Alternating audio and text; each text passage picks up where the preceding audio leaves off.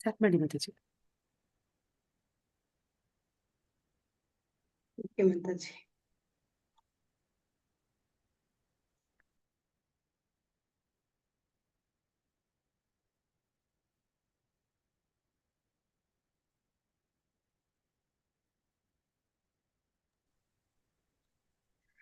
ಓಂ ನಮೋ ಭಗವತೆ ವಾಸುದೇವಾಯ. ಓಂ ನಮೋ ಭಗವತೆ ವಾಸುದೇವಾಯ. ಓಂ ನಮೋ ಭಗವತೆ ವಾಸುದೇವಾಯ. ಶ್ರೀ ರಾಧಾ ಗೋವಿಂದರಿಗೆ ನಮಸ್ಕರಿಸುತ್ತಾ, ಶ್ರೀಲ ಜಗದ್ಗುರು ಶ್ರೀಲ ಪ್ರಭುಪಾದರಿಗೆ ನಮಸ್ಕರಿಸುತ್ತಾ ನನಗೆ ಈ ಶ್ಲೋಕಗಳನ್ನ ಓದೋದಕ್ಕೆ ಪ್ರಾರಂಭಿಸ್ತಾ ಇದ್ದೇನೆ. ಹರೇ ಕೃಷ್ಣ.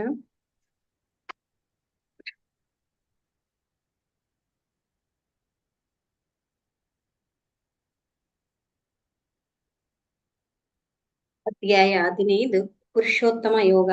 ಶ್ಲೋಕ 1. ಶ್ರೀ ಭಗವಾನುವಾಚ ಊರ್ಧ್ವಮೂಲಂ ಮದಂ ಶಾಖಂ ಅಶ್ವತ್ಥಂ ಪ್ರಾಹುರವ್ಯಯಂ ಛಂದಾಂಸಿ ಯಸ್ಯ ಪರ್ಣಾನಿ ಯಸ್ತಂ ವೇದ ಸ ವೇದವಿತ್.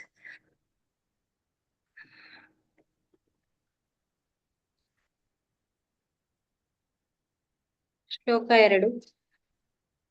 ಅಧಶ್ಚ ಊರ್ಧ್ವಂ ಪ್ರಸೃತಾಸ್ತಸ್ಯ ಶಾಖಾ ಗುಣ ಪ್ರವೃದ್ಧ ವಿಷಯ ಪ್ರವಾಲ ಅಧಶ್ಚ ಮೂಲ್ಯಾನುಸಂತತಾನಿ ಕರ್ಮಾನುಬಂಧೀನಿ ಮನುಷ್ಯಲೋಕೆ. ಶ್ಲೋಕ 3 ಮತ್ತು 4. ನ ರೂಪಮಸ್ಯೇಹ ತತೋಪಲಭ್ಯತೆ ನಾಂತೋ ನ ಚಾದಿರ್ನ ಚ ಸಂಪ್ರತಿಷ್ಠಾ ಅಶ್ವತ್ಥಮೇನಂ ಸುವಿರೂಢಮೂಲಂ ಅಸಂಗ ಶಸ್ತ್ರೇಣ ದೃಢೇನ ಚಿತ್ವಾ ತತ್ಪದಂ ತತ್ಪರಿಮಾರ್ಗಿತವ್ಯಂ ಯಸ್ಮಿನ್ ಗತಾನಾ ನಿವರ್ತಂತಿ ಭೂಯ ತಮೇವ ಚಾದ್ಯಂ ಪುರುಷಂ ಪ್ರಪದ್ಯೆ ಯಥಾ ಪ್ರವೃತ್ತಿ ಪ್ರಸ್ತುತ ಪುರಾಣೆ. ಶ್ಲೋಕ 5. ನಿರ್ಮಾಣ ಮೋಹಾಜಿತ ಸಂಗ ದೋಷ ಆಧ್ಯಾತ್ಮ ನಿತ್ಯಾ ವಿನಿರುದ್ಧ ಕಾಮ ದ್ವಂದ್ವೈರ್ವಿಮುಕ್ತ ಸುಖ ದುಃಖ ಸಂಜ್ಞೈರ್ ಗಚ್ಚಂತ್ಯ ಮೂಢಾ ಪದಂ ಅವ್ಯಯಂ ತತ್. ಶ್ಲೋಕ 6. ನ ತದ್ಭಾಸಯತೆ ಸೂರ್ಯೋ ನ ಶಶಾಂಕೋ ನ ಪಾವಕಃ ಯದ್ಗತ್ವಾ ನ ನಿವರ್ತಂತೆ ತದ್ದಾಮ ಪರಮಂ ಮಮ. ಶ್ಲೋಕ 7. ಮಮೈವಾಂಶೋ ಜೀವಲೋಕೆ ಜೀವಭೂತ ಸನಾತನಃ ಮನಷಷ್ಟಾಣಿ ಇಂದ್ರಿಯಾಣಿ ಪ್ರಕೃತಿಸ್ಥಾಣಿ ಕರ್ಷತೆ. ಶ್ಲೋಕ 8. ಶರೀರಂ ಯದಾ ವಾಪ್ನೋತಿ ಯಚ್ಚಾಪ್ಯುತ್ಕಾಮತೀಶ್ವರ ಗೃಹೀತ್ವೈತಾನಿ ಸಂಯಾತಿ ವಾಯುರ್ಗಂಧಾನಿ ವಾಶಯಾತ್. ಶ್ಲೋಕ 9. ಶ್ರೋತ್ರಂ ಚಕ್ಷು ಸ್ಪರ್ಶನಂ ಚ ರಸನಂ ಗ್ರಾಣಮೇವ ಚ ಅಧಿಷ್ಠಾಯ ಮನಶ್ಚಾಯಂ ವಿಷಯಾನುಪಸೇವತೆ. ಶ್ಲೋಕ 10. ಉತ್ಕಾಮಂತಂ ಸ್ಥಿತಂ ವಾಪಿ ಭುಂಜಾನಂ ವಾ ಗುಣಾನ್ವಿತಂ ವಿಮೂಢಾನಾನ್ ಪಶ್ಯಂತಿ ಜ್ಞಾನಚಕ್ಷುಷಾ. ಶ್ಲೋಕ 11. ಯತಂತೋ ಯೋಗಿನಶ್ಚೈನಂ ಪಶ್ಯತ್ತಾತ್ಮನ ವ್ಯವಸ್ಥಿತಂ ಯತಂತೋಪ್ಯಕೃತಾತ್ಮಾನೋ ನೈನಂ ಪಶ್ಯಂತ ಚೇತಸ. ಶ್ಲೋಕ 12. ಯದಾದಿತ್ಯ ಗತಂ ತೇಜೋ ಜಗತ್ ಭಾಸಯತೆಖಿಲಂ ಯಶ್ಚಂದ್ರಾಮಸಿ ಯಚ್ಚಗ್ನೌ ತತ್ತೇಜೋ ವಿದ್ಧಿ ಮಾಮಕಂ. ಶ್ಲೋಕ 13. ಗಾಮಾವಿಶ್ಯ ಚ ಭೂತಾನಿ ಧಾರಯಾಮ್ಯಹಮೋಜಸ ಪೋಷ್ಣಾಮಿ ಚೌಷಧಿ ಸರ್ವಾ ಸೋಮೋ ಭೂತ್ವಾ ರಸಾತ್ಮಕ. ಶ್ಲೋಕ 14. ಅಹಂ ವೈಶ್ವಾನರೋ ಭೂತ್ವಾ ಪ್ರಾಣೀನಾಂ ದೇಹಮಾಶ್ರಿತ ಪ್ರಾಣಾಪಾನ ಸಮಾಯುಕ್ತ ಪಚಾಮ್ಯನ್ನಂ ಚತುರ್ವಿಧಂ. ಶ್ಲೋಕ 15. ಸರ್ವಸ್ಯ ಚಾಹಂ ಹೃದಿ ಸನ್ನಿವಿಷ್ಟೋ ಮತ್ತಃ ಸ್ಮೃತಿ ಜ್ಞಾನ ಅಪೋಹನಂ ಚ ವೇದಶ್ಚ ಸರ್ವೈರಹಮೇವ ವೇದ್ಯೋ ವೇದಾಂತ ಕೃತ್ವೇದ ವಿದೇವ ಚಾಹಂ. ಶ್ಲೋಕ 16. द्वामिमौ पुरुषौ लोके क्षराश्चरा एव च क्षरा सर्वाणि भूतानि कूटस्थोऽक्षर उच्यते। ಶ್ಲೋಕ 17 ಉತ್ತಮ ಪುರುಷಸ್ತನ್ವ ಪರಮಾತ್ಮೇತ್ಯುದಾವೃತಃ ಯೋ ಲೋಕತ್ರಯಮಾವಿಶ್ಯ ಬಿಭಿರ್ತ್ಯವ್ಯಯೀಶ್ವರ। ಶ್ಲೋಕ 18 ಯಸ್ಮಾತ್ತಕ್ಷರಮತೀತೋ ಅಮಕ್ಷರಾದಪಿ ಚೋತ್ತಮ ಅತೋಸ್ಮಿ ಲೋಕೆ ವೇದೇ ಚ ಪ್ರತಿತಃ ಪುರುಷೋತ್ತಮ। ಶ್ಲೋಕ 19 ಯೋ ಮಾಮೇವ ಸಮ್ಮೂಢೋ ಜಾನಾತಿ ಪುರುಷೋತ್ತಮಂ ಸ ಸರ್ವವಿದ್ ಭಜತಿ ಮಾಂ ಸರ್ವಭಾವೇನ ಭಾರತ।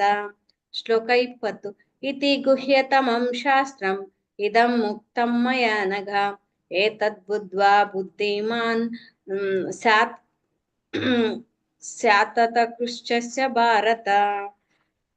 ಹರೇ ಕೃಷ್ಣ ಮಾತಾಜಿ, ಧನ್ಯವಾದ। ಹರೇ ಕೃಷ್ಣ ಮಾತಾಜಿ।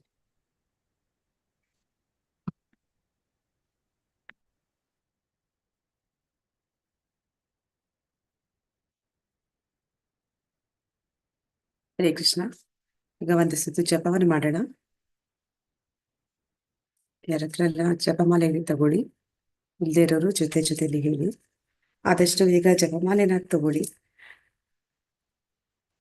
ಜಪ ಅನ್ನುವಂಥದ್ದು ನಮಗೆ ಆಧ್ಯಾತ್ಮಿಕ ಒಂದು ಎನರ್ಜಿ ಕೊಡುವಂಥದ್ದು, ನಮಗೆ ಒಂದು ಶಕ್ತಿ ಕೊಡುವಂಥದ್ದು, ಅದರಲ್ಲಿ ನಮಗೆ ಪ್ರೇರಣೆ ಕೊಡುವಂಥದ್ದು। ಪ್ರತಿದಿನ ಕನಿಷ್ಠ ಪಕ್ಷ ಒಂದು ಸುತ್ತಾದ್ರೂ ಮಾಡೋ ಪ್ರಯತ್ನವನ್ನ ಮಾಡಿ। ಜಯ ಶ್ರೀ ಕೃಷ್ಣ ಚೈತನ್ಯ ಪ್ರಭು ನಿತ್ಯಾನಂದ ಶ್ರೀ ಅದ್ವೈತ ಗದಾಧರ ಶ್ರೀ ವಾಸಾದಿ ಗೌರ ಭಕ್ತ ವೃಂದ। ಹರೇ ಕೃಷ್ಣ ಕೃಷ್ಣ ಕೃಷ್ಣ ಹರೇ ಹರೇ, ಹರೇ ರಾಮ ರಾಮ ರಾಮ ಹರೇ ಹರೇ, ಹರೇ ಕೃಷ್ಣ ಕೃಷ್ಣ ಕೃಷ್ಣ ಹರೇ ಹರೇ, ಹರೇ ರಾಮ ರಾಮ ರಾಮ ಹರೇ ಹರೇ, ಹರೇ ಕೃಷ್ಣ ಕೃಷ್ಣ ಕೃಷ್ಣ ಹರೇ ಹರೇ, ಹರೇ ರಾಮ ರಾಮ ರಾಮ ಹರೇ ಹರೇ, ಹರೇ ಕೃಷ್ಣ ಕೃಷ್ಣ ಕೃಷ್ಣ ಹರೇ ಹರೇ, ಹರೇ ರಾಮ ರಾಮ ರಾಮ ಹರೇ ಹರೇ, ಹರೇ ಕೃಷ್ಣ ಕೃಷ್ಣ ಹರೇ ಹರೇ, ಹರೇ ರಾಮ ರಾಮ ರಾಮ ಹರೇ ಹರೇ, ಹರೇ ಕೃಷ್ಣ ಕೃಷ್ಣ ಕೃಷ್ಣ ಹರೇ ಹರೇ, ಹರೇ ರಾಮ ರಾಮ ರಾಮ ಹರೇ ಹರೇ, ಹರೇ ಕೃಷ್ಣ ಕೃಷ್ಣ ಕೃಷ್ಣ ಹರೇ ಹರೇ, ಹರೇ ರಾಮ ರಾಮ ರಾಮ ಹರೇ ಹರೇ, ಹರೇ ಕೃಷ್ಣ ಕೃಷ್ಣ ಕೃಷ್ಣ ಹರೇ ಹರೇ, ಹರೇ ರಾಮ ರಾಮ ರಾಮ ಹರೇ ಹರೇ, ಹರೇ ಕೃಷ್ಣ ಕೃಷ್ಣ ಕೃಷ್ಣ ಹರೇ ಹರೇ, ಹರೇ ರಾಮ ರಾಮ ರಾಮ ಹರೇ ಹರೇ, ಹರೇ ಕೃಷ್ಣ ಕೃಷ್ಣ ಕೃಷ್ಣ ಹರೇ ಹರೇ, ಹರೇ ರಾಮ ರಾಮ ರಾಮ ಹರೇ ಹರೇ, ಹರೇ ಕೃಷ್ಣ ಕೃಷ್ಣ ಕೃಷ್ಣ ಹರೇ ಹರೇ, ಹರೇ ರಾಮ ರಾಮ ರಾಮ ಹರೇ ಹರೇ, ಹರೇ ಕೃಷ್ಣ ಕೃಷ್ಣ ಕೃಷ್ಣ ಹರೇ ಹರೇ, ಹರೇ ರಾಮ ರಾಮ ರಾಮ ಹರೇ ಹರೇ, ಹರೇ ಕೃಷ್ಣ ಕೃಷ್ಣ ಕೃಷ್ಣ ಹರೇ ಹರೇ, ಹರೇ ರಾಮ ರಾಮ ರಾಮ ಹರೇ ಹರೇ, ಹರೇ ಕೃಷ್ಣ ಕೃಷ್ಣ ಕೃಷ್ಣ ಹರೇ ಹರೇ, ಹರೇ ರಾಮ ರಾಮ ರಾಮ ಹರೇ ಹರೇ, ಹರೇ ಕೃಷ್ಣ ಕೃಷ್ಣ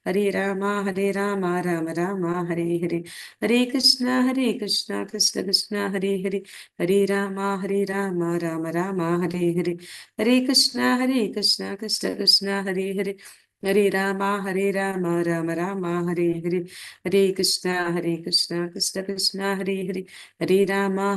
ರಾಮ ರಾಮ ಹರೇ ಹರೇ, ಹರೇ ಕೃಷ್ಣ ಕೃಷ್ಣ ಕೃಷ್ಣ ಹರೇ ಹರೇ, ಹರೇ ರಾಮ ರಾಮ ರಾಮ ಹರೇ ಹರೇ, ಹರೇ ಕೃಷ್ಣ ಕೃಷ್ಣ ಕೃಷ್ಣ ಹರೇ ಹರೇ, ಹರೇ ರಾಮ ರಾಮ ರಾಮ ಹರೇ ಹರೇ, ಹರೇ ಕೃಷ್ಣ ಕೃಷ್ಣ ಕೃಷ್ಣ ಹರೇ ಹರೇ, ಹರೇ ರಾಮ ರಾಮ ರಾಮ ಹರೇ ಹರೇ, ಹರೇ ಕೃಷ್ಣ ಕೃಷ್ಣ ಕೃಷ್ಣ ಹರೇ ಹರೇ, ಹರೇ ರಾಮ ರಾಮ ರಾಮ ಹರೇ ಹರೇ, ಹರೇ ಕೃಷ್ಣ ಕೃಷ್ಣ ಕೃಷ್ಣ ಹರೇ ಹರೇ, ಹರೇ ರಾಮ ರಾಮ ರಾಮ ಹರೇ ಹರೇ, ಹರೇ ಕೃಷ್ಣ ಕೃಷ್ಣ ಕೃಷ್ಣ ಹರೇ ಹರೇ, ಹರೇ ರಾಮ ರಾಮ ರಾಮ ಹರೇ ಹರೇ, ಹರೇ ಕೃಷ್ಣ ಕೃಷ್ಣ ಕೃಷ್ಣ ಹರೇ ಹರೇ, ಹರೇ ರಾಮ ರಾಮ ರಾಮ ಹರೇ ಹರೇ, ಹರೇ ಕೃಷ್ಣ ಕೃಷ್ಣ ಕೃಷ್ಣ ಹರೇ ಹರೇ, ಹರೇ ರಾಮ ರಾಮ ರಾಮ ಹರೇ ಹರೇ, ಹರೇ ಕೃಷ್ಣ ಕೃಷ್ಣ ಕೃಷ್ಣ ಹರೇ ಹರೇ, ಹರೇ ರಾಮ ರಾಮ ರಾಮ ಹರೇ ಹರೇ, ಹರೇ ಕೃಷ್ಣ ಕೃಷ್ಣ ಕೃಷ್ಣ ಹರೇ ಹರೇ, Hare Rama, Rama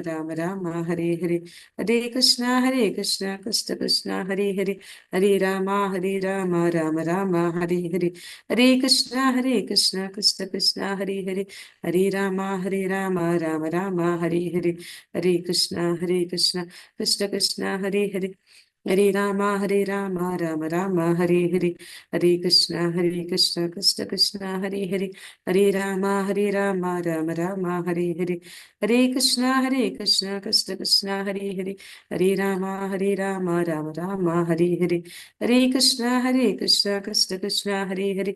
Hare Rama, Rama Rama, Hare Hare, Hare Krishna, Krishna Krishna, Hare Hare, Hare Rama, Rama Rama, Hare Hare. Hare Krishna, Krishna Krishna, Hare Hare, Hare Rama, Rama Rama, Hare Hare, Hare Krishna, Krishna Krishna, Hare Hare. Hare Rama, Rama Rama, Hare Hare, Hare Krishna, Krishna Krishna, Hare Hare, Hare Rama, Rama Rama, Hare Hare, Hare Krishna, Krishna Krishna, Hare Hare, Hare Rama, Rama Rama, Hare Hare, Hare Krishna, Krishna Hare Hare. Hare Rama, Rama Rama, Hare Hare, Hare Krishna, Krishna Krishna, Hare Hare, Hare Rama, Rama Rama, Hare Hare, Hare Krishna, Krishna Krishna, Hare Hare, Hare Rama, Rama Rama, Hare Hare, Hare Krishna, Krishna Krishna, Hare Hare, Hare Rama, Rama Rama, Hare Hare, Hare Krishna, Krishna Krishna, Hare Hare,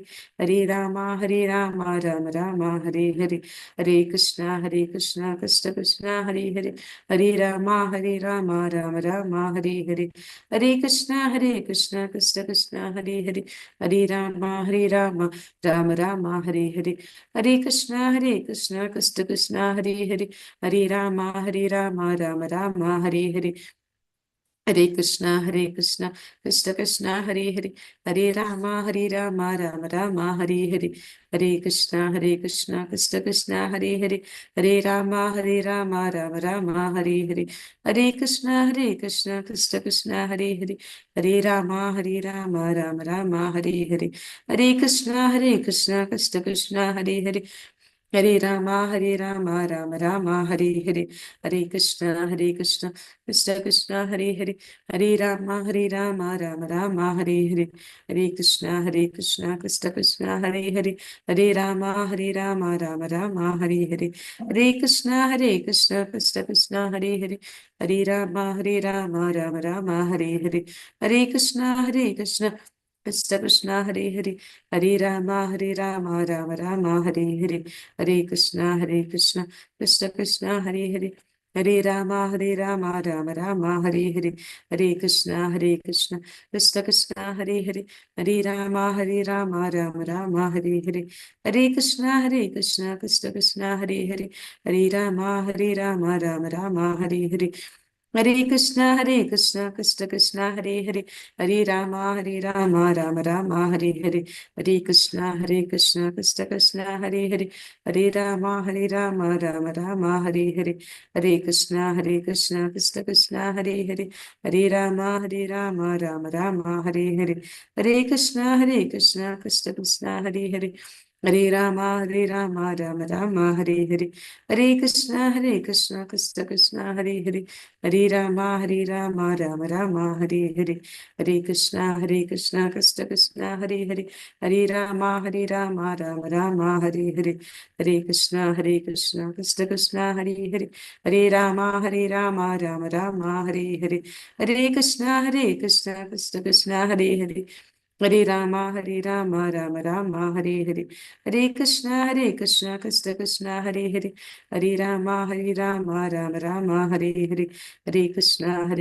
Krishna Krishna, Hare Hare, Hare Rama, Rama Rama, Hare Hare, Hare Krishna, Krishna Krishna, Hare Hare, Hare Rama, Rama Rama, Hare Hare, Hare Krishna, Krishna Krishna, Hare Hare, हरे राम राम राम हरे हरे, हरे कृष्णा कृष्ण कृष्ण हरे हरे, हरे राम राम राम हरे हरे, हरे कृष्ण कृष्ण कृष्ण हरे हरे, हरे राम राम राम हरे हरे, हरे कृष्ण कृष्ण कृष्ण हरे हरे, हरे राम राम राम हरे हरे, हरे कृष्ण कृष्ण कृष्ण हरे हरे, हरे राम राम राम हरे हरे, हरे कृष्ण कृष्ण कृष्ण हरे हरे, हरे राम राम राम हरे हरे, हरे कृष्ण कृष्ण कृष्ण हरे हरे, हरे राम राम राम हरे हरे, हरे कृष्ण कृष्ण कृष्ण हरे हरे, हरे राम राम राम हरे हरे, हरे कृष्ण कृष्ण कृष्ण हरे हरे, हरे राम राम राम हरे हरे, हरे कृष्ण कृष्ण कृष्ण हरे हरे, हरे राम राम राम हरे हरे, हरे कृष्ण कृष्ण कृष्ण हरे हरे, हरे राम राम राम हरे हरे, हरे कृष्ण कृष्ण कृष्ण हरे हरे, हरे राम राम राम हरे हरे, हरे कृष्ण कृष्ण कृष्ण हरे हरे, हरे राम राम राम हरे हरे, हरे कृष्ण कृष्ण कृष्ण हरे हरे, हरे राम राम राम हरे हरे, हरे कृष्ण कृष्ण कृष्ण हरे हरे, हरे राम राम राम हरे हरे, हरे कृष्ण कृष्ण कृष्ण हरे हरे, हरे राम राम राम हरे हरे, हरे कृष्ण कृष्ण कृष्ण हरे हरे, हरे राम राम राम हरे हरे, हरे कृष्ण कृष्ण कृष्ण हरे हरे, हरे राम राम राम हरे हरे, हरे कृष्ण कृष्ण हरे हरे, हरे राम राम राम हरे हरे, हरे कृष्ण कृष्ण कृष्ण हरे हरे, हरे राम राम राम हरे हरे, हरे कृष्ण कृष्ण कृष्ण हरे हरे, हरे राम राम राम हरे हरे, हरे कृष्ण कृष्ण कृष्ण हरे हरे, हरे राम राम राम हरे हरे, हरे कृष्ण कृष्ण कृष्ण हरे हरे, हरे राम राम राम हरे हरे, हरे कृष्ण कृष्ण कृष्ण हरे हरे, हरे राम राम राम हरे हरे, हरे कृष्ण कृष्ण कृष्ण हरे हरे, हरे राम राम राम हरे हरे, हरे कृष्ण कृष्ण कृष्ण हरे हरे, हरे राम राम राम हरे हरे, हरे कृष्ण कृष्ण कृष्ण हरे हरे, हरे राम राम राम हरे हरे, हरे कृष्ण कृष्ण कृष्ण हरे हरे,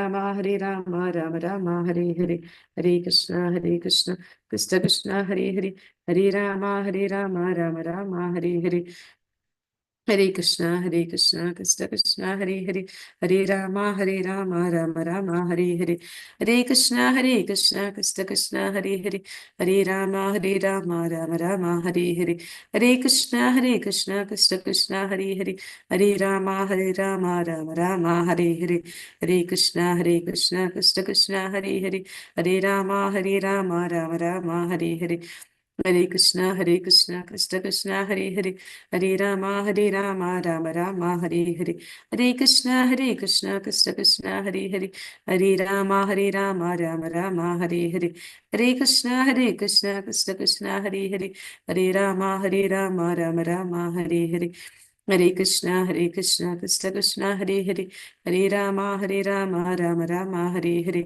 हरे हरे,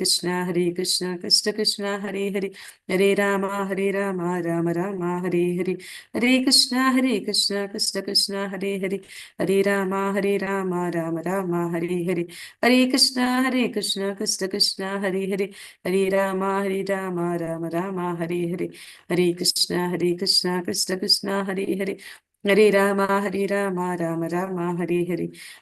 हरे हरे, हरे कृष्ण कृष्ण कृष्ण हरे हरे, हरे राम राम राम हरे हरे, हरे कृष्ण कृष्ण कृष्ण हरे हरे, हरे राम राम राम हरे हरे, हरे कृष्ण कृष्ण कृष्ण हरे हरे, हरे राम राम राम हरे हरे, हरे कृष्ण कृष्ण कृष्ण हरे हरे, हरे राम राम राम हरे हरे, हरे कृष्ण कृष्ण कृष्ण हरे हरे, हरे राम राम राम हरे हरे, जय श्री कृष्ण चैतन्य प्रभु नित्यानंद श्री अद्वैत गदाधर श्रीवासादि गौर भक्त वृंदा, हरे कृष्ण कृष्ण कृष्ण हरे हरे, हरे राम राम राम हरे हरे, ॐ अज्ञानतिमिरान्धस्य ज्ञानाञ्जनशलाकया चक्षुरुन्मिलितं येन तस्मै श्रीगुरुवे नमः। श्रीचैतन्यमनोभीष्टं स्थापितं येन भूतले स्वयं रूपः कदा मह्यं ददाति स्वपदान्तिकं। वन्देऽहं श्रीगुरुश्रीयुतपदकमलं श्रीगुरून् वैष्णवांश्च श्रीरूपं साग्रजातं सहगणरघुनाथान्वितं तं सजीवं साद्वैतं सावधूतं परिजनसहितं कृष्णचैतन्यदेवं श्रीराधाकृष्णपादान् सहगणललिता श्रीविशाखान्वितांश्च हे कृष्णा करुणा सिन्धु दीनबन्धु जगत्पते गोपीश गोपिका कान्ता राधा कान्ता नमोस्तुते तप्त काञ्चन गौराङ्गी राधे वृन्दावनेश्वरि वृषभानुसुते देवी प्रणमामि हरिप्रिय वाञ्छाकल्पतरुश्च कृपा सिन्धुभ्यैव च पतितनां पावनेभ्यो वैष्णवेभ्यो नमो नमः। नमो विष्णुपादाय कृष्णप्रेष्ठाय भूतले श्रीमते भक्तिवेदान्तस्वामिनीति नामिने नमस्ते सरस्वती देवी गौरवाणी प्रचारिणि निर्विशेषशून्यवादि पाश्चात्यदेशतारिणि जय श्री कृष्ण चैतन्य प्रभु नित्यानंद श्री अद्वैत गदाधर श्रीवासादि गौरभक्तवृंद हरे कृष्ण कृष्ण कृष्ण हरे हरे हरे राम राम राಮ ಹರೇ ಹರೇ ಹರೇ ಕೃಷ್ಣ. ಎಲ್ಲರಿಗೂ ಮಂಗಳೂರು ಇಸ್ಕಾನ್ ಕುಲಾಯಿಯಿಂದ ರಾಮನಿಷ್ಠ ಪ್ರಭುಗಳು ಆಯೋಜಿಸಿರುವ 18 ದಿನಗಳ ಭಗವದ್ಗೀತೆ ತರಗತಿಗೆ ಎಲ್ಲರಿಗೂ ಸ್ವಾಗತ. ಹರೇ ಕೃಷ್ಣ. ಹರೇ ಕೃಷ್ಣ ಮಾತಾಜಿ. ಹರೇ ಕೃಷ್ಣ ಮಾತಾಜಿ. ಹರೇ ಕೃಷ್ಣ. ಹರೇ ಕೃಷ್ಣ ಮಾತಾಜಿ. ಹರೇ ಕೃಷ್ಣ ಪ್ರಭುಜಿ. ಹರೇ ಕೃಷ್ಣ. ಹರೇ ಕೃಷ್ಣ ಮಾತಾಜಿ.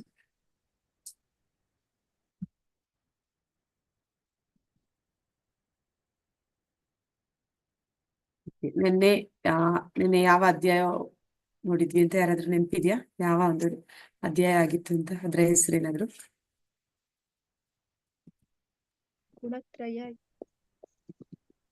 ಗುಣತ್ರಯ ವಿಭಾಗ ಯೋಗ. ಗುಣತ್ರಯ ವಿಭಾಗ ಯೋಗ ಅಂತಂದ್ರೆ ಈ ಭೌತಿಕ ಪ್ರಕೃತಿಯಲ್ಲಿ ನಾವು ಜನ್ಮ ಪಡೆದ ಕೂಡಲೇ ನಮಗೆ ಈ ಒಂದು ತ್ರಿಗುಣಗಳು ಅದರ ಒಂದು ನಿಯಂತ್ರಣದಲ್ಲಿ ಇಡಿಸುತ್ತೆ ಅನ್ನೋದನ್ನ ನೋಡಿದ್ವಿ. ಯಾವ್ದೆಲ್ಲ 3 ತ್ರಿಗುಣಗಳು ಅಂತ ತಿಳಿದಿದ್ವಿ? ಯಾರಾದ್ರೂ ಹೇಳಿ. ಹರೇ ಕೃಷ್ಣ. ಸತ್ವಗುಣ, ರಜೋಗುಣ, ತಮೋಗುಣ. ಸತ್ವಗುಣ, ರಜೋಗುಣ ಮತ್ತೆ ತಮೋಗುಣ. ಈ 3 ಗುಣಗಳು ನಮ್ಮನ್ನ, ಅದು ಕಣ್ಣಿಗೆ ಕಾಣದ ಬೇಡಿಗಳು, ಅದನ್ನ ನಮ್ಮನ್ನ ಬಂಧಿಸುತ್ತೆ. ಅದನ್ನ ನಿಯಂತ್ರಣದಲ್ಲಿ ಇಟ್ಕೊಂಡಿರುವಂತದ್ದು ಮಹಾಮಾಯಿ ದುರ್ಗಾದೇವಿ. ಅವಳು ಇರುವಂತದ್ದು ಭಗವಂತನ ಒಂದು ಬಹಿರಂಗ ಶಕ್ತಿಯಾಗಿ ಅವನ ಒಂದು ನಿಯಂತ್ರಣದಲ್ಲಿ ಆ ಮಾಯೆ ಎಲ್ಲರನ್ನು ಕೂಡ ಈ ಗುಣಗಳ ಮೂಲಕ ಬಂಧಿಸ್ತಾ ಇದ್ದಾಳೆ. ಮತ್ತೆ ಈ ಒಂದು ಗುಣಗಳು ಯಾವ ರೀತಿ ಇರುತ್ತೆ ಅಂದ್ರೆ ಅದು ಕಣಿಗೆ ಹಾಕಿದ ಕನ್ನಡಕದ ಹಾಗೆ ಅಂತ ಹೇಳಿದ್ವಿ. ಬಣ್ಣ ಬಣ್ಣದ ಕನ್ನಡಕ, ಯಾವ ಬಣ್ಣದ ಕನ್ನಡಕ ಹಾಕೋತೀವಿ ಅಂಥದೇ ಒಂದು ದೃಶ್ಯ ನಮಗೆ ಪ್ರಪಂಚದಲ್ಲಿ ಕಾಣ್ತಾ ಇರುತ್ತೆ. ಹಾಗೆ ಯಾವ ಗುಣದ ಪ್ರಭಾವಕ್ಕೆ ಒಳಪಡ್ತೀವಿ ಆಯಾ ಗುಣಕ್ಕೆ ತಕ್ಕ ಹಾಗೆ ವ್ಯಕ್ತಿ ವರ್ತಿಸೋದಕ್ಕೆ ಪ್ರಾರಂಭ ಮಾಡ್ತಾನೆ. ಸತ್ವಗುಣದ ವ್ಯಕ್ತಿಯ ಗುಣಗಳ ಲಕ್ಷಣಗಳು ನೆನಪಿದ್ಯಾ? ಏನಂತ ಏನೇ ತಿಳಿದಿದ್ವಿ ಅಂತ?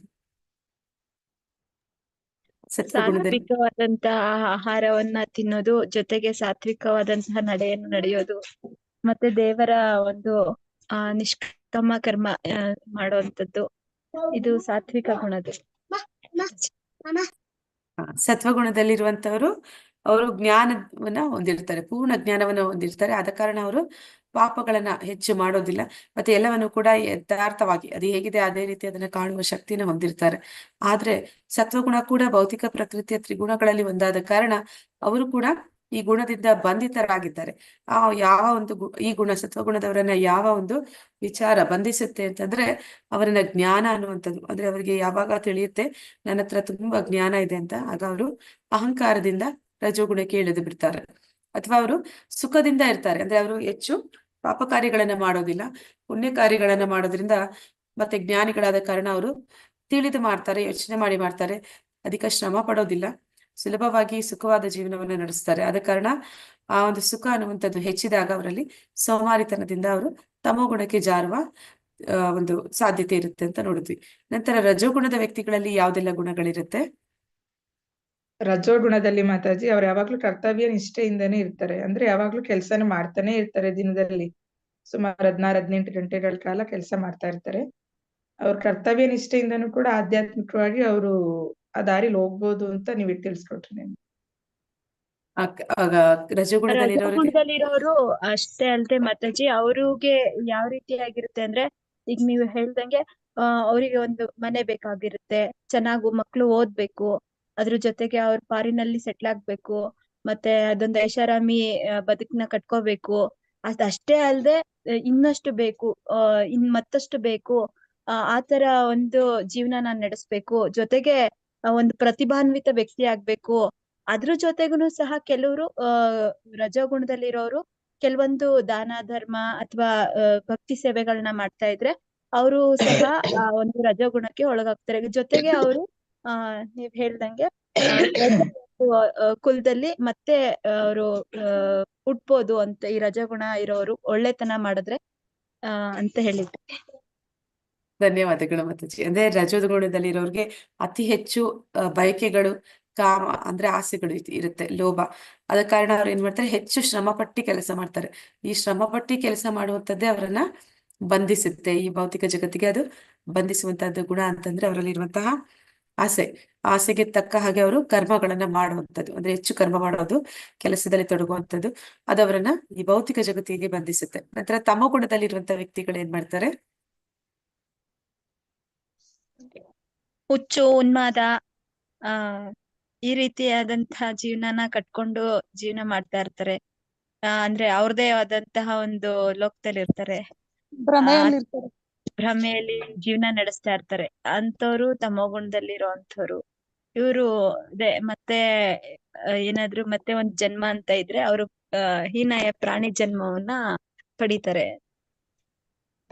ಧನ್ಯವಾದಗಳು ಮಾತಾಜಿ. ಅಂದ್ರೆ ಹುಚ್ಚು, ಭ್ರಮೆ, ಆಲಸ್ಯ, ಸೋಮಾರಿತನ, ಈ ಸೋಮಾರಿತನ ಅನ್ನುವಂಥದ್ದು ಅವರನ್ನ ಬಂಧಿಸುವಂಥದ್ದು.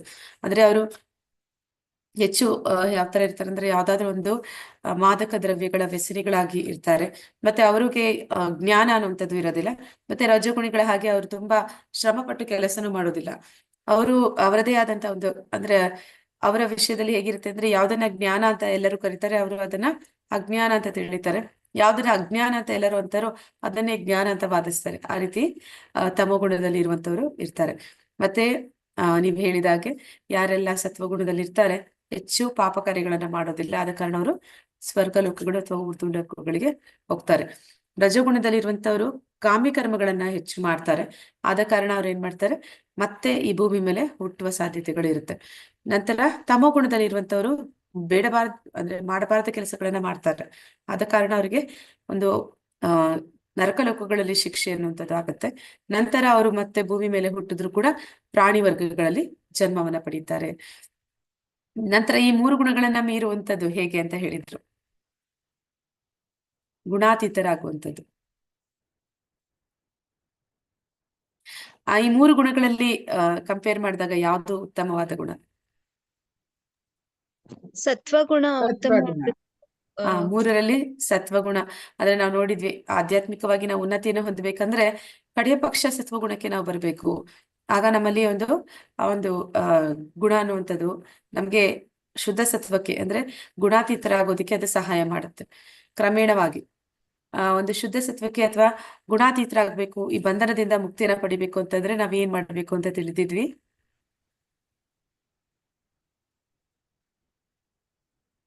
ಈ ಗುಣಗಳನ್ನ ಯಾರು ನಿಯಂತ್ರಣ ಮಾಡ್ತಿದ್ದಾರೆ? ತ್ರಿಗುಣಗಳನ್ನ ನಿಯಂತ್ರಿಸುವವರು ಯಾರು? ಆತ್ಮ. ಭಗವಂತ. ಭಗವಂತ ಮಾಯೆ ಈ ತ್ರಿಗುಣಗಳನ್ನ ನಿಯಂತ್ರಣ ಮಾಡ್ತಾ ಇದ್ದಾಳೆ. ಆ ಮಾಯೆಯನ್ನ ನಿಯಂತ್ರಣ ಮಾಡ್ತಿರುವಂತದ್ದು ಭಗವಂತ. ಯಾವಾಗ ನಾವು ಭಗವಂತನಿಗೆ ಶರಣಾಗ್ತೀವಿ, ಆಗ ಈ ಒಂದು ಮಾಯೆಯ ತ್ರಿಗುಣಗಳಿಂದ ನಾವು ಬಿಡುಗಡೆನ ಹೊಂದೋದಕ್ಕೆ ಸಾಧ್ಯ ಆಗುತ್ತೆ ಅನ್ನೋದನ್ನ ನೋಡಿದ್ವಿ. ಮತ್ತೆ ಅಂತವರು ಯಾವ ರೀತಿ ಇರ್ತಾರೆ ಅಂತ ನೋಡಿದ್ವಿ. ಅದಕ್ಕೆ ಉದಾಹರಣೆಯಾಗಿ ನಾರದರ ಒಂದು ಉದಾಹರಣೆ ಕೊಟ್ಟಿದ್ರು. ಹೇಗೆ ಅವರು ಶುದ್ಧ ಸತ್ವದಲ್ಲಿರುವಂತವರ ಗುಣಲಕ್ಷಣಗಳು, ಅವರು ಎಲ್ಲಾ ಒಂದು ವಿಚಾರಗಳು ಪೂರ್ಣ ಜ್ಞಾನವನ್ನ ಹೊಂದಿರ್ತಾರೆ. ಆದ ಕಾರಣ ಎಲ್ಲವನ್ನು ಕೂಡ ಸಮಾನ ಭಾವದಲ್ಲಿ ತಗೊಳ್ತಾ ಇರ್ತಾರೆ. ಅವರಿಗೆ ಒಂದು ಭೌತಿಕ ಅಂದ್ರೆ ದೇಹದ ಭಾವನೆಯಲ್ಲಿ ಅವರು ಇರೋದಿಲ್ಲ. ದೇಹದಲ್ಲಿರುವಷ್ಟು ದಿನ ಈ ಒಂದು ಕಷ್ಟ ಸುಖ ಅನ್ನುವಂಥದ್ದು ಅಥವಾ ಏರಿಳಿತ ಅನ್ನುವಂಥದ್ದು ಇದೆಲ್ಲ ಕೂಡ ಸಾಮಾನ್ಯವಾಗಿ ಬರುತ್ತೆ ಅಂತ ಹೇಳಿ ಅವರು ಅದನ್ನೆಲ್ಲ ಉದಾಸೀನವಾಗಿ ತಗೋತಾರೆ. ಅಂದ್ರೆ ಅದನ್ನ ಸಮಾನವಾಗಿ ತಗೊಳ್ತಾರೆ. ಅದಕ್ಕಾಗಿ ಅವರು ಹೆಚ್ಚು ಏನಂತ ಹೇಳ್ತಾರೆ, ಅವರ ಸಮಚಿತ್ತತೆಯನ್ನ ಕಳ್ಕೊಳ್ಳೋದಿಲ್ಲ. ನಂತರ ಅವರು ಸದಾಕಾಲ ಭಗವಂತನ ಸ್ಮರಣೆಯಲ್ಲಿ ಇರೋ ಕಾರಣದಿಂದ ಅವರು ಈ ಒಂದು ಜೀವನದಲ್ಲಿ ಬರುವ ಸುಖ ದುಃಖಗಳು ಅದನ್ನ ಸಮಾನವಾಗಿ ತಗೊಳ್ಳುವಂತ ಮನಸ್ಥಿತಿ ಕೂಡ ಅವರಲ್ಲಿ ಇರುತ್ತೆ. ಇದನ್ನ ಹೇಳ್ತಾ ಭಗವಂತ ನಿನ್ನೆ ಅಧ್ಯಾಯದಲ್ಲಿ ಗುಣಾತೀತರಾದವರ ವಿಷಯವನ್ನ ಹೇಳಿದ. ಈಗ ಮುಂದೆ ಇವತ್ತಿನ ಅಧ್ಯಾಯದಲ್ಲಿ ಏನ್ ಹೇಳ್ತಾನೆ ಅಂತ ನೋಡೋಣ. ಈ ಅಧ್ಯಾಯದ ಹೆಸರು ಅಧ್ಯಾಯ 15 ಪುರುಷೋತ್ತಮ ಯೋಗ ಅಂತ. ಹರೇ ಕೃಷ್ಣ ಮಾತಾಜಿ, ಒಂದು ಪ್ರಶ್ನೆ. ಹಾ ಆ, ಪ್ರಭುಜಿ. ಸತ್ವಗುಣದವರಿಗೂ ಮತ್ತೆ ಗುಣಾತೀತರಿಗೂ ಏನು ಸ್ವಲ್ಪ ವ್ಯತ್ಯಾಸ? ಸತ್ವಗುಣದಲ್ಲಿ ಇರುವಂತವರು ಅವರು ಜ್ಞಾನದಲ್ಲಿ ಇರ್ತಾರೆ ಪ್ರಭುಜಿ. ಅಂದ್ರೆ ಅವರು ಹೆಚ್ಚು ಪಾಪ ಕಾರ್ಯಗಳನ್ನ ಮಾಡೋದಿಲ್ಲ. ಅವ್ರಿಗೆ ಎಲ್ಲವೂ ಕೂಡ ಸ್ಪಷ್ಟವಾಗಿ ತಿಳಿತಾ ಇರುತ್ತೆ. ಅಂದ್ರೆ ಆ ಬ್ರಾಹ್ಮಣರು ಅವರೆಲ್ಲ ಸತ್ವಗುಣದಲ್ಲಿದ್ದಾರೆ ಅಂತ ಹೇಳ್ತಾರೆ. ಅಂದ್ರೆ ಅವರು ಪ್ರತಿಯೊಂದನ್ನು ಕೂಡ ಸರಿಯಾದ ರೀತಿಯಲ್ಲಿ ಅರ್ಥ ಮಾಡ್ಕೊಳ್ಳುವಂತಹ ಶಕ್ತಿ ಅವ್ರಿಗೆ ಇರುತ್ತೆ. ಅಂದ್ರೆ ಈಗ ಮನುಷ್ಯರು ಭ್ರಮೆಯಲ್ಲಿ ಇರ್ತಾರೆ ಅಂತ ಹೇಳ್ತಾರೆ ಹೆಚ್ಚು ಜನ. ಅಂದ್ರೆ ಅವರು ತಪ್ಪಾಗಿ ಅರ್ಥೈಸ್ಕೊಂತಾರೆ ಅಂತ. ಅದು ಇರೋದೊಂದು, ಅವ್ರು ತಿಳಿಯೋದೊಂದು ಅಂತ. ಆದ್ರೆ ಇವರಲ್ಲಿ ಆ ರೀತಿ ಇರೋದಿಲ್ಲ. ಇವರು ಎಲ್ಲವನ್ನು ಸ್ಪಷ್ಟವಾಗಿ ತಿಳಿತಾರೆ, ಮತ್ತೆ ಯೋಚನೆ ಮಾಡಿ ಕೆಲಸ ಮಾಡ್ತಾರೆ. ಮತ್ತೆ ಯಾರು ಶುದ್ಧ ಸತ್ವದಲ್ಲಿರ್ತಾರೆ ಅವ್ರು ಯಾವ ರೀತಿ ಇರ್ತಾರೆ ಅಂದ್ರೆ, ಅವರು ಈ ಒಂದು ಸತ್ವಗುಣ ಅನ್ನುವಂಥದ್ದು ಈ ಭೌತಿಕ ಜಗತ್ತಿನಲ್ಲೇ ಬರುತ್ತೆ. ನಾವು ನೋಡಿದ್ವಿ, ಈ 3 ಗುಣಗಳಲ್ಲಿ ಇರುವಂತವ್ರು ಏನ್ ಮಾಡ್ತಾರೆ, ಅಗ್ಗಜಗ್ಗಾಟ ಅಂತ ಹೇಳ್ತಾರೆ. ಅಂದ್ರೆ ಅವರು ಈ ಗುಣಗಳು ಪ್ರತಿ ಸತಿ ಅದು ಒಂದರ ಮೇಲೆ ಒಂದು ಪ್ರಾಬಲ್ಯವನ್ನ ಸಾಧಿಸಿ ಮನಸ್ಸಿನಲ್ಲಿ, ಅಂದ್ರೆ ಆ ಜೀವಾತ್ಮನ ಮನಸ್ಸಿನ ಮೇಲೆ ಪ್ರಭಾವವನ್ನ ಮಾಡ್ತವೆ. ಅಂದ್ರೆ ಆ ಮನಸ್ಸನ್ನ ಅದರ ಒಂದು ನಿಯಂತ್ರಣಕ್ಕೆ, ಆ ಒಂದು ಗುಣದ ನಿಯಂತ್ರಣಕ್ಕೆ ತರುವ ಪ್ರಯತ್ನ ಮಾಡ್ತವೆ. ಆದ್ರೆ ಯಾರು ಶುದ್ಧ ಸತ್ವಕ್ಕೆ ಹೋಗ್ತಾರೆ ಅವರು ಈ ಒಂದು 3 ಗುಣಗಳ ಒಂದು ಇದ್ರಲ್ಲೂ ಇರೋದಿಲ್ಲ. ಅಂದ್ರೆ ಅವರು ದೇಹ ಭಾವನೆಯಲ್ಲೂ ಇರೋದಿಲ್ಲ. ಈ ಸತ್ವಗುಣದಲ್ಲಿರೋರು ದೇಹ ಭಾವನೆಯಲ್ಲಿ ಇರ್ತಾರೆ. ಅಂದ್ರೆ ಅವರು ಈ ಭೌತಿಕ ಜಗತ್ತಿನಲ್ಲಿ ಯಾವ್ದೆಲ್ಲ ಸುಖಗಳು ಅನ್ನುವಂಥದ್ದಿದೆ ಅದನ್ನ ಅನುಭವಿಸೋದಕ್ಕೆ ಅವರು ಆಸಕ್ತಿಯನ್ನು ಹೊಂದಿರ್ತಾರೆ. ಅಂದ್ರೆ ನಾವು ಹೇಳ್ತೀವಿ, ಆ ಬ್ರಹ್ಮ ಭುವನಾಲೋಕ ಪುನರಾವರ್ತಿನೋ ಅರ್ಜುನ. ಅಂದ್ರೆ ಈ ಒಂದು ಊರ್ಧ್ವ ಲೋಕಗಳು ಏನಿದೆ ಅಲ್ಲಿಗೆ ಹೋಗುವಂತ ಇಚ್ಛೆ ಇಟ್ಕೊಂಡಿರ್ತಾರೆ. ಅವರು ಈ ವೇದಗಳಲ್ಲಿ ಹೇಳಿದ ಹಾಗೆ ಧರ್ಮ ಅರ್ಥ ಕಾಮ ಮೋಕ್ಷಗಳನ್ನ ಅವರು ಬಯಸ್ತಾರೆ. ಅದನ್ನ ಅಂದ್ರೆ ಧರ್ಮದಲ್ಲಿ ನಡ್ಕೋತಾರೆ, ಅರ್ಥ ಗಳಿಸ್ತಾರೆ, ಮತ್ತೆ ಆ ಒಂದು ಕಾಮಗಳನ್ನ ಈಡೇರಿಸ್ಕೊಳ್ತಾರೆ. ಆ ಕಾಮಗಳು ಯಾವ ಮಟ್ಟಕ್ಕೆ ಇರುತ್ತೆ ಅಂದ್ರೆ ಅವರು ಸ್ವರ್ಗ ಸುಖಗಳನ್ನು ಕೂಡ ಬಯಸ್ತಾರೆ. ನಂತರ ಅವರು ಮೋಕ್ಷವನ್ನ, ಅದಕ್ಕಿಂತ ಹೆಚ್ಚು ಅವರು ಮುಂದುವರೆದಾಗ ಮೋಕ್ಷವನ್ನ ಬಯಸ್ತಾರೆ. ಮೋಕ್ಷವನ್ನ ಬಯಸುವಾಗ ಅವ್ರಿಗೆ ಈ ಒಂದು ಆತ್ಮಜ್ಞಾನ ಅನ್ನುವಂಥದ್ದು ಇರುತ್ತೆ. ಆದ ಕಾರಣ ಅವ್ರು ಏನ್ ಅನ್ಕೋತಾರೆ, ಈ ದೇಹದಿಂದ ನಮ್ಗೆ ದುಃಖ ಬರ್ತಿದೆ ಅಂತ ಹೇಳಿ ಅವರು ಮ್ಯಾಕ್ಸಿಮಮ್ ಅಂತಂದ್ರೆ ಅವರು ಒಂದು ಬ್ರಹ್ಮಜ್ಯೋತಿ ಅಂತ ಕರೀತಾರೆ. ಅಂದ್ರೆ ಭಗವಂತನಲ್ಲಿ ಲೀನವಾಗಿ ಬಿಟ್ರೆ ನನ್ನ ಈ ಒಂದು ಕಷ್ಟಗಳೇನಿದೆ, ದುಃಖಗಳೇನಿದೆ ಅದೆಲ್ಲ ನಿವಾರಣೆ ಆಗುತ್ತೆ ಅಂತ ಹೇಳಿ ಅವರು ಅಲ್ಲಿಗೆ ಹೋಗೋದಕ್ಕೆ ಪ್ರಯತ್ನ ಪಡ್ತಾರೆ. ಅಂದ್ರೆ ಅವರ ಒಂದು ಲಿಮಿಟ್ ಎಲ್ಲಿವರೆಗೂ ಅಂದ್ರೆ ಆ ಬ್ರಹ್ಮಜ್ಯೋತಿವರೆಗೂ. ಅಲ್ಲಿವರೆಗೂ ಹೋಗಿ ಅವರು ಈ ಒಂದು ದೇಹವನ್ನ ಕಳ್ಕೊಬೇಕು, ತನ್ನ ಅಸ್ತಿತ್ವವನ್ನ ಕಳ್ಕೊಬೇಕು ಅನ್ಕೋತಾರೆ. ಅಲ್ಲಿ ಒಂದು ಶಾಂತಿ ಸಿಗುತ್ತೆ ಅಂತ ತಿಳಿತಾರೆ. ಆದ್ರೆ ಯಾರು ಶುದ್ಧ ಸತ್ವದಲ್ಲಿದ್ದಾರೆ ಅವರು ಬ್ರಹ್ಮ ಲೋಕಗಳಿಗೆ ಹೋಗೋದು ಅಥವಾ ಸ್ವರ್ಗ ಲೋಕಗಳಿಗೆ ಹೋಗೋದನ್ನ ಅವರು ಬಯಸೋದಿಲ್ಲ. ಅವರು ಸದಾಕಾಲ ಅವರು ಯಾವ್ದನ್ನು ಬಯಸೋದಿಲ್ಲ. ಹೇಳ್ಬೇಕು ಅಂತಂದ್ರೆ ಯಾವ ಲೋಕಕ್ಕೂ ಹೋಗ್ಬೇಕಂತ ಬಯಸೋದಿಲ್ಲ. ಆದ್ರೆ ಅವರು ಸದಾ ಭಕ್ತಿ ಕಾರ್ಯದಲ್ಲಿ ತೊಡಗಿರೋ ಕಾರಣದಿಂದ ಅವ್ರಿಗೆ ಹೆಚ್ಚು ಜ್ಞಾನವನ್ನ ಪಡಿತಾ ಹೋಗ್ತಾರೆ. ಭಗವಂತನ ಸಂಪರ್ಕದಲ್ಲಿ ಇರ್ತಾರೆ. ಮತ್ತೆ ಭಗವಂತನ ಸಂಪರ್ಕದಲ್ಲಿ ಇರುವ ಕಾರಣ ಅವರು ಆನಂದದಲ್ಲಿ ಇರ್ತಾರೆ. ಅವರು ತನ್ನಷ್ಟಕ್ಕೆ ಆನಂದದಲ್ಲಿರ್ತಾರೆ. ಆದ್ರೆ ಅವರಿಗೆ ಭಗವಂತ ಅವನ ಒಂದು ಧಾಮಕ್ಕೆ ಕರೆಸ್ಕೋತಾನೆ. ಅವನ ಧಾಮಕ್ಕೆ ಹೋದಂತಹ ಈ ಒಂದು ಶುದ್ಧ ಸತ್ವದಲ್ಲಿ ಇರುವಂತವ್ರು ಮತ್ತೆ ಈ ಭೌತಿಕ ಜಗತ್ತಿಗೆ ಅವರು ಹಿಂದಿರುಗೋದಿಲ್ಲ. ಆದ್ರೆ ಈ ಸತ್ವಗುಣದಲ್ಲಿ ಇರುವಂತವ್ರು ಏನಾಗ್ತಾರೆ, ಪುಣ್ಯ ಕಳೆದ ಮೇಲೆ ಮತ್ತೆ ವಾಪಸ್ ಭೂಮಿಗೆ ಬರ್ತಾರೆ. ಇದು ಅವ್ರಿಗೂ ಇವ್ರಿಗೂ ಇರೋ ವ್ಯತ್ಯಾಸ. ಹರಿ ಕೃಷ್ಣ ಪ್ರಭುಜಿ. ಧನ್ಯವಾದ. ಇದು ಒಂದು ಆಡ್ ಕ್ವೆಶನ್ ಅಂದ್ರೆ, ಕೆಲವರು ಸತ್ವಗುಣದಲ್ಲಿ ಇರ್ತಾರೆ, ಆದ್ರೆ ಅವರ ಎನ್ವೈರನ್ಮೆಂಟ್ ಬೇರೆ ಜನ ಇವಾಗ ಅವ್ರಿಗೆ ಏನಾದ್ರು ತೊಂದರೆ ಕೊಟ್ರೆ, ಅವ್ರು ಸತ್ವಗುಣದಲ್ಲಿ ಇದ್ರು ಯಾರೋ ತೊಂದರೆ ಕೊಟ್ಟಿದಾರೆ ಅಂತ ಅವರಿಗೆ ರಿವೆಂಜ್ ತಗೊಳ್ಳೋಂತ ಅವರು ತಮೋ ಗುಣಕ್ಕೆ ಹೋಗಬಹುದು. ಸೊ ಈ ತರ ಆಗುತ್ತಲ್ವಾ ಮಾತಾಜಿ? ಅವರಲ್ಲಿ ಬದಲಾವಣೆ ಆಗುತ್ತೆ ಪ್ರಭುಜಿ. ಈ 3 ಗುಣಗಳಲ್ಲಿ ಯಾರಿರ್ತಾರೆ, ನಾ ಹೇಳ್ದೆ ಅಗ್ಗ ಜಗ್ಗಟ್ಟ ತರ, ಅವ್ರ ಜ್ಞಾನ ಹೆಚ್ಚಿತು ಅಂತ ಅಂದಾಗ ಅಹಂಕಾರ ಬಂದ್ರೆ ರಜಗುಣಕ್ಕೆ ಇಳಿದು ಬಿಡ್ತಾರೆ. ಅವರಲ್ಲಿ ಸುಖದ ಭಾವನೆ ಬಂದಾಗ, ಇನ್ನ ಸುಖ ಬೇಕು ಅಂದಾಗ ಅದು ಹೆಚ್ಚುತ್ತಾ ಹೋದಾಗೆ ಸೋಮಾರಿತನ ಬರುತ್ತೆ ಅಂತಾರೆ. ಆದ್ರೆ ಸುಖವಾಗಿದ್ದೀನಿ ನಾನು ಇನ್ನೇನ್ ಮಾಡ್ಬೇಕಾಗಿಲ್ಲ, ನನ್ನ ಹತ್ರ ಬೇಕಾದಷ್ಟಿದೆ, ಇದಕ್ಕಿಂತ ಏನ್ ಮಾಡ್ಬೇಕು ಅಂತ ಅವರು ಅಲ್ಲಿಗೆ ನಿಲ್ತಾರೆ. ಆಗ ಅವರಲ್ಲಿ ತಮೋ ಗುಣ ಆವರಿಸ್ಕೊಳ್ಳುತ್ತೆ. ಹೀಗೆ ಅಲ್ಲಿ ಪತನ ಅನ್ನುವಂಥದ್ದು ಆಗ್ತಾ ಇರುತ್ತೆ, ಏರಿಳಿತ ಆಗ್ತಾ ಇರುತ್ತೆ. ಆದ್ರೆ ಶುದ್ಧ ಸತ್ವಕ್ಕೆ ಹೋದವರು ಅವರು ಮತ್ತೆ ವಾಪಸ್ ಬರುವುದಿಲ್ಲ. ಸರಿ ಮಾತಾಜಿ, ಧನ್ಯವಾದ. ಹರೇ ಕೃಷ್ಣ ಪ್ರಭುಜಿ. ಹರೇ ಕೃಷ್ಣ ಮಾತಾಜಿ. ಇವತ್ತಿನ ಅಧ್ಯಾಯದ ಹೆಸರು ಪುರುಷೋತ್ತಮ ಯೋಗ. ಪುರುಷ ಅಂದ್ರೆ ಯಾರಂತ ತಿಳ್ಕೊಂಡಿದ್ವಿ. ಅರ್ಜುನ ಪ್ರಶ್ನೆ ಮಾಡ್ತಾನಲ್ಲ, ಪುರುಷ ಅಂತಂದ್ರೆ ಯಾರು ಅಂತ. ಹರೇ ಕೃಷ್ಣ ಮಾತಾಜಿ. ಹಾ ಮಾತಾಜಿ. ಮಾತಾಜಿ L2ದು ಒಂದ್ಸರಿ ಹೇಳ್ಬಿಡ್ತೀರಾ ಅವ್ರಿಗೆ? ಹಾಕ್ತೇನೆ. ಹಾ ಮಾತಾಜಿ. ಮಾತಾಜಿ ಇಲ್ಲಿ ಗ್ರೂಪ್ ಅಲ್ಲಿ ಒಂದು ಲಿಂಕ್ ಆಗ್ತಾ ಇದ್ದಾರೆ, ಲೆವೆಲ್ 2 ಅಂತ. ಅಂದ್ರೆ ಈಗ ನೀವು 18 ಡೇಸ್ ಕ್ಲಾಸಸ್ ಮುಗಿದ್ಮೇಲೆ ಮತ್ತೆ ಲೆವೆಲ್ 2 ಅಂತ ಒಂದಿದೆ, ಕೋರ್ಸ್ ಇದೆ. ಅದು ಕೂಡ ಫುಲ್ ಫ್ರೀ ಆಫ್ ಕಾಸ್ಟ್, ಅಂದ್ರೆ ಏನು ಚಾರ್ಜ್ ಮಾಡೋದಿಲ್ಲ ನಿಮ್ಗೆ. ಮತ್ತೆ ಅಲ್ಲಿ ಹೇಗಿರುತ್ತೆ ಅಂದ್ರೆ ವಾರದಲ್ಲಿ 2 ದಿನ ಕ್ಲಾಸ್ ಮಾತ್ರ ಇರುತ್ತೆ. ಆದ್ರೆ ಇಲ್ಲಿ ಮೇನ್ ಶ್ಲೋಕಗಳನ್ನ ನಾವು 1 ಅವರ್ ಅಲ್ಲಿ 1.5 ಅವರ್ ಅಲ್ಲಿ ಕವರ್ ಮಾಡಕ್ಕೆ ಟ್ರೈ ಮಾಡ್ತೀವಿ. ಆದ್ರೆ ಭಗವದ್ಗೀತೆಯಲ್ಲಿ 700 ಶ್ಲೋಕಗಳಿದೆ. ಅಷ್ಟು ಶ್ಲೋಕಗಳನ್ನ ಪರಿಪೂರ್ಣವಾಗಿ ತಿಳಿಬೇಕು ಅಂದ್ರೆ ಅದಕ್ಕೆ ಸಮಯ ತಗೊಳುತ್ತೆ. ಆದ್ರೆ ವಾರದಲ್ಲಿ 2 ದಿನ 1 ಗಂಟೆ ಇರುತ್ತೆ ಅಷ್ಟೇ. ಆ ಒಂದು ಕ್ಲಾಸ್ಗೆ ನೀವು ಜಾಯ್ನ್ ಆಗಿ ಇನ್ನ ಹೆಚ್ಚು ಭಗವದ್ಗೀತೆಯನ್ನ ತಿಳ್ಕೊಂಡು ಅಥವಾ ಈ ಒಂದು ಭಗವಂತನ ಕೃಪೆಯಿಂದ ಅವನ ಒಂದು ಏನಂತಾರೆ ಟಚ್ ಅಲ್ಲಿ ಇರೋದಕ್ಕೆ ಸಾಧ್ಯ ಆಗುತ್ತೆ. ಈ ಒಂದು ಕಲಿಯುಗದಲ್ಲಿ ನಾವು ಬೇಗ ಮರಿತೀವಿ. ಆ ಮರಿವು ನಮ್ಗಿರೋದ್ರಿಂದ ಅದನ್ನ ಮರಿದೇ ಇರೋ ಹಾಗೆ ಇರ್ಬೇಕು ಅಂತಂದ್ರೆ ಆಗಾಗ ಅದನ್ನ ಕೇಳ್ತಾ ಇರ್ಬೇಕು ಅಂತ ಹೇಳ್ತಾರೆ. ನೀವು L2ಗೆ ಬರೋದ್ರಿಂದ ನಿಮ್ಗೆ ಇನ್ನೂ ಹೆಚ್ಚು ತಿಳಿಲಿಕ್ಕೆ ಅವಕಾಶಗಳು ಸಿಗುತ್ತೆ. ದಯವಿಟ್ಟು ಎಲ್ಲರೂ ಬಂದವರು ಅಷ್ಟು ಜನ ಒಂದು ಲಿಂಕ್ ನ ಜಾಯಿನ್ ಆಗಿ ಅಂತ ಕೇಳ್ಕೊತೀನಿ. ಹರೇ ಕೃಷ್ಣ. ಮಾತಾಜಿ ಆಗ್ತಾರೆ, ಗ್ರೂಪ್ ಅಲ್ಲಿ ಆಗ್ತಾರೆ. ಟೈಮ್ ಯಾವುದು? ಮಾತಾಜಿ ಆಲ್ರೆಡಿ ಜಾಯ್ನ್ ಆಗಿದ್ದೀನಿ ಮಾತಾಜಿ. ಟೈಮ್ ಯಾವುದು? ಮಾತಾಜಿ ಟೈಮ್ ಯಾವುದು? ಮಾತಾಜಿ ಟೈಮು ಅವ್ರು ಹೇಳ್ತಾರೆ. ಮಾತಾಜಿ ನೀವು ಗ್ರೂಪ್ ಜಾಯ್ನ್ ಆಗಿದ ತಕ್ಷಣ ಅವ್ರು ಹೇಳ್ತಾರೆ. ಟೈಮ್ ನಿಮ್ಗೆ ಸಂಜೆ ಸಮಯನೇ ಇರುತ್ತೆ. ಮತ್ತೆ ನೀವ್ ಇವಾಗ 7 o'clock ಬ್ಯಾಚ್ ಅಂದ್ರೆ ನಿಮ್ಗೆ 7 o'clock ಇರುತ್ತೆ. ಮತ್ತೆ ಇನ್ನೊಂದು ಏನಂದ್ರೆ ಅದು ವಾರದಲ್ಲಿ 2 ದಿನ, ಶನಿವಾರ ಭಾನುವಾರ ಇರುತ್ತೆ, ಇಲ್ಲಾಂದ್ರೆ ಯಾವ್ದಾದ್ರು ವೀಕ್ ಡೇಸ್ ಅಲ್ಲಿ 2 ದಿನ ಇರುತ್ತೆ ಅಷ್ಟೇ ಮಾತಾಜಿ. ಅದಕ್ಕೆ ಲಿಂಕ್ ಬೇರೆ ಏನು? ಮಾತಾಜಿ ಲಿಂಕ್ ನಿಮ್ಗೆ ಇವಾಗ ಹಾಕ್ತಾರೆ. ನೀವು ಜಾಯ್ನ್ ಆಗಿದ ತಕ್ಷಣ ಆಮೇಲೆ ಅವರು ನಿಮ್ನ ಗ್ರೂಪ್ಗೆ ಸೇರಿಸ್ತಾರೆ. ಈಗ ನೀವು 18 days ಗ್ರೂಪ್ ಸೇರಿದ್ದೀರಲ್ಲ, ಆ ತರ ಲೆವೆಲ್ 2 ಗ್ರೂಪ್ ಸೇರ್ತೀರಾ, ಅಲ್ಲಿ ನಿಮ್ಗೆ ಲಿಂಕ್ ಕಳಿಸ್ತಾರೆ ಜಾಯ್ನ್ ಆಗೋದಕ್ಕೆ. ಅದು ಎಷ್ಟು ಬೇರೆ ದಿನ ಇರುತ್ತೆ ಮಾತಾಜಿ? ಅದು ಮಾತಾಜಿ ಒಂದು 5-10 minutes ಬಿಟ್ಟು ಹಾಕ್ತೇನೆ ಮಾತಾಜಿ. ಇನ್ನು ಸ್ವಲ್ಪ ಜನ ಜಾಯಿನ್ ಆಗೋರು ಇದ್ದಾರೆ.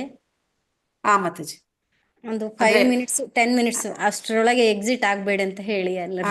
ದಯವಿಟ್ಟು ಯಾರು ಎಕ್ಸಿಟ್ ಆಗ್ಬೇಡಿ ಮಾತಾಜಿ, ರಿಕ್ವೆಸ್ಟ್ ಮಾಡ್ತಾ ಇದೀವಿ. ಅದು ಎಷ್ಟೊತ್ತು ಕ್ಲಾಸ್ ಇರುತ್ತೆ ಮಾತಾಜಿ? 1 ಗಂಟೆನೇ ಇರುತ್ತೆ ಮಾತಾಜಿ, 1 ಗಂಟೆ. ಅಲ್ಲ ಮಾತಾಜಿ, ಅದು ಎಷ್ಟು ಕ್ಲಾಸಸ್ ಇರುತ್ತೆ? ಎಷ್ಟು ಕ್ಲಾಸಸ್ ಅಂದ್ರೆ ಮಾತಾಜಿ ಈಗ ಏನ್ ಮಾಡ್ತಾರೆ ಅಂದ್ರೆ 2 days ಅಲ್ಲಿ 1 ಅಧ್ಯಾಯನ ಕಂಪ್ಲೀಟ್ ಮಾಡಕ್ಕೆ ಟ್ರೈ ಮಾಡ್ತಾರೆ. 1 week ಅಲ್ಲಿ 1 ಅಧ್ಯಾಯ ಕಂಪ್ಲೀಟ್ ಆಗುತ್ತೆ. ಆತರ 18 weeks ಅಲ್ಲಿ 18 ಅಧ್ಯಾಯ ಆಗೋಗುತ್ತೆ ಮಾತಾಜಿ. ಅಂದ್ರೆ ಅದು ಈ ತರ ನಿಮ್ ತರ ಹೇಳ್ಕೊಡ್ತಾರ ಅಥವಾ ಬರೀ ಶ್ಲೋಕಗಳಿರುತ್ತಾ? ಹೇಳ್ಕೊಡ್ತಾರೆ ಮಾತಾಜಿ, ಶ್ಲೋಕನೂ ಹೇಳ್ಕೊಡ್ತಾರೆ, ಮತ್ತೆ ಅದು ಪೂರ್ತಿ ಭಾವಾರ್ಥ ಎಲ್ಲ ಹೇಳ್ಕೊಡ್ತಾರೆ ಕಂಪ್ಲೀಟ್ ಸೇಮ್ ಆಗಿ. ಈ ತರ ಕ್ಲಾಸೇ ಇರುತ್ತೆ? ಇದಕ್ಕಿಂತ ಜಾಸ್ತಿ ಡೀಟೇಲ್ ಇರುತ್ತೆ ಮಾತಾಜಿ. ಡೀಟೇಲಿಂಗ್ ಇರುತ್ತೆ. ನೀವೇ ತಗೋತೀರಾ ಅದನ್ನ ಬೇರೆಯವರ ಮಾತಾಜಿ? ಬೇರೆಯೊಬ್ರು ಬರ್ತಾರೆ ಮಾತಾಜಿ. ಹೌದಾ? ಇದಕ್ಕೆ ಮಾತಾಜಿ ಏನಾದ್ರು ಎಕ್ಸಾಮ್ ತಗೋಬೇಕಾ ಮಾತಾಜಿ? ಇದಕ್ಕೆ ಕ್ವಿಜ್ ಇದೆಲ್ಲ ಮಾತಾಜಿ. ಅಲ್ಲ Quiz ಲೆವೆಲ್ ಇದೆ ಟೂಗ ಇದಕ್ಕಲ್ಲ, ಲೆವೆಲ್ 2ಗೆ. ಲೆವೆಲ್ 2ಗೆ ನಿಮ್ಗೆ ಅದ್ರಲ್ಲೂ ಕ್ವಿಜ್ ತರನೇ ಇರುತ್ತೆ ಮಾತಾಜಿ. ಕ್ವಿಜ್ ತರನೇ ಕೊಡ್ತಾರೆ. ಈಸಿ ಇರುತ್ತೆ ಮಾತಾಜಿ, ಕಷ್ಟ ಇರೋದಿಲ್ಲ. ನೀವು ಕ್ಲಾಸಸ್ ಎಲ್ಲ ಅಟೆಂಡ್ ಮಾಡ್ತಾ ಇದ್ರೆ ನಿಮ್ಗೆ ಇಂಟ್ರೆಸ್ಟಿಂಗ್ ಆಗಿರುತ್ತೆ. ಆಮೇಲೆ ನೀವು ಅದಕ್ಕೆ ಕ್ವಿಜ್ ಕೂಡ ಈಸಿನೇ ಇರುತ್ತೆ. ಮಾತಾಜಿ ಇವಾಗ ಏನಾಗ್ಬಿಟ್ಟಿದೆ ಮೈಂಡ್ ಅಲ್ಲಿ ಅಂದ್ರೆ, ಸುಮಾರು ಕ್ಲಾಸಸ್ ಈ ತರ ಅಟೆಂಡ್ ಮಾಡಿ ಯಾವ್ದನ್ನ ಪಾಲಿಸ್ಬಿಟ್ರು ಯಾವ್ದನ್ನ ಬಿಡ್ಬೇಕು ಅಂತ ತುಂಬಾನೇ ಕನ್ಫ್ಯೂಸ್.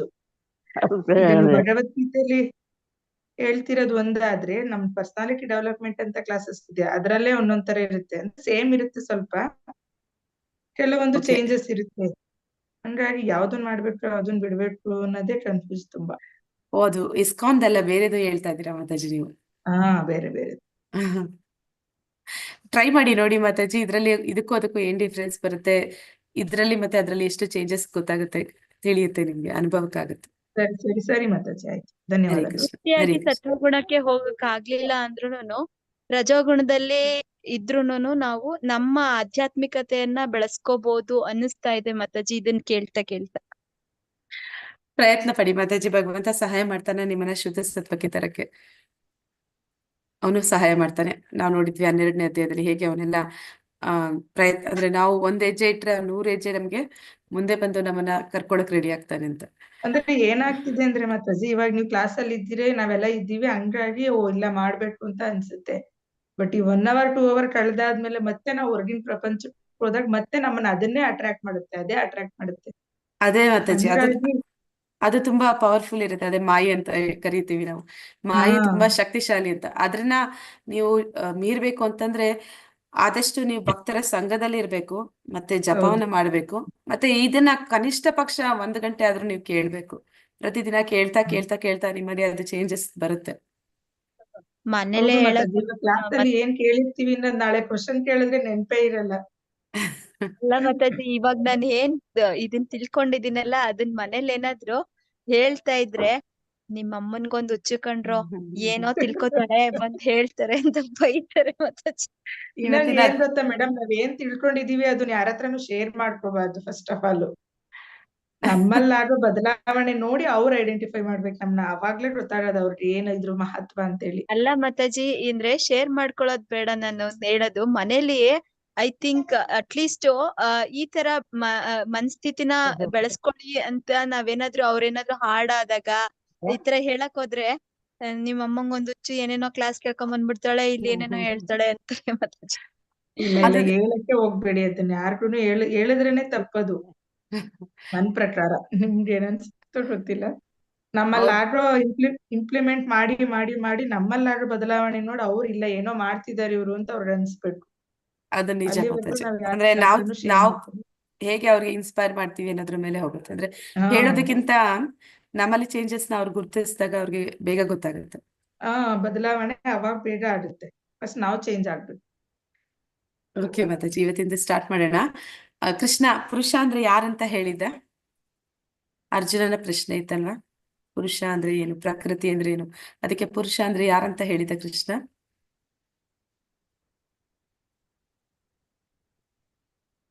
ಪುರುಷ ಅಂತಂದ್ರೆ ಭೋಗಿಸುವವನು, ಅದು ಪ್ರಕೃತಿಯನ್ನ ಭೋಗಿಸುವವನೇ ಪುರುಷ. ಇಲ್ಲಿ ನಾವು ನೋಡ್ತೀವಿ, ಏನಂತ ಹೇಳ್ತಾರೆ, ನಾವೆಲ್ಲ ಸಾಮಾನ್ಯವಾಗಿ ಪುರುಷ ಅಂದ್ರೆ ಯಾರು ಅನ್ಕೊಂಡಿದೀವಿ? ಸ್ತ್ರೀ ಅಥವಾ ಪುರುಷ ಅಂತ ನಾವು ಎರಡು ವರ್ಗ ಮಾಡ್ಕೊಂಡಿದೀವಲ್ಲ, ಅವರನ್ನೇ ಪುರುಷ ಅಂತ ಅನ್ಕೋತೀವಿ.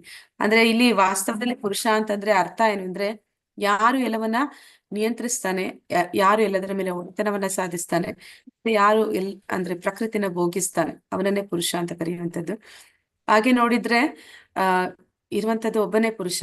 ಆತ್ಮಜ್ಞಾನದಲ್ಲಿ ನಾವೆಲ್ಲರೂ ಕೂಡ ಆತ್ಮಕ್ಕೆ ಯಾವುದೇ ಸ್ತ್ರೀ ಪುರುಷ ಅನ್ನೋ ವ್ಯತ್ಯಾಸ ಇಲ್ಲ. ನಾವೆಲ್ಲರೂ ಕೂಡ ಭಗವಂತನ ಸೇವಕರಾದ ಕಾರಣ, ಅವನು ಸೇವ್ಯನಾದ ಕಾರಣ ನಾವೆಲ್ಲರೂ ಕೂಡ ಪ್ರಕೃತಿಯ ಭಾಗನೇ ಆಗ್ತೀವಿ. ಆದ್ರೆ ಈ ಭೌತಿಕ ಜಗತ್ತಿನಲ್ಲಿ ನಮಗೆ ಈ ಒಂದು ಒಡೆತನ ನಡೆಸುವಂತಹ ಭಾವನೆ ಇರೋದ್ರಿಂದ ಇಲ್ಲಿ ನಾವು ಯಾರನ್ನೆಲ್ಲ ಸ್ತ್ರೀ ಅಂತ ಕರಿತೀವಿ ಅವರು ಕೂಡ ಪುರುಷರೇ ಆಗ್ತಾರೆ. ಯಾಕೆ ಅಂತಂದ್ರೆ ಅದು ಎರಡು ರೀತಿಯಲ್ಲಿ, ಒಂದು ಆಧ್ಯಾತ್ಮಿಕ ಒಂದು ದೃಷ್ಟಿಕೋನದಲ್ಲಿ ನಾವೆಲ್ಲರೂ ಅಂದ್ರೆ ಪುರುಷ ಅಂತ ನಾವ್ ಯಾರನ್ನೆಲ್ಲ ಕರಿತೀವಿ ಅವರು ಕೂಡ ಸ್ತ್ರೀಯರೇ ಆಗ್ತಾರೆ, ಪ್ರಕೃತಿನೇ ಆಗ್ತಾರೆ. ಆದ್ರೆ ಭೌತಿಕ ಜಗತ್ತಿನಲ್ಲಿ ಲೌಕಿಕ ಜ್ಞಾನದಲ್ಲಿ ನಾವು ನೋಡುವಾಗ ಆ ಒಂದು ಎಲ್ಲವನ್ನು ಭೋಗಿಸುವ ಇಚ್ಛೆ ಇರುವಂತವ್ರು ಪುರುಷ ಅಂತಂದ್ರೆ, ಇಲ್ಲಿ ಸ್ತ್ರೀಯರಿಗೂ ಭೋಗಿಸುವಂತ ಇಚ್ಛೆ ಇರುತ್ತೆ, ನಿಯಂತ್ರಣ ಮಾಡುವಂಥದ್ದು, ಒಡೆತನ ಸಾಧಿಸುವಂಥದ್ದು, ಈ ಗುಣಗಳು ಇದೆ. ಆದ ಕಾರಣ ಇಲ್ಲಿ ಲೌಕಿಕವಾಗಿ ನೋಡಿದಾಗ ಸ್ತ್ರೀಯರು ಕೂಡ ಪುರುಷರ ಅಂತ ಹೇಳ್ತಾರೆ. ಆದ್ರೆ ವಾಸ್ತವದಲ್ಲಿ ಪುರುಷ ಅಂದ್ರೆ ಒಬ್ಬನೇ ಭಗವಂತ. ಅಂದ್ರೆ ಎಲ್ಲದಕ್ಕೂ ಒಡೆಯ ಯಾರು, ಎಲ್ಲದಕ್ಕೂ ಯಾರು ನಿಯಂತ್ರಕ, ಮತ್ತೆ ಯಾರು ಎಲ್ಲದರ ಒಂದು ಪ್ರಕೃತಿಯನ್ನ ಭೋಗಿಸುವಂತವನು, ಅವನನ್ನ ಇಲ್ಲಿ ಪುರುಷ ಅಂತ ಕರಿತಾ ಇದ್ದಾರೆ. ಅವನನ್ನ ಸಾಧಾರಣ ಪುರುಷ ಅಂತ ಕರಿತಾ ಇಲ್ಲ, ಪುರುಷೋತ್ತಮ ಅಂತ ಕರಿತಾ ಇದ್ದಾರೆ, ಉತ್ತಮ ಪುರುಷ ಅಂತ ಕರಿತಾ ಇದ್ದಾರೆ. ಯಾಕೆ ಅವನನ್ನ ಪುರುಷೋತ್ತಮ ಅಂತ ಕರೀತಾರೆ ಅನ್ನೋದನ್ನ ಈ ಅಧ್ಯಾಯದಲ್ಲಿ ನಾವು ನೋಡೋಣ. ಅಂದ್ರೆ ಇನ್ನೂ ಒಂದು ಹೇಳ್ತಾರೆ, ರಾಮನಿಗೆ ಮರ್ಯಾದಾ ಪುರುಷೋತ್ತಮ ಅಂತ ಹೇಳ್ತಾರೆ. ಅಂದ್ರೆ ನಾವೆಲ್ಲರೂ ಕೂಡ ಲೌಕಿಕದಲ್ಲಿ ಇರುವಂತಹ ಪುರುಷರೆಲ್ಲ ಅಧಮ ಪುರುಷ ಅಂದ್ರೆ ಭಗವಂತನ ಸ್ವಾಂಶ ವಿಸ್ತರಣೆಗಳು ಅಂದ್ರೆ ವಿಷ್ಣು ರೂಪಗಳನ್ನ ಮಧ್ಯಮ ಪುರುಷ ಅಂತ ಕರೀತಾರೆ. ಮತ್ತೆ ದೇವೋತ್ತಮ ಪರಮ ಪುರುಷ ಕೃಷ್ಣನನ್ನ ಉತ್ತಮ ಪುರುಷ ಅಂತ ಕರೀತಾರೆ. ಯಾಕೆ ಅವರನ್ನ ಉತ್ತಮ ಪುರುಷ ಅಂತ ಕರೀತಾರೆ ಅಂದ್ರೆ, ಮನುಷ್ಯರಲ್ಲಿ 50 ಗುಣಗಳು, ಮ್ಯಾಕ್ಸಿಮಮ್ 50 ಗುಣಗಳು ಬರುತ್ತೆ ಅಂತ ಹೇಳ್ತಾರೆ. ಆ ಒಂದು ಭಗವಂತನ ವಿಷ್ಣು ತತ್ವ, ಆ ವಿಷ್ಣು ತತ್ವದಲ್ಲಿ 60 ಗುಣಗಳು ಬರುತ್ತೆ. ಮತ್ತೆ ಭಗವಂತನಿಗೆ ಯಾಕೆ ಪುರುಷೋತ್ತಮ ಅಂತ ಕರೀತಾರೆ ಅಂದ್ರೆ, ಅವನಲ್ಲಿ ಇನ್ನು 4 ಗುಣಗಳು ಹೆಚ್ಚು ಇದೆ ಅಂತ ಹೇಳ್ತಾರೆ. ಯಾವ್ದೆಲ್ಲ 4 ಗುಣಗಳು ಕೃಷ್ಣನಲ್ಲಿ ಇರುವಂತದ್ದು ಅಂತಂದ್ರೆ, ಅವನು ರೂಪ ಮಾಧುರ್ಯ, ವೇಣು ಮಾಧುರ್ಯ, ಭಕ್ತ ಮಾಧುರ್ಯ, ಲೀಲಾ ಮಾಧುರ್ಯ ಅಂತ ಹೇಳ್ತಾರೆ. ಈ ಒಂದು ಗುಣಗಳು ವಿಷ್ಣು ತತ್ವಗಳಲ್ಲೂ ಕೂಡ ಕಾಣ್ಲಿಕ್ಕೆ ಸಿಗೋದಿಲ್ಲ ಅಂತ ಹೇಳ್ತಾರೆ. ಅಂದ್ರೆ ಬ್ರಹ್ಮ ಜೀವತತ್ವ ಅಂತ ಕರೀತಾರೆ. ಅವನಲ್ಲಿ ಇರುವಂತದ್ದು 50 ಮ್ಯಾಕ್ಸಿಮಮ್ ಜೀವತತ್ವದಲ್ಲಿ ಬರುವಂತದ್ದು 50 ಗುಣಗಳು. ಆ ಗುಣಗಳು ಬ್ರಹ್ಮನಲ್ಲಿ ಇರುವ ಕಾರಣ ಅವನು ಆ ಬ್ರಹ್ಮ ಅನ್ನುವಂತಹ ಒಂದು ಪದವಿಯಲ್ಲಿ ಇದ್ದಾನೆ. ನಂತರ ಬರುವಂತದ್ದು ಶಿವತತ್ವ ಅಂತ ಕರೀತಾರೆ. ಅಲ್ಲಿ 55 ಗುಣಗಳು ಇರುತ್ತೆ. ಅದು ಜೀವತತ್ವನೂ ಅಲ್ಲ ಅಥವಾ ಪರಿಪೂರ್ಣವಾಗಿ ವಿಷ್ಣು ತತ್ವನೂ ಅಲ್ಲ, ಅವೆರಡರ ಮಧ್ಯದಲ್ಲಿ ಬರುವಂತದ್ದು. ವಿಷ್ಣು ತತ್ವದಲ್ಲಿ 60 ಗುಣಗಳು, ಮತ್ತೆ ಭಗವಂತನಲ್ಲಿ 64 ಗುಣಗಳು. ಆದ ಕಾರಣ ಅವನನ್ನ ಪುರುಷೋತ್ತಮ ಅಂತ ಕರೀತಾರೆ. ಶ್ರೀ ಶ್ರೀ ರಾಧಾ ಗೋವಿಂದ್ ಕಿ ಜೈ, ಶ್ರೀಲ ಪ್ರಭುಪಾದ್ ಕಿ ಜೈ, ಗೌರ ನಿತಾಯ್ ಕಿ ಜೈ. ಹರೇ ಕೃಷ್ಣ. ಈಗ ಭಗವಂತ ನನ್ನ ಶ್ಲೋಕದೊಂದಿಗೆ ಈ ಒಂದು ಅಧ್ಯಾಯ ಪ್ರಾರಂಭ ಆಗ್ತಿದೆ.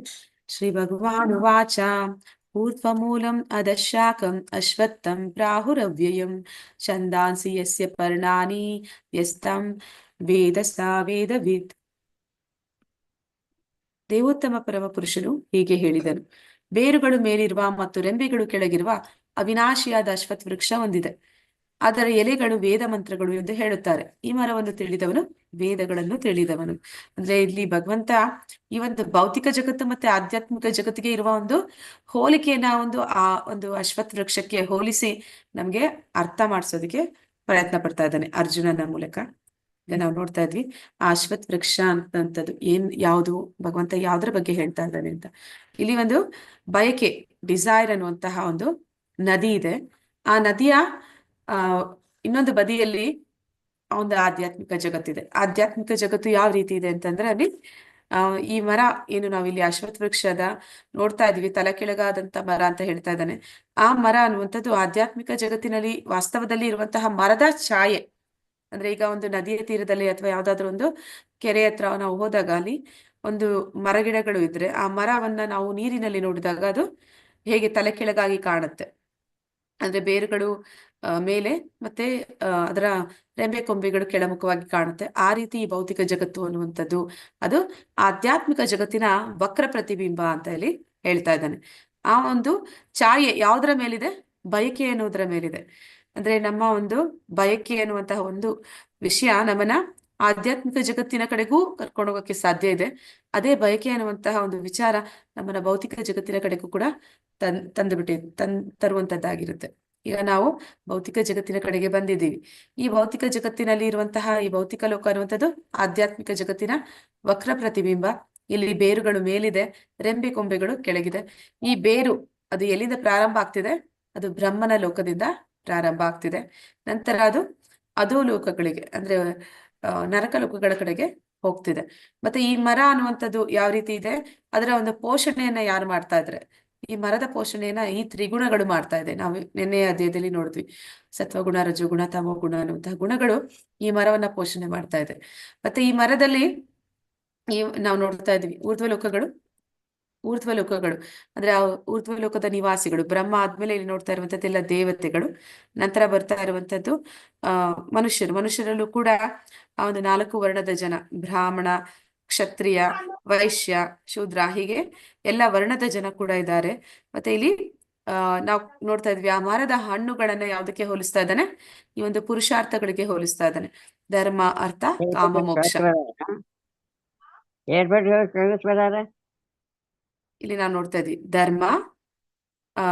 ಧರ್ಮ ಮತ್ತೆ ಅರ್ಥ ಎಕನಾಮಿಕ್ ಡೆವಲಪ್ಮೆಂಟ್ ಅಂತ ಇದ್ದಾನೆ. ಮತ್ತೆ ಕಾಮ, ಸೆನ್ಸ್ ಗ್ರಾಟಿಫಿಕೇಶನ್. ನಂತರ ಬರುವಂತದ್ದು ಮೋಕ್ಷ ಇಲ್ಲಿ ಇದೆ, ಲಿಬರೇಷನ್ ಇಲ್ಲಿ ಕೊಟ್ಟಿದ್ದಾನೆ. ನಂತರ ಇಲ್ಲಿ ಎಲೆಗಳು, ಆ ಮರದ ಎಲೆಗಳು ಏನಿದೆ ಅದೆಲ್ಲವೂ ಕೂಡ ಈ ಒಂದು ವೇದ ಮಂತ್ರಗಳು ಅಂತ ಕರಿತಾ ಇದ್ದಾನೆ. ಈ ಮರವನ್ನ ಯಾರು ಅರ್ಥ ಮಾಡ್ಕೊಂಡಿದ್ದಾನೆ ಅವನು ಇಡೀ ವೇದಗಳನ್ನ ತಿಳಿದಿದ್ದಾನೆ ಅಂತ. ಮತ್ತೆ ಈ ಮರದಲ್ಲಿ ಯಾವ ರೀತಿ ಬೇರುಗಳಿದೆ ಅಂತಂದ್ರೆ ಬೇರುಗಳು ಯಾವಾಗ್ಲೂ ಕೂಡ ಬೇರುಗಳಿಂದ ಪ್ರಾರಂಭ ಆಗುತ್ತೆ. ಆದ್ರೆ ಇಲ್ಲಿ ಬೇರುಗಳು ಕೆಳಮುಖವಾಗಿನೂ ಇದೆ, ಮೇಲ್ಮುಖವಾಗಿನೂ ಇದೆ. ಅಂದ್ರೆ ನಾವು ಏನಾದ್ರೂ ಮಾಡಬಾರದನ್ನ ಮಾಡಿದಾಗ ಆ ಬೇರುಗಳು ಕೆಳಮುಖಕ್ಕೆ ಹೋಗ್ತಾ ಇದೆ. ಇಂಪಯಸ್ ಆಕ್ಟ್ ಅಂತ ಹೇಳ್ತಾ ಇದ್ದಾನೆ. ಅದ್ರ ನಮ್ಮನ್ನ ಅದು ನರಕ ಲೋಕಗಳಿಗೆ ಅಥವಾ ಅಧೋಲೋಕಗಳಿಗೆ, ಆ ಬ್ರಹ್ಮಾಂಡದ ಒಂದು 7 ಊರ್ಧ್ವ ಲೋಕಗಳು, 7 ಅಧೋಲೋಕಗಳನ್ನ ನೋಡಿದ್ವಿ. ಪಾತಾಳ, ರಸಾತಲ ಅಂತಲ್ಲ, ಆ ಒಂದು ಲೋಕಗಳಿಗೆ ಅದು ನಮ್ಮನ್ನ ಕರ್ಕೊಂಡು ಹೋಗುತ್ತೆ. ಅಂದ್ರೆ ನಾವು ಮಾಡುವಂತ ಕರ್ಮದ ಪ್ರತಿಕ್ರಿಯೆಗಳು, ತಪ್ಪಾದ ಒಂದು ಕ್ರಿಯೆ ಮಾಡಿದಾಗ ಅದರ ಪ್ರತಿಕ್ರಿಯೆಯಾಗಿ ನಾವು ಕೆಳಗಿನ ಲೋಕಗಳಿಗೆ ಹೋಗ್ತೀವಿ. ಆದ್ರೆ ನಾವು ಪುಣ್ಯ ಕಾರ್ಯಗಳನ್ನ ಮಾಡಿದ್ರೆ ಏನಾಗುತ್ತೆ? ಅದು ನಮ್ಮನ್ನ ಊರ್ಧ್ವ ಲೋಕಗಳಿಗೆ ಕೊಂಡೋಗುತ್ತೆ. ಇದನ್ನ ಇಲ್ಲಿ ಹೇಳ್ತಾ ಇದ್ದಾರೆ. ಈ ಮರದಲ್ಲಿ ಕೆಳಮುಖ ಮತ್ತು ಮೇಲ್ಮುಖವಾದ ಬೇರುಗಳಿದೆ ಅಂತ. ಮತ್ತೆ ಇದರ ಕುಡಿಗಳು, ಅದನ್ನ ನಾವು ಇಂದ್ರಿಯ ವಸ್ತುಗಳು ಅಂತ ಹೇಳ್ತಾರೆ. ಇಂದ್ರಿಯ ವಸ್ತುಗಳು ಅಂತಂದ್ರೆ ರೂಪ, ಗಂಧ, ಶಬ್ದ, ಸ್ಪರ್ಶ, ಇವನ್ನೆಲ್ಲ ಇಂದ್ರಿಯ ವಸ್ತುಗಳು ಅಂತ ಕರೀತಾರೆ. ಈ ಒಂದು ಮರವನ್ನ ಯಾರು ಪರಿಪೂರ್ಣವಾಗಿ ಅರ್ಥ ಮಾಡ್ಕೊಂತಾನೆ ಅವನು ವೇದಗಳನ್ನ ತಿಳಿದಿದ್ದಾನೆ ಅಂತ ಮುಂದೆ ಪರಮಾತ್ಮ ಹೇಳ್ತಾನೆ. ಮತ್ತೆ ಈ ಒಂದು ಮರ ಅನ್ನುವಂಥದ್ದು ಎಷ್ಟು ಜಟಿಲ ಅಂತಂದ್ರೆ ಈ ಒಂದು ನಾವು ನೋಡ್ತಾ ಇದ್ವಿ, ಕುಡಿಗಳು ಮೇಲೆ ಹೋಗುತ್ತೆ, ಕೆಳಗೆ ಹೋಗುತ್ತೆ, ಹೀಗೆ ನೋಡ್ತಾನೆ ಇದ್ರೆ ಈ ಕುಡಿಗಳು ಅದು ಮೇಲೆ ಕೆಳಗೆ ಹೋಗ್ತಾನೆ ಇರುತ್ತೆ. ಮತ್ತೆ ಅದು ಎಲ್ಲಿ ಪ್ರಾರಂಭ ಆಗಿ ಎಲ್ಲಿ ಕೊನೆಗೊಳ್ಳುತ್ತೆ ಅಂತ ಹೇಳೋದಕ್ಕೆ ಸಾಧ್ಯ ಇಲ್ಲ. ಅಷ್ಟು ಜಟಿಲವಾದ ಒಂದು ಮರ ಈ ಭೌತಿಕ ಜಗತ್ತು ಅನ್ನುವಂಥದ್ದು. ಅಂದ್ರೆ ಅದು ಮತ್ತೆ ಮತ್ತೆ ಮತ್ತೆ ಮತ್ತೆ ಇಲ್ಲಿ ಸುತ್ತಾನೆ ಇರ್ತಾನೆ ಮನುಷ್ಯ ಅನ್ನುವಂಥದ್ದು. ಈಗ ಭಗವಂತ ಏನ್ ಹೇಳ್ತಾನೆ ನೋಡೋಣ. ಅಧಶ್ಚೋರ್ಧ್ವಂ ಪ್ರಸೃತಾಸ್ ತಸ್ಯ ಶಾಖಾ ಗುಣ ಪ್ರವೃದ್ಧ ವಿಷಯ ಪ್ರವಾಲಃ ಅಧಶ್ಚ ಮೂಲಾನಿ ಅನುಸಂತತಾನಿ ಕರ್ಮಾನುಬಂಧಿನಿ ಮನುಷ್ಯಲೋಕೆ. ಈ ಮರದ ಬೇರುಗಳು ಕೆಳಮುಖವಾಗಿಯೂ ಮೇಲ್ಮುಖವಾಗಿಯೂ ಹರಡಿಕೊಂಡಿವೆ.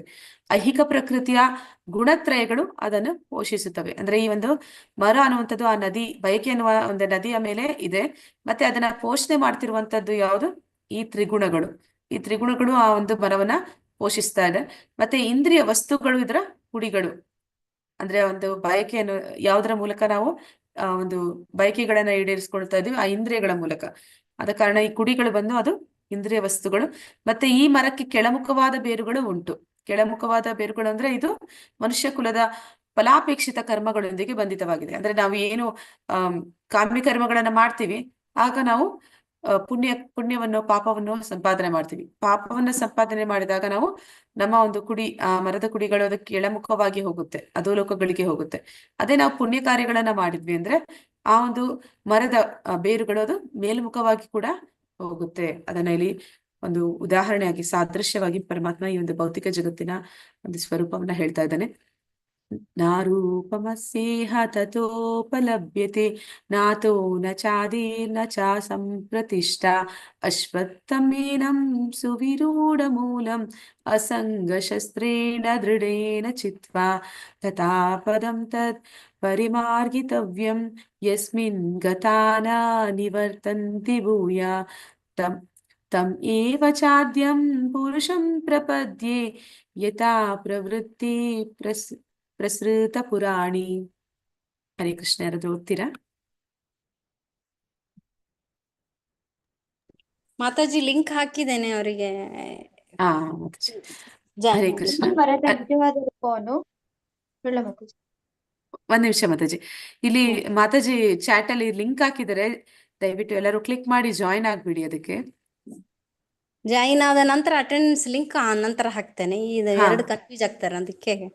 ಹಾ ಮಾತಾಜಿ, ಅಟೆಂಡೆನ್ಸ್ ಲಿಂಕ್ ಆಮೇಲೆ ಹಾಕ್ತಾರೆ ಮಾತಾಜಿ. ಈಗ ಈ ಒಂದು ಲಿಂಕ್ಗೆ ಎಲ್ಲರೂ ದಯವಿಟ್ಟು ಜಾಯಿನ್ ಆಗಿ.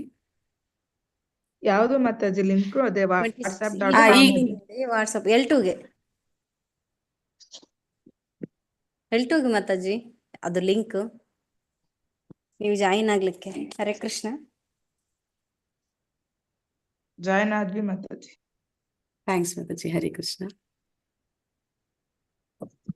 ಈ ಮರದ ನಿಜವಾದ ರೂಪವನ್ನು ಈ ಜಗತ್ತಿನಲ್ಲಿ ಕಾಣಲಾಗುವುದಿಲ್ಲ. ಅದರ ಅಂತ್ಯ, ಆದಿ ಅಥವಾ ಅಸ್ಥಿವಾರಗಳನ್ನು ಯಾರೂ ಅರ್ಥ ಮಾಡಿಕೊಳ್ಳಲಾರರು.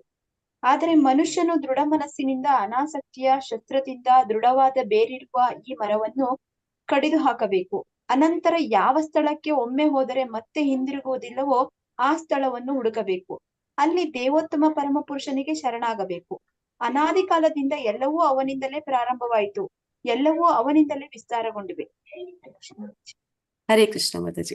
ಅಂದ್ರೆ ಈ ಮರದ ಬಗ್ಗೆ ಭಗವಂತ ಹೇಳ್ತಾ ಇದ್ದಾನೆ. ಏನಂತ ಹೇಳ್ತಾ ಇದ್ದಾನೆ? ಈ ಮರ ಅನ್ನುವಂಥದ್ದು ಜಟಿಲವಾದ ಮರ. ಅಂದ್ರೆ ನಮ್ಮ ಒಂದು ಈ ಭವಸಾಗರವನ್ನ ನಾವು ಭವಸಾಗರ ಅಂತ ಕರಿತಾ ಇದ್ವಿ. ಈಗ ಅದನ್ನ ಒಂದು ಅಶ್ವತ್ಥ ವೃಕ್ಷಕ್ಕೆ ಹೋಲಿಸಿ ಪರಮಾತ್ಮ ಹೇಳ್ತಾ ಇದ್ದಾನೆ. ಈ ಒಂದು ಭೌತಿಕ ಜಗತ್ತನ್ನ ಅದು ಎಲ್ಲಿ ಯಾವಾಗ ಪ್ರಾರಂಭ ಆಯ್ತು, ಎಲ್ಲಿ ಕೊನೆಗೊಳ್ಳುತ್ತೆ ಅಂತ ಹೇಳಲಿಕ್ಕೆ ಸಾಧ್ಯ ಇಲ್ಲ. ಅಷ್ಟೊಂದು ಜಟಿಲವಾದ ಮರ ಅದು. ಈಗ ನಾವೇನ್ ಮಾಡ್ತೀವಿ, ಯಾವ್ದಾದ್ರು ಒಂದು ದಾರ ಅದನ್ನ ತಗೊಂಡು ಹೂ ಕಟ್ಟಕ್ ಮುಂಚೆ ಅದು ಫುಲ್ಲು ಗಂಟಾಗಿದ್ರೆ ಏನ್ ಮಾಡ್ತೀವಿ? ತುಂಬಾ ಗಂಟು ಇದೆ, ನಮ್ಮಿಂದ ಬಿಡಿಸಕ್ಕಾಗಲ್ಲ. ಬೇರೆ ದಾರ ತಗೋತೀವಿ. ಆ ಒಂದು ಗಂಟಿರುವ ಭಾಗವನ್ನ ಕತ್ತರಿಸ್ತೀವಿ, ಹೌದಲ್ವಾ? ಅದನ್ನ ಬಿಡ್ಸಕ್ಕಾಗಿಲ್ಲ ಅಂದ್ರೆ ನಾವೇನ್ ಮಾಡ್ತೀವಿ? ಕತ್ತರಿಸ್ತೀವಿ. ಹಾಗೆ ಇಲ್ಲಿ ಈ ಒಂದು ಭೌತಿಕ ಜಗತ್ತು ಅನ್ನುವಂಥದ್ದು ಆ ಒಂದು ಜಟಿಲತೆಗಳಿಂದ ಕೂಡಿರುವಂತದ್ದು. ಅದರಿಂದ ನಾವು ಬಿಡುಗಡೆ ಪಡಿಬೇಕಾದ್ರೆ ಅದನ್ನ ಕತ್ತರಿಸಬೇಕು ಅಂತ ಇಲ್ಲಿ ಭಗವಂತ ಕೂಡ ಹೇಳ್ತಾ ಇದ್ದಾನೆ. ಆದ್ರೆ ಇದನ್ನ ಕತ್ತರಿಸೋದಕ್ಕೆ ಯಾವುದು ಅಸ್ತ್ರ? ನಾವು ಭೌತಿಕ ಜಗತ್ತಿನ ಒಂದು ಬಯಕೆ ಅನ್ನುವಂತಹ ಕಾಮನೆಯಿಂದ ನಾವು ಈ ಒಂದು ಭೌತಿಕ ಜಗತ್ತಿಗೆ ಬಂದು ಬಿದ್ದಿದ್ದೀವಿ. ಮತ್ತೆ ಇಲ್ಲಿ ನಾವು ಮತ್ತೆ ಹುಟ್ಟಿ ಸಾಯುವುದನ್ನೇ ಅನುಭವಿಸ್ತಾ ಇದೀವಿ. ಮತ್ತೆ ಇಲ್ಲಿಂದ ನಾವು ಬಿಡುಗಡೆ ಹೊಂದಬೇಕು ಅಂದ್ರೆ ಈ ಒಂದು ಹುಟ್ಟು ಸಾವು ಅನ್ನೋ ಚಕ್ರದಿಂದ ಬಿಡುಗಡೆ ಆಗ್ಬೇಕಂದ್ರೆ ನಾವ್ ಏನ್ ಮಾಡ್ಬೇಕು ಅಂತ ಹೇಳ್ತಾ ಇದ್ದಾರೆ. ಅದಕ್ಕೆ ನಾವು ಈ ಒಂದು ಆಧ್ಯಾತ್ಮಿಕ ಜ್ಞಾನ ಬೆಳೆಸ್ಕೋಬೇಕು. ವೈರಾಗ್ಯವನ್ನು ಬೆಳೆಸ್ಕೋಬೇಕು. ಭೌತಿಕ ಜಗತ್ತಿನ ಮೇಲೆ ನಾವು ನೋಡಿದ್ವಿ, ಜ್ಞಾನಿ ಆದವನಿಗೆ ಎಲ್ಲ ಯಾವ್ದು ಗೊತ್ತಿರತ್ತೆ. ನಮಗೂ ಅವನಿಗೂ ಇರೋ ವ್ಯತ್ಯಾಸ ಏನು, ಯಾವ್ದು ಜ್ಞಾನ ಅಂತ ಹೇಳಿದ ಕೃಷ್ಣ, ಈ ಒಂದು ಜನ್ಮ ಮೃತ್ಯು ಜರಾ ವ್ಯಾಧಿ ಎನ್ನುವಂತಹ ಒಂದು ದುಃಖ ದೋಷಗಳನ್ನ ಅವನು ಜ್ಞಾನಿ ಆದವನು ಗುರುತಿಸ್ತಾನೆ ಅಂತ ಹೇಳ್ದ. ಆದ್ರೆ ನಾವೆಲ್ಲರೂ ಈ ಜನ್ಮ ಮೃತ್ಯು ಜರಾ ವ್ಯಾಧಿ ಅನ್ನುವಂಥದ್ದು ಪ್ರತಿದಿನ ನಡೀತಾ ಇರುತ್ತೆ ನಮ್ಮ ಸುತ್ತ. ಎಲ್ಲರ ಜೀವನದಲ್ಲಿ ಆಗ್ತಾ ಇರುತ್ತೆ. ಅದನ್ನ ನಾವು ನೋಡಿ ಕೂಡ ನಮಗೂ ಅದೇ ಆಗುತ್ತೆ, ಯಾವಾಗ್ಲೂ ಎಲ್ಲರಿಗೂ ಆಗ್ತಾ ಇರುವಂತದ್ದು, ಇದ್ರಲ್ಲಿ ಏನು ವ್ಯತ್ಯಾಸ ಇಲ್ಲ ಅಂತ ಹೇಳಿ ಅದನ್ನ ಸಾಧಾರಣವಾಗಿ ತಗೋತೀವಿ. ಆದ್ರೆ ಜ್ಞಾನಿ ಆದವನು ಅದನ್ನ ಸೂಕ್ಷ್ಮವಾಗಿ ಯೋಚನೆ ಮಾಡ್ತಾನೆ. ಯಾಕೆ ಇಷ್ಟೆಲ್ಲ ಆಗ್ತಿದೆ, ಇದು ಯಾಕೆ ಮತ್ತೆ ಮತ್ತೆ ನಡೀತಾ ಇದೆ, ಇದರಿಂದ ನಾನು ಹೇಗೆ ಹೊರಗಡೆ ಬರೋದು ಅನ್ನೋದನ್ನ ಯೋಚನೆ ಮಾಡ್ತಾನೆ. ಆಗ ಅವನಿಗೆ ಈ ಒಂದು ಭೌತಿಕ ಜಗತ್ತು ಅನ್ನೋಂಥದ್ದು ದುಃಖಾಲಯ, ಅಶಾಶ್ವತ, ಇಲ್ಲಿ ಆನಂದ, ನಿಜವಾದ ಆನಂದ ಇಲ್ಲ ಅಂತ ಹೇಳಿ ಗೊತ್ತಾಗುತ್ತೆ. ಅಂದ್ರೆ ನಾನಿಲ್ಲಿ ಶಾಶ್ವತವಾದ ಸುಖವನ್ನ ಯಾವತ್ತೂ ಹೊಂದೋದಕ್ಕೆ ಪಡ್ಕೊಳ್ಳಿಕ್ಕೆ ಸಾಧ್ಯ ಇಲ್ಲ ಅಂತ. ಆಗ ಅವನೇನ್ ಮಾಡ್ತಾನೆ, ಈ ಭೌತಿಕ ಜಗತ್ತಿನ ಮೇಲೆ ಒಂದು ವೈರಾಗ್ಯವನ್ನ ಬೆಳೆಸ್ಕೊಳ್ತಾನೆ.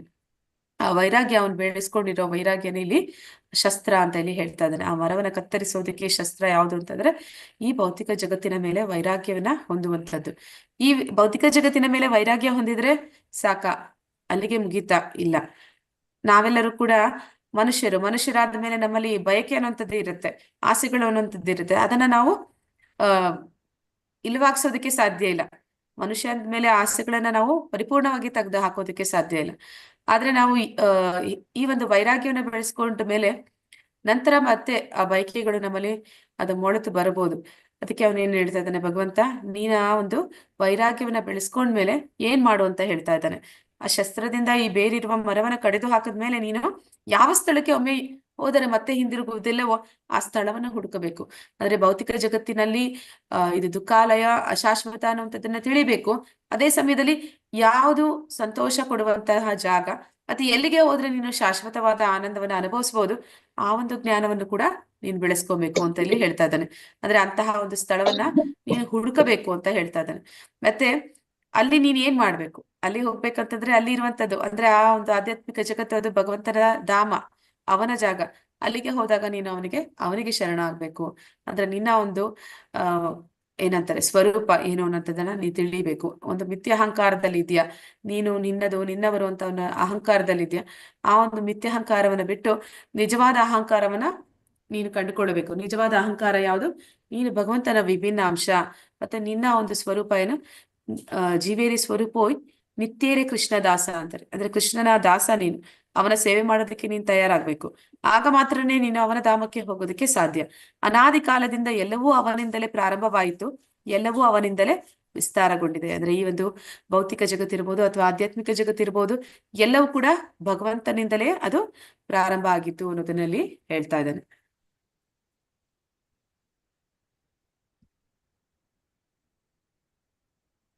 ಈಗ ಭೌತಿಕ ಜಗತ್ತು ದುಃಖಾಲಯ, ಅಶಾಶ್ವತ, ಇಲ್ಲಿ ಬರೀ ಕಷ್ಟಗಳಿದೆ. ಮತ್ತೆ ಇಲ್ಲಿ ಪ್ರಳಯಗಳು ಆಗ್ತಾನೆ ಇರುತ್ತೆ. ಯುಗಾಂತ್ಯದಲ್ಲಿ ಆಗತ್ತೆ, ಮನ್ವಂತರ ಅಂತ್ಯದಲ್ಲಿ ಆಗತ್ತೆ, ಕಲ್ಪಾಂತ್ಯದಲ್ಲಿ ಆಗತ್ತೆ. ಬ್ರಹ್ಮನ ಒಂದು 100 ದಿನಗಳು ಅವನ ಆಯಸ್ಸು ಮುಗಿದಾಗ್ಲೂ ಆಗತ್ತೆ, ನಮ್ಮ ಆಯಸ್ಸು ಮುಗಿದಾಗ್ಲೂ ನಾವು ಸಾಯ್ತಾನೆ ಇರ್ತೀವಿ. ಇದೆಲ್ಲ ನಡೀತಾ ಇದೆ ಅಂತಂದ್ರೆ ನಮ್ಗೆ ಒಂದು ಶಾಶ್ವತವಾದ ಒಂದು ನೆಲೆ ಅನ್ನುವಂಥದ್ದು ಇಲ್ಲ. ಆದ್ರೆ ಭಗವಂತನ ಧಾಮ ಅನ್ನೋದು ಯಾವ ರೀತಿ ಇದೆ ಅನ್ನೋದನ್ನಲ್ಲಿ ಹೇಳ್ತಾ ಇದ್ದಾನೆ. ಭಗವಂತನ ಧಾಮ ಹೇಗಿದೆ ಅಂತಂದ್ರೆ, ಹರೇ ಕೃಷ್ಣ ಮಾತಾಜಿ, ನನ್ಗೆ ಈ ಶ್ಲೋಕ ಕಾಣಿಸ್ತಿಲ್ಲ, ಓದ್ತೀರಾ ಮಾತಾಜಿ? ನತ್ತದ್ಭಾಸಯತಿ ಸೂರ್ಯೋ ನ ಶಶಾಂಕೋ ನ ಪಾವಕಃ ಯದ್ಗತ್ವಾ ನ ನಿವರ್ತಂತೆ ತದ್ದಾಮಂ. ಏನ್ ಮಾತಾಜಿ?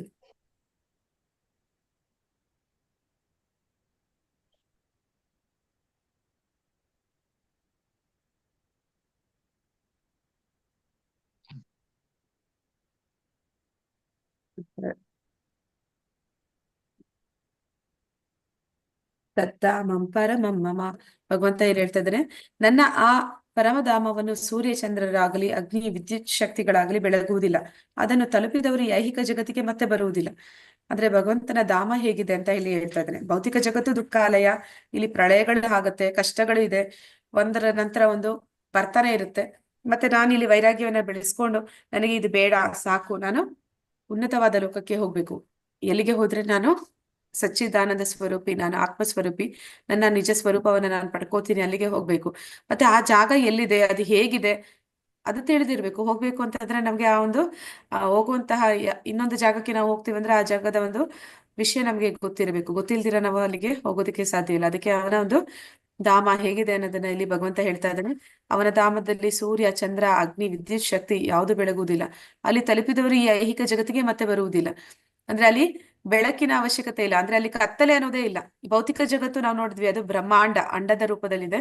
ಅಂದ್ರೆ ಒಂದು ತೆಂಗಿನಕಾಯಿ ಒಳಗಡೆ ಹೇಗೆ ಬೆಳಕಿಲ್ಲವೋ ಹಾಗೆ ಅಲ್ಲಿ ಬೆಳಕಿಲ್ಲ. ಅದು ಬೆಳಕಿನ ಮೂಲ ಆ ಸೂರ್ಯನಿಂದ ಬರ್ತಾ ಇದೆ.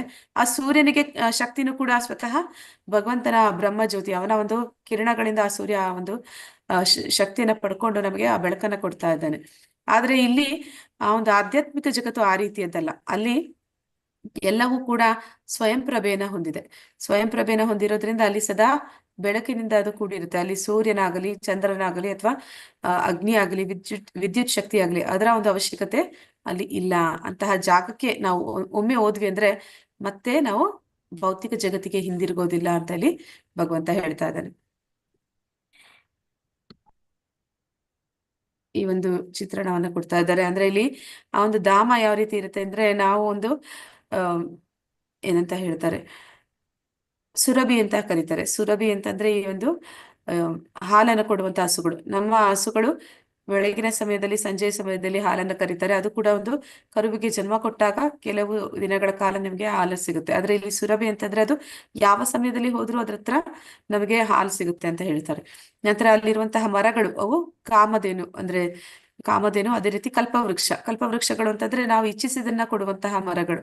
ನಂತರ ಅಲ್ಲಿ ಈ ಒಂದು ಚಿಂತಾಮಣಿ, ಒಂದು ಯಾರು ಸನಾತನ ಗೋಸ್ವಾಮಿಯವರ ಹತ್ರ ಇದ್ದಂತಹ ಚಿಂತಾಮಣಿ, ಅಂತಹ ಚಿಂತಾಮಣಿಗಳು ನಾವು ಯಾವ್ದಾದ್ರೂ ಒಂದಕ್ಕೆ ತಾಗಿಸಿದ್ರೆ ಅದು ಚಿನ್ನವನ್ನಾಗಿ ಮಾಡುವಂತಹ ಒಂದು ಸ್ಪರ್ಶಮಣಿಗಳು. ಅದು ಕಲ್ಲು ಮಣ್ಣಿನ ಹಾಗೆ ಕಂಡಲ್ಲಿ ಬಿದ್ದಿರುತ್ತೆ ಅಂತ ಹೇಳ್ತಾರೆ. ಈ ರೀತಿ ಒಂದು ಆಧ್ಯಾತ್ಮಿಕ ಜಗತ್ತು ಅಲ್ಲಿ ಇರುವಂತದ್ದು. ಆದ್ರೆ ಅಲ್ಲಿರುವಂತವರಿಗೆ ಯಾರಿಗೂ ಈ ಎಲ್ಲಾ ವಿಷಯಗಳು ಅಂದ್ರೆ ವಿಚಾರಗಳಲ್ಲಿ ಯಾವುದೇ ಒಂದು ಆಸಕ್ತಿ ಇಲ್ಲ. ಅವ್ರಿಗೆ ಇದರಲ್ಲಿ ಯಾವುದೇ ಒಂದು ಬಯಕೆ ಇಲ್ಲ. ಅವುಗಳಿಂದ ಕಾಮಧೇನು, ಕಲ್ಪವೃಕ್ಷ, ಮತ್ತೆ ಆ ಒಂದು ಸ್ಪರ್ಶಮಣಿ, ಅದನ್ನೆಲ್ಲ ಅವ್ರು ಯಾರು ಬಯಸೋದಿಲ್ಲ. ಮತ್ತೆ ಅವರಿಗೆ ಇನ್ಯಾವುದ್ರಲ್ಲಿ ಆಸಕ್ತಿ ಅಂತಂದ್ರೆ ಭಗವಂತನ ಸೇವೆ ಮಾಡೋದ್ರಲ್ಲಿ ಆಸಕ್ತಿ ಇದೆ. ಆ ಒಂದು ಆಧ್ಯಾತ್ಮಿಕ ಜಗತ್ತಿನ ಒಂದು ಸ್ವರೂಪವನ್ನ ಇಲ್ಲಿ ತಿಳಿಸ್ತಾ ಇದ್ದಾರೆ.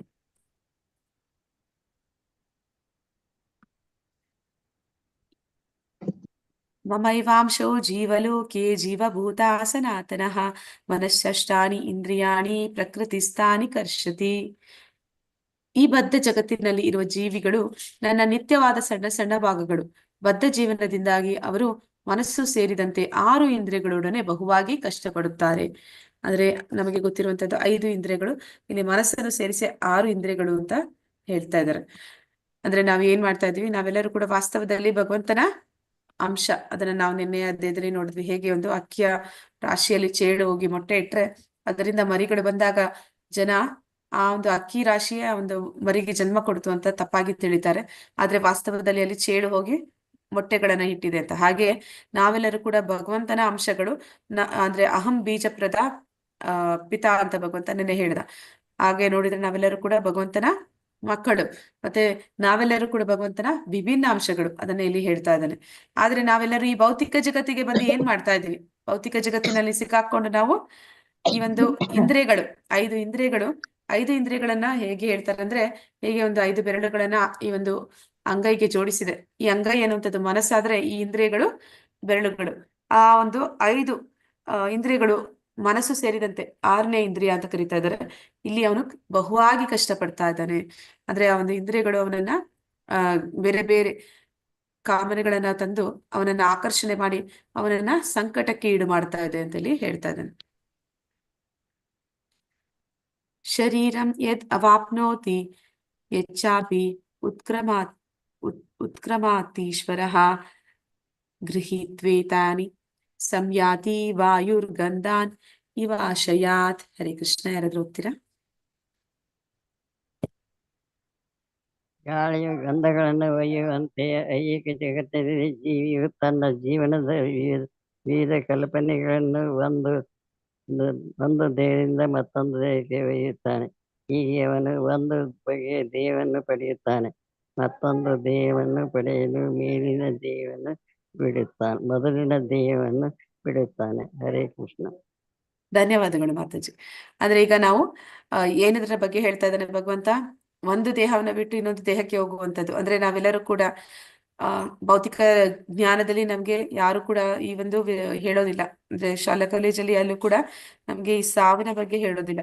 ಅಂದ್ರೆ ನಮ್ಗೆ ಈ ಒಂದು ದೇಹವನ್ನ ಅವರು ಟಾಪ್ಸಿ ಅಂತ ಹೇಳ್ತಾರೆ. ಅಂದ್ರೆ ಅದನ್ನ ಕತ್ತರಿಸಿ ಅದರಲ್ಲಿ ಏನೆಲ್ಲ ಇದೆ, ಹೇಗೆಲ್ಲ ಇದೆ ಅನ್ನೋದನ್ನ ವಿವರವಾಗಿ ಹೇಳ್ತಾರೆ. ಆದ್ರೆ ಆ ಒಂದು ದೇಹದಲ್ಲಿ ಒಂದು ಆತ್ಮ ಇದೆ. ಆ ಆತ್ಮ ಮತ್ತೆ ಮತ್ತೆ ದೇಹವನ್ನ ಬದಲಾಯಿಸುತ್ತೆ. ಈ ವಿಚಾರವನ್ನ ಯಾರು ನಮ್ಗೆ ತಿಳಿಸ್ಕೊಡೋದಿಲ್ಲ, ಆತ್ಮಜ್ಞಾನವನ್ನ ಕೊಡೋದಿಲ್ಲ. ಅದನ್ನೇ ಇಲ್ಲಿ ಹೇಳ್ತಾ ಇದ್ದಾರೆ. ಶರೀರ ಅನ್ನುವಂಥದ್ದು ಒಂದು ದೇಹವನ್ನ ಬಿಟ್ಟು ಇನ್ನೊಂದು ದೇಹಕ್ಕೆ ಹೋಗುತ್ತೆ. ಅದು ಹೋಗುವಾಗ ಯಾವ ರೀತಿ ಹೋಗುತ್ತೆ ಅಂತ ಇಲ್ಲಿ ಹೇಳ್ತಾ ಇದ್ದಾರೆ. ಈ ಗಾಳಿ ಯಾವಾಗ ಒಂದು ಸುಂದರವಾದ ತೋಟದ ಮೇಲೆ, ಮಲ್ಲಿಗೆ ತೋಟದ ಮೇಲೆ ಬೀಸಿದಾಗ ಆ ಮಲ್ಲಿಗೆಯ ಗಂಧವನ್ನ ತಗೊಂಡು ಹೋಗುತ್ತೆ. ಹಾಗೆ ಅದೇ ಗಾಳಿ ಯಾವ್ದಾದ್ರು ಒಂದು ಚರಡಿ ಮೇಲೆ ಬೀಸಿದಾಗ ಅದು ದುರ್ಗಂಧವನ್ನ ತಗೊಂಡು ಹೋಗುತ್ತೆ. ಹಾಗೆ ಈ ಒಂದು ಆತ್ಮ ಅನ್ನುವಂಥದ್ದು ಕೂಡ ತಾನು ಒಂದು ದೇಹದಿಂದ ಇನ್ನೊಂದು ದೇಹಕ್ಕೆ ಹೋಗುವಾಗ ಆ ಒಂದು ವಾಸನ ಅಂತ ಕರೀತಾರೆ. ವಾಸನ ಅಂತಂದ್ರೆ ಅದರ ಒಂದು ಹಿಂದಿನ ಜನ್ಮದ ಒಂದು ಸಂಸ್ಕಾರಗಳು, ಅದನ್ನೆಲ್ಲ ಅದು ನಮ್ಮ ಸೂಕ್ಷ್ಮ ಶರೀರ, ನಮ್ಮ ಸ್ಥೂಲ ಶರೀರವನ್ನ ಬಿಡುತ್ತೆ ಅದು. ಆದ್ರೆ ಸೂಕ್ಷ್ಮ ಶರೀರದ ಜೊತೆಯಲ್ಲಿ ಹೋಗುತ್ತೆ. ಯಾವ್ದೆಲ್ಲ ಸೂಕ್ಷ್ಮ ಶರೀರಗಳು? ಹರೇ ಕೃಷ್ಣ. ಮನಸ್ಸು ಬುದ್ಧಿ ಅಹಂಕಾರ. ಮನಸ್ಸು ಬುದ್ಧಿ ಅಹಂಕಾರ. ಆ ಮನಸ್ಸು ಬುದ್ಧಿ ಅಹಂಕಾರ ಆತ್ಮದ ಜೊತೆಯಲ್ಲಿ ಇನ್ನೊಂದು ದೇಹಕ್ಕೆ ಹೋಗುತ್ತೆ. ಆ ಮನಸ್ಸು ಬುದ್ಧಿ ಅಹಂಕಾರದಲ್ಲಿ ಏನಿದೆ, ನಮ್ಮ ಪೂರ್ವ ಜನ್ಮದ ಒಂದು ಸಂಸ್ಕಾರಗಳು, ಅದರಲ್ಲಿ ವಾಸನಗಳು, ಆ ವಾಸನಗಳು ಇದೆ, ಅದನ್ನ ಅದು ಹೊತ್ಕೊಂಡು ಇನ್ನೊಂದು ದೇಹವನ್ನ ಸೇರುತ್ತೆ. ಹೀಗೆ ಅವನು ಒಂದು ಬಗೆಯ ದೇಹವನ್ನು ಪಡೆಯುತ್ತಾನೆ, ಮತ್ತೊಂದು ದೇಹವನ್ನು ಪಡೆಯಲು ಮೊದಲಿನ ದೇಹವನ್ನು ಬಿಡುತ್ತಾನೆ. ಅಂದ್ರೆ ಈ ಒಂದು ಪುನರ್ಜನ್ಮಗಳು ಯಾವ ರೀತಿ ಒಂದು ಸಾಗ್ತಾ ಹೋಗುತ್ತೆ ಅನ್ನೋದನ್ನ ಇಲ್ಲಿ ತಿಳಿಸ್ತಾ ಇದ್ದಾನೆ. ಶ್ರೋತ್ರಂ ಚಕ್ಷು ಸ್ಪರ್ಶನಂ ಚ ರಸನಂ ಘ್ರಾಣಂ ಏವ ಚ ಅಧಿಷ್ಠಾಯ ಮನಶ್ಚಾಯಂ ವಿಷಯಾನ್ ಉಪಸೇವತೆ. ಹರೇ ಕೃಷ್ಣ. ಜೀವಿಯು ಹೀಗೆ ಇನ್ನೊಂದು ಜಡ ದೇಹವನ್ನು ಪಡೆಯುತ್ತಾನೆ. ಒಂದು ನಿರ್ದಿಷ್ಟ ಬಗೆಯ ಕಿವಿ, ಕಣ್ಣು, ನಾಲಿಗೆ, ಮೂಗು ಮತ್ತು ಸ್ಪರ್ಶೇಂದ್ರಿಯಗಳನ್ನು ಪಡೆಯುತ್ತಾನೆ. ಇವನ್ನು ಮನಸ್ಸಿನ ಸುತ್ತ ಜೋಡಿಸಿದೆ. ಹೀಗೆ ಅವನು ಇಂದ್ರಿಯ ವಸ್ತುಗಳ ಒಂದು ವಿಶಿಷ್ಟ ತಂಡವನ್ನು ಅನುಭವಿಸುತ್ತಾನೆ. ಧನ್ಯವಾದಗಳು ಹರೇ ಮಾತಾಜಿ. ಕೃಷ್ಣ. ಹರೇ ಕೃಷ್ಣ. ಆದ್ರೆ ಇಲ್ಲಿ ಜೀವಿ ಏನ್ ಮಾಡ್ತಾ ಇದ್ದಾನೆ, ಒಂದು ದೇಹದಿಂದ ಇನ್ನೊಂದು ದೇಹಕ್ಕೆ ಹೋಗ್ತಾ ಇದ್ದಾನೆ. ಹೋದಾಗ ಅವನ ಮನಸ್ಸಿನಲ್ಲಿ ಒಂದು ವಾಸನ ಅಂತ ಹೇಳಿದೆ. ಆದ್ರೆ ಅವನಲ್ಲಿ ಬಯಕೆಗಳು ಅವನ ಜೊತೆಯಲ್ಲಿ ಹೋಗುತ್ತೆ. ಅಂದ್ರೆ ಹಿಂದಿನ ಜನ್ಮದಲ್ಲಿ ಸಾಯುವ ಸಂದರ್ಭದಲ್ಲಿ ಅವನು ಏನೆಲ್ಲ ಬಯಕೆಗಳು ಇಟ್ಕೊಂಡಿದ್ದ, ಆ ಬಯಕೆಗಳು ಆ ಸೂಕ್ಷ್ಮ ಶರೀರದ ಜೊತೆಯಲ್ಲಿ ಹೋಗ್ತಾ ಇವೆ. ಹೋಗುವಾಗ ಅದು ತನ್ನ ಬಯಕೆಗಳು, ಅದು ಇಚ್ಛೆಗೆ ಅನುಗುಣವಾದಂತ ಇನ್ನೊಂದು ದೇಹವನ್ನ ಅದು ಹುಡುಕುತ್ತೆ. ಆ ಒಂದು ಹುಡುಕಿದಾಗ ಆ ಒಂದು ಏನು ದೇಹವನ್ನ ಹುಡುಕುತ್ತೆ, ಅದರ ಆ ಒಂದು ಆಸೆಗಳು, ಕಾಮನೆಗಳ ಒಂದು ಆಧಾರದ ಮೇಲೆ ಅದಕ್ಕೆ ತಕ್ಕಂತ ಒಂದು ದೇಹದಕ್ಕೆ ಅದಕ್ಕೆ ಆದಂತ ಒಂದು ಇಂದ್ರಿಯಗಳಿರುತ್ತೆ. ಅಂದ್ರೆ ನಾವು ನೋಡ್ತೀವಿ, ಈಗ ಒಂದು ಪಕ್ಷಿಗೆ ಇರುವಂತಹ ಇಂದ್ರಿಯಗಳು ಬೇರೆ ರೀತಿ ಇರುತ್ತೆ, ಪ್ರಾಣಿಗೆ ಇಂದ್ರಿಯಗಳು ಬೇರೆ ರೀತಿ ಇರುತ್ತೆ, ಜಲಚರಗಳಿಗೆ ಇಂದ್ರಿಯಗಳು ಬೇರೆ ರೀತಿ ಇರುತ್ತೆ, ಮನುಷ್ಯರಿಗೆ ಇಂದ್ರಿಯಗಳು ಬೇರೆ ರೀತಿ ಇರುತ್ತೆ. ಅಂದ್ರೆ ಆ ಒಂದು ಇಂದ್ರಿಯಗಳು ಯಾವ ರೀತಿ ಇರುತ್ತೆ, ಅದರ ಮನಸ್ಸಿನ ಸುತ್ತ ಜೋಡಿಸಿರುತ್ತೆ. ಅಂದ್ರೆ ಎಲ್ಲದಕ್ಕೂ ಕೂಡ ಮನಸ್ಸನ್ನು ಇರುತ್ತೆ, ಆ ಮನಸ್ಸಿನ ಸುತ್ತ ಈ ಇಂದ್ರಿಯಗಳನ್ನ ಜೋಡಿಸಿರುತ್ತೆ. ಅಂದ್ರೆ ಅವನು ಒಂದು ಅದನ್ನ ಮನಸ್ಸು ಮತ್ತೆ ಇಂದ್ರಿಯಗಳು ಸೇರಿ ಅದನ್ನ ಒಂದು ವಿಶಿಷ್ಟ ತಂಡ ಅಂತ ಕರಿತಾ ಇದ್ದಾನೆ. ಅಂತಹ ಒಂದು ದೇಹವನ್ನ ಅವನು ಪಡ್ಕೋತಾನೆ. ಅಂದ್ರೆ ನಾನು ಹೇಳಿದೆ 8ನೇ ಅಧ್ಯಾಯದಲ್ಲಿ ಒಂದು ಜೀವಾತ್ಮ ಅದು ದೇಹವನ್ನ ತ್ಯಾಗ ಮಾಡ್ತಾ ಇರ್ಬೇಕಾದ್ರೆ ಅದರ ಮನಸ್ಸಿನಲ್ಲಿ ಎಂತಹ ಒಂದು ಆಲೋಚನೆಗಳಿದೆ, ಎಂತಹ ಒಂದು ಬಯಕೆಗಳಿದೆ, ಅದಕ್ಕೆ ತಕ್ಕಂತ ಇನ್ನೊಂದು ಜನ್ಮ ಸಿಗುತ್ತೆ ಅಂತ. ನಾವು ಭಗವಂತನನ್ನ ಬಯಸಿದ್ರೆ ಭಗವಂತನ ಧಾಮಕ್ಕೆ ಹೋಗ್ತೀವಿ.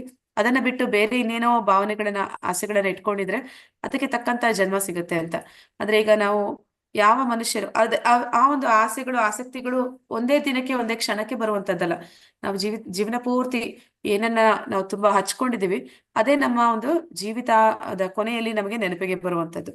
ಅಂದ್ರೆ ನಾವು ಯಾರನ್ನೆಲ್ಲ ತುಂಬಾ ಪ್ರೀತಿಸಿದ್ವಿ, ಅಥವಾ ಏನನ್ನ ಕಷ್ಟಪಟ್ಟು ಸಂಪಾದನೆ ಮಾಡಿದೀನಿ, ನಾನು ಕಷ್ಟಪಟ್ಟು ಸೇರಿಸಿದ್ದೆ, ನನ್ನ ಪರಿವಾರ ಇದು ಅಂತೆಲ್ಲ ಎಷ್ಟು ಅದಕ್ಕಾಗಿ ನಾನು ಶ್ರಮ ಪಟ್ಟಿದ್ದೀನಿ, ಆ ಒಂದು ಮನಸ್ಥಿತಿನಲ್ಲಿದ್ದಾಗ ಅವನೇನ್ ಮಾಡ್ತಾನೆ, ಅದರ ಬಗ್ಗೆನೇ ಅವನು ಯೋಚನೆ ಮಾಡ್ತಾ ಇರ್ತಾನೆ. ಆಗ ಅವನಿಗೆ ಆ ಒಂದು ಯೋಚನೆಗೆ ತಕ್ಕ ಹಾಗೆ ಇನ್ನೊಂದು ದೇಹ ಸಿಗುತ್ತೆ. ಈಗ ಕೆಲವೊಬ್ಬರಿಗೆ ಈಜುಗಾರರಾಗಿರ್ತಾರೆ, ಈಜುವಂತ ಇಚ್ಛೆ ಅವ್ರಿಗಿರುತ್ತೆ. ಆದ್ರೆ ಮುಂದಿನ ಜನ್ಮದಲ್ಲಿ ಅವರು ಅವರ ಒಂದು ಸಂಸ್ಕಾರಗಳು, ಅಂದ್ರೆ ಇಂದಿನ ಜನ್ಮದ ಒಂದು ಕರ್ಮ ಅನ್ನುವಂಥದ್ದು ಕೂಡ ಅದರ ಮೇಲೆ ನಿರ್ಧಾರ ಮಾಡುತ್ತೆ ಅಂತ ಹೇಳಿದೆ. ನಾವು ಮಾಡಿರುವಂತಹ ಕರ್ಮಗಳು ಪುಣ್ಯ ಕರ್ಮಗಳಾಗಿದ್ರೆ ನಮಗೆ ಹಾರುವ ಇಚ್ಛೆ ಇದ್ರೆ ದೇವತೆಗಳಾಗ್ತೀವಿ ಅಂತ ಹೇಳ್ತಾರೆ. ಆದ್ರೆ ದೇವತೆಗಳಾಗ್ಬೇಕು ಅಂತ ಇಚ್ಛೆ ಇದು ಅಂತ ಪುಣ್ಯ ಮಾಡಿದ್ರೆ ಮಾತ್ರನೇ ದೇವತೆಗಳಾಗೋದಕ್ಕೆ ಸಾಧ್ಯ. ಆದ್ರೆ ಹಾರುವ ಇಚ್ಛೆ ಇದೆ, ಆದ್ರೆ ನಾವು ಪುಣ್ಯ ಮಾಡಿಲ್ಲ ಅಂತಂದ್ರೆ ಪಕ್ಷಿಗಳಾಗ್ತೀವಿ ಅಂತ ಹೇಳ್ತಾರೆ. ಆ ಪಕ್ಷಿ ಆಗುವಷ್ಟು ಕೂಡ ಪುಣ್ಯ ಮಾಡಿಲ್ಲ ಅಂತಂದ್ರೆ ನಾವು ಒಂದು ಏನಂತ ಹೇಳ್ತಾರೆ, ನಾವು ನೊಣ ಅಥವಾ ಸೊಳ್ಳೆ ಆ ರೀತಿ ಒಂದು ಕ್ರಿಮಿಕೀಟಗಳಾಗ್ತೀವಿ ಅಂತ ಹೇಳ್ತಾರೆ. ಹೀಗೆ ನಮ್ಮ ಮನಸ್ಸಿನ ಮೇಲೆ ಇರುವಂತಹ ಒಂದು ಪ್ರಭಾವ, ಸಾಯುವ ಸಂದರ್ಭದಲ್ಲಿ ನಮ್ಮ ಮನಸ್ಸಿನ ಮೇಲೆ ಇರುವಂತಹ ಪ್ರಭಾವ, ಅದೇ ಸಮಯದಲ್ಲಿ ನಾವು ಮಾಡಿರುವಂತಹ ಕರ್ಮ, ಅದು ಕೂಡ ಅಲ್ಲಿ ನಿರ್ಧಾರ ಮಾಡುತ್ತೆ ನಮ್ಮ ಮುಂದಿನ ಜನ್ಮ ಎಂತದ್ದು ಅನ್ನೋದು. ಅದನ್ನ ಇಲ್ಲಿ ಹೇಳ್ತಾ ಇದ್ದಾರೆ. ನಾವು ಮಾಡಿರುವಂತಹ ಒಂದು ಸಂಸ್ಕಾರಗಳ ಆಧಾರದ ಮೇಲೆ ನಾವು ಮುಂದಿನ ಜನ್ಮದಲ್ಲಿ ಎಂತಹ ಒಂದು ದೇಹವನ್ನ ಪಡಿತೀವಿ ಅಂತಂದ್ರೆ ಅದಕ್ಕೆ ಅದರದೇ ಆದಂತಹ ಒಂದು ಇಂದ್ರಿಯಗಳು ಅದರ ಮನಸ್ಸಿನ ಸುತ್ತ ಜೋಡಿಸಿರುತ್ತೆ. ಅಂದ್ರೆ ಆ ಒಂದು ವಿಶಿಷ್ಟ ತಂಡವನ್ನ ನಾವು ಅನುಭವಿಸ್ತೀವಿ. ಆಮೇಲೆ ಏನಾಗುತ್ತೆ, ಒಂದ್ಸತಿ ಹೋಗಿ ಆ ಒಂದು ದೇಹ ಪಡೆದ್ಮೇಲೆ ನಾವು ಪ್ರಾಣಿ ಆಗಿದ್ವಿ ಅಂತಂದ್ರೆ, ನಾವೊಂದು ನಾಯಿಯ ಒಂದು ಜನ್ಮ ಪಡೆದ್ವಿ ಅಂದ್ರೆ ನಾವು ಬೊಗಳ್ತೀವಿ. ಒಂದು ಹಂದಿಯ ಜನ್ಮ ಪಡೆದ್ವಿ ಅಂತಂದ್ರೆ ನಾವು ಅದು ಬೇಡದ ಜಾಗದಲ್ಲಿ ಇರುತ್ತೆ, ಬೇಡದ ಕೆಲಸಗಳನ್ನ ಮಾಡುತ್ತೆ, ಅದನ್ನೇ ನಾವು ಮಾಡ್ತೀವಿ. ಆದ್ರೆ ಒಂದು ಸತಿ ಅಲ್ಲಿಗೆ ಹೋದ್ಮೇಲೆ ಆ ಒಂದು ಜನ್ಮದಲ್ಲಿ ನಾವು ಅದಕ್ಕೆ ಬಂಧನದಲ್ಲಿ ಸಿಕ್ಕಾಕೋತೀವಿ. ಆ ಒಂದು ಮೀನಿನ ಜನ್ಮ ಸಿಕ್ತು ಅಂದ್ರೆ ನಾವು ಈಜ್ತೀವಿ, ಪಕ್ಷಿಯ ಜನ್ಮ ಸಿಕ್ತು ಅಂದ್ರೆ ಹಾರ್ತೀವಿ. ಅದಕ್ಕೆ ಆದಂತಹ ಒಂದೊಂದು ಲಿಮಿಟೇಷನ್ಸ್ ಅಂತ ಇರುತ್ತೆ. ಅದರಲ್ಲಿ ನಾವು ಆ ಒಂದು ಆತ್ಮ ಅದು ಬಂದಿ ಆಗುತ್ತೆ, ಸೆರೆ ಹಿಡಿಯುತ್ತೆ.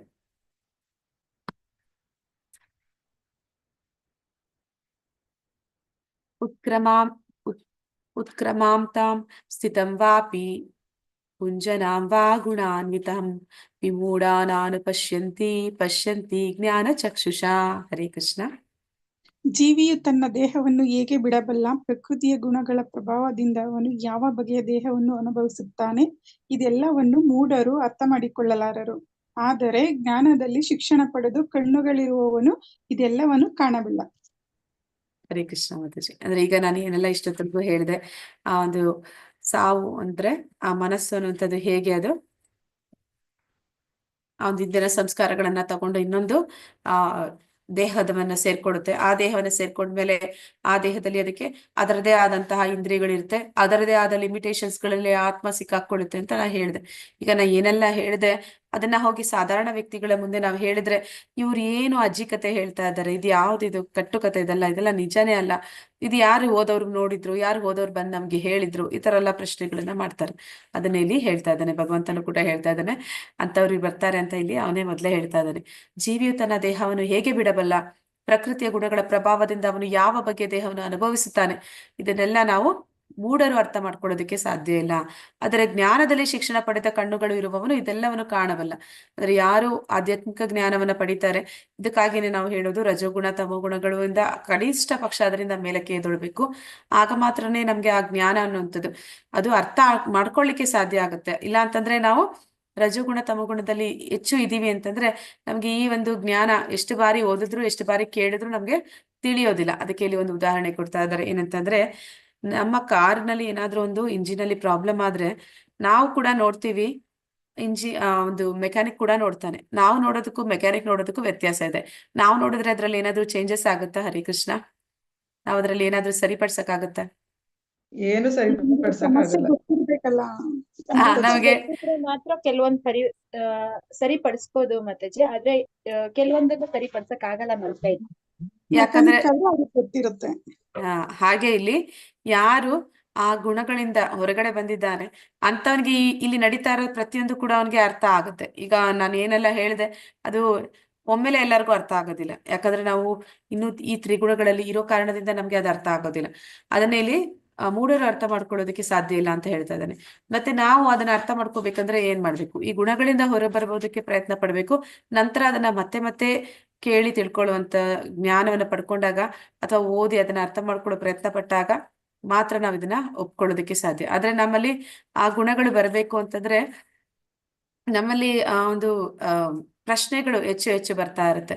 ಅಂದ್ರೆ ನಮ್ಮ ಸುತ್ತ ಇರುವಂತಹ ಒಂದು ವಾತಾವರಣ ಹೇಗಿದೆ, ಜನ ಹೇಗಿದ್ದಾರೆ, ನಮ್ಮಲ್ಲಿ ಆ ಒಂದು ಪ್ರಭಾವ ಅವರು ನಮ್ಮ ಮೇಲೆ ಬೀರುವಂತ ಪ್ರಭಾವ ಕೂಡ ಅಷ್ಟೇ ಇರುತ್ತೆ. ಅವರು ಸಾಧಾರಣವಾಗಿ ಈ ಪ್ರಶ್ನೆಗಳನ್ನ ಮಾಡ್ತಾರೆ. ಯಾರು ಸತ್ತೋದ್ರು ಅವರು ಹೋದ್ರು, ಮತ್ತೆ ಯಾರು ವಾಪಸ್ ಬಂದಿಲ್ಲ. ಮತ್ತೆ ಅವ್ರು ಬಂದು ನಮ್ಗೇನು ಹೇಳಿಲ್ಲ, ಅವ್ರೇನೆಲ್ಲ ನೋಡಿದ್ರು, ಅಲ್ಲಿ ಏನೆಲ್ಲ ಇತ್ತು, ಏನೆಲ್ಲ ಆಯ್ತು ಅಂತ.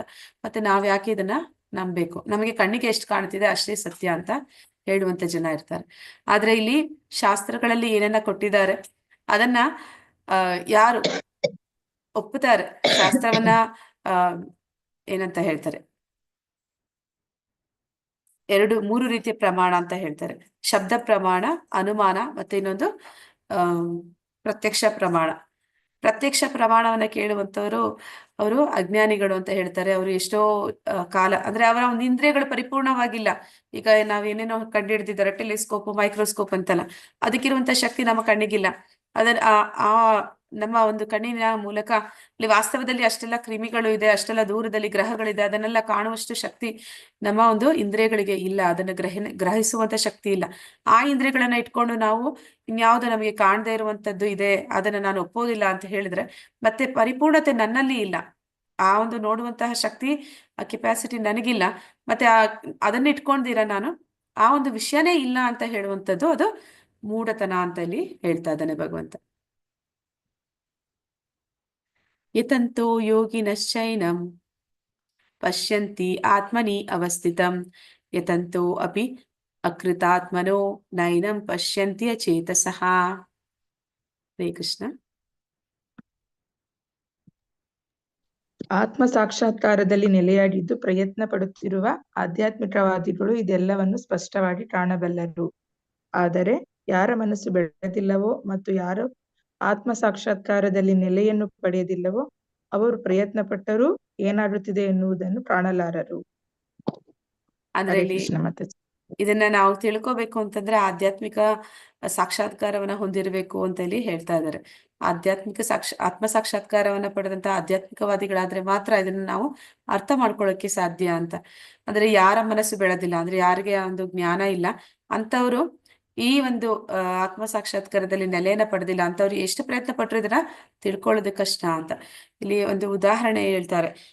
ಒಮ್ಮೆ ಏನಾಗುತ್ತೆ ಅಂದ್ರೆ ಐನ್ಸ್ಟೈನ್ ಅಂದ್ರೆ ಹಿಂದಿನ ಕಾಲದಲ್ಲಿ ಇದ್ದಂತಹ ಈ ಒಂದು ವಿಜ್ಞಾನಿಗಳು ಯಾರಿದ್ರು ಅವರೆಲ್ಲ ಈ ಒಂದು ಭೌತಿಕ ಪ್ರಕೃತಿಯನ್ನ ನೋಡಿಯೇ ವಿಸ್ಮಯಗೊಳ್ತಾ ಇದ್ರು. ಈ ಒಂದು ಪ್ರಕೃತಿಯ ರಚನೆ ಮತ್ತೆ ಇಲ್ಲಿರುವಂತಹ ಒಂದು ಏನೆಲ್ಲ ಶಕ್ತಿಗಳು, ಈ ಒಂದು ಗುರುತ್ವಾಕರ್ಷಣ ಶಕ್ತಿ ಅಥವಾ ಮತ್ತೆ ಇನ್ಯಾವುದೇ ಶಕ್ತಿಯನ್ನ, ಈ ಒಂದು ಬಾಹ್ಯಾಕಾಶಕ್ಕೆ ಹೋದಾಗ ಅಲ್ಲಿರುವಂತಹ ಗ್ರಹ ವ್ಯೂಹಗಳು, ಅದರ ಒಂದು ಚಲನೆಗಳು, ಅಲ್ಲಿ ನಡೀತಾ ಇರುವಂತಹ ಒಂದು ಏನೆಲ್ಲ ನಡೀತಿದೆ ಅದನ್ನೆಲ್ಲ ನೋಡಿ ಅವರು ವಿಸ್ಮಯಗೊಳ್ತಾ ಇದ್ರು.